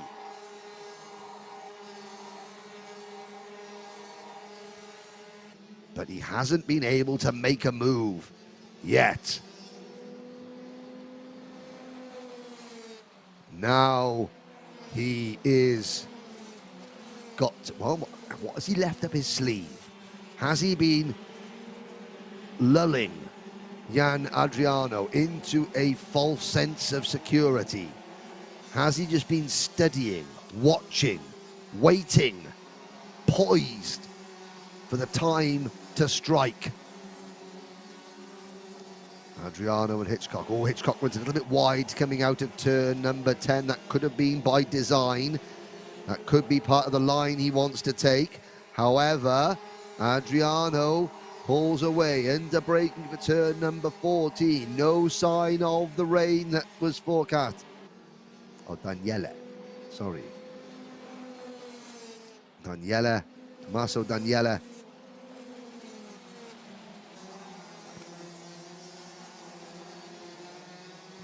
Tommaso Daniele in fourth position. Wilson is fifth now. Notafranco is sixth. Oh, Alessandro Glauser up into seventh position with a new fastest lap, 49.152 for the driver of kart 506. Here he is on our screen, the third kart in this battle now. You've got the green, predominantly green TB kart of Keith Wilson running in fifth position.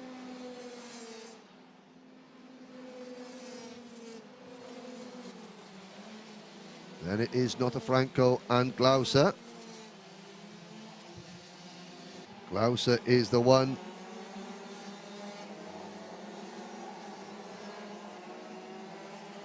on the move. He's closing, he's right behind Notafranco through turn number 8 now, down towards 9 and 10. This is lap 12 out of 16. Up at the front, Jan Adriano and Michael Hitchcock continue to run. 1 and 2. Doodler is second. Daniela is third. Doodler is third. Daniela is fourth. Then it is Wilson, Dr. Franco, Glauser, Luaka, Muckley, Texiera, Aby, Vesna, Eichenberger, Dua, Kaiser, Fritzi, Denuzzo, Zebruggen, and Brugger.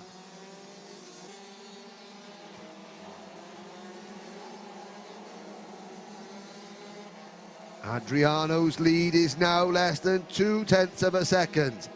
Hitchcock is as close as he's ever been. Hitchcock sets a new fastest lap. We're watching a battle further down the order.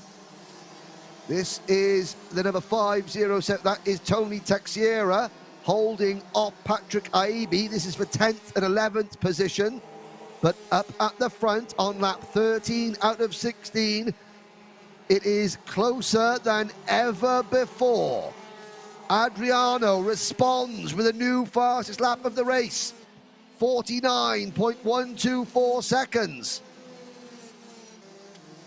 There's a brief glimpse at the leaders going up into turn number 5. It looked as though Hitchcock was trying to make a move, and there it is. Hitchcock has made his move. Just out of the corner of my eye, I saw Hitchcock diving up the inside at turn number 5. It's taken him 12 and a half laps. Well, no, it's taken him 13 laps. We're on lap number 14 now. Hitchcock has finally pulled the trigger and gone. Here comes Adriano, though, back up the inside of the turn number 14. He overshoots the corner, can't get the kart slowed down on the apex.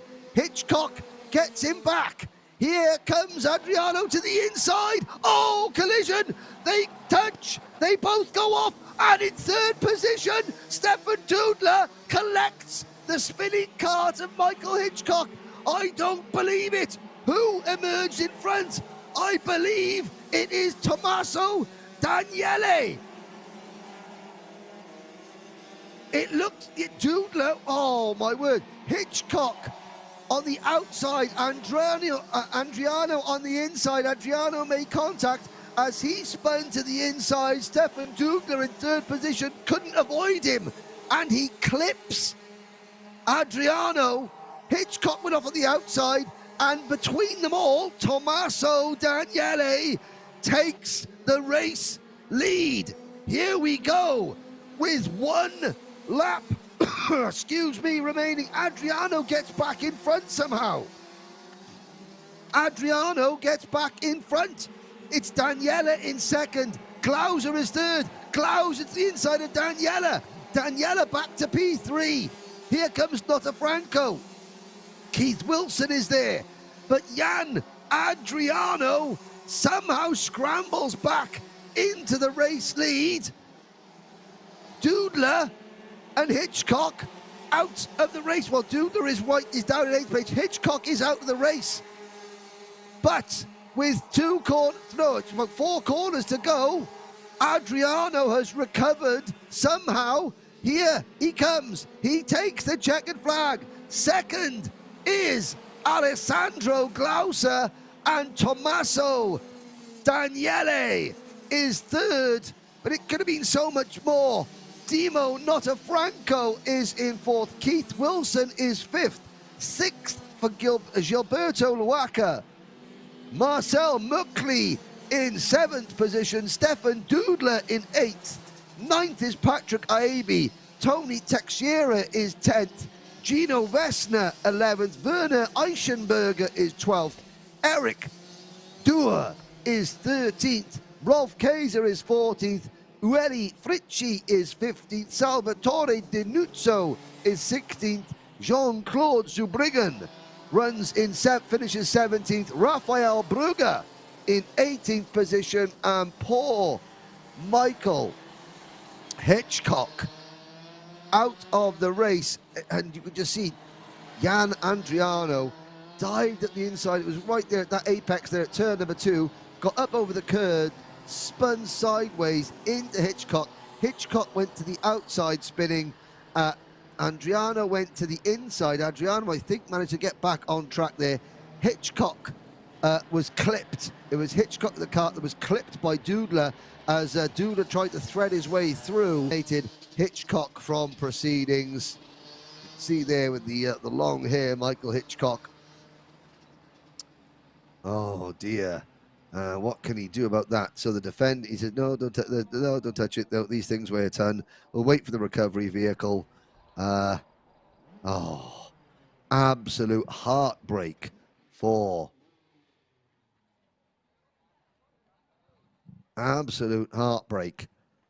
for Michael Hitchcock. But that, ladies and gentlemen, concludes an epic day's racing. The 2023 Rotax Max Challenge for Switzerland has begun, and it has begun in fine style. On behalf of everybody here at Alpha Live, my name's Henry Baudet. It has been an absolute pleasure and an honor to bring you today's racing. For all the track officials at Franciacorta, the organizing team, everybody at the BRP Rotax family, and our sponsors at Kart Shop Switzerland, Prima Klima and Auto Schmidt. This has been an Alpha Live production of round one of the 2023 Rotax Max Challenge Switzerland. We'll see you again very soon.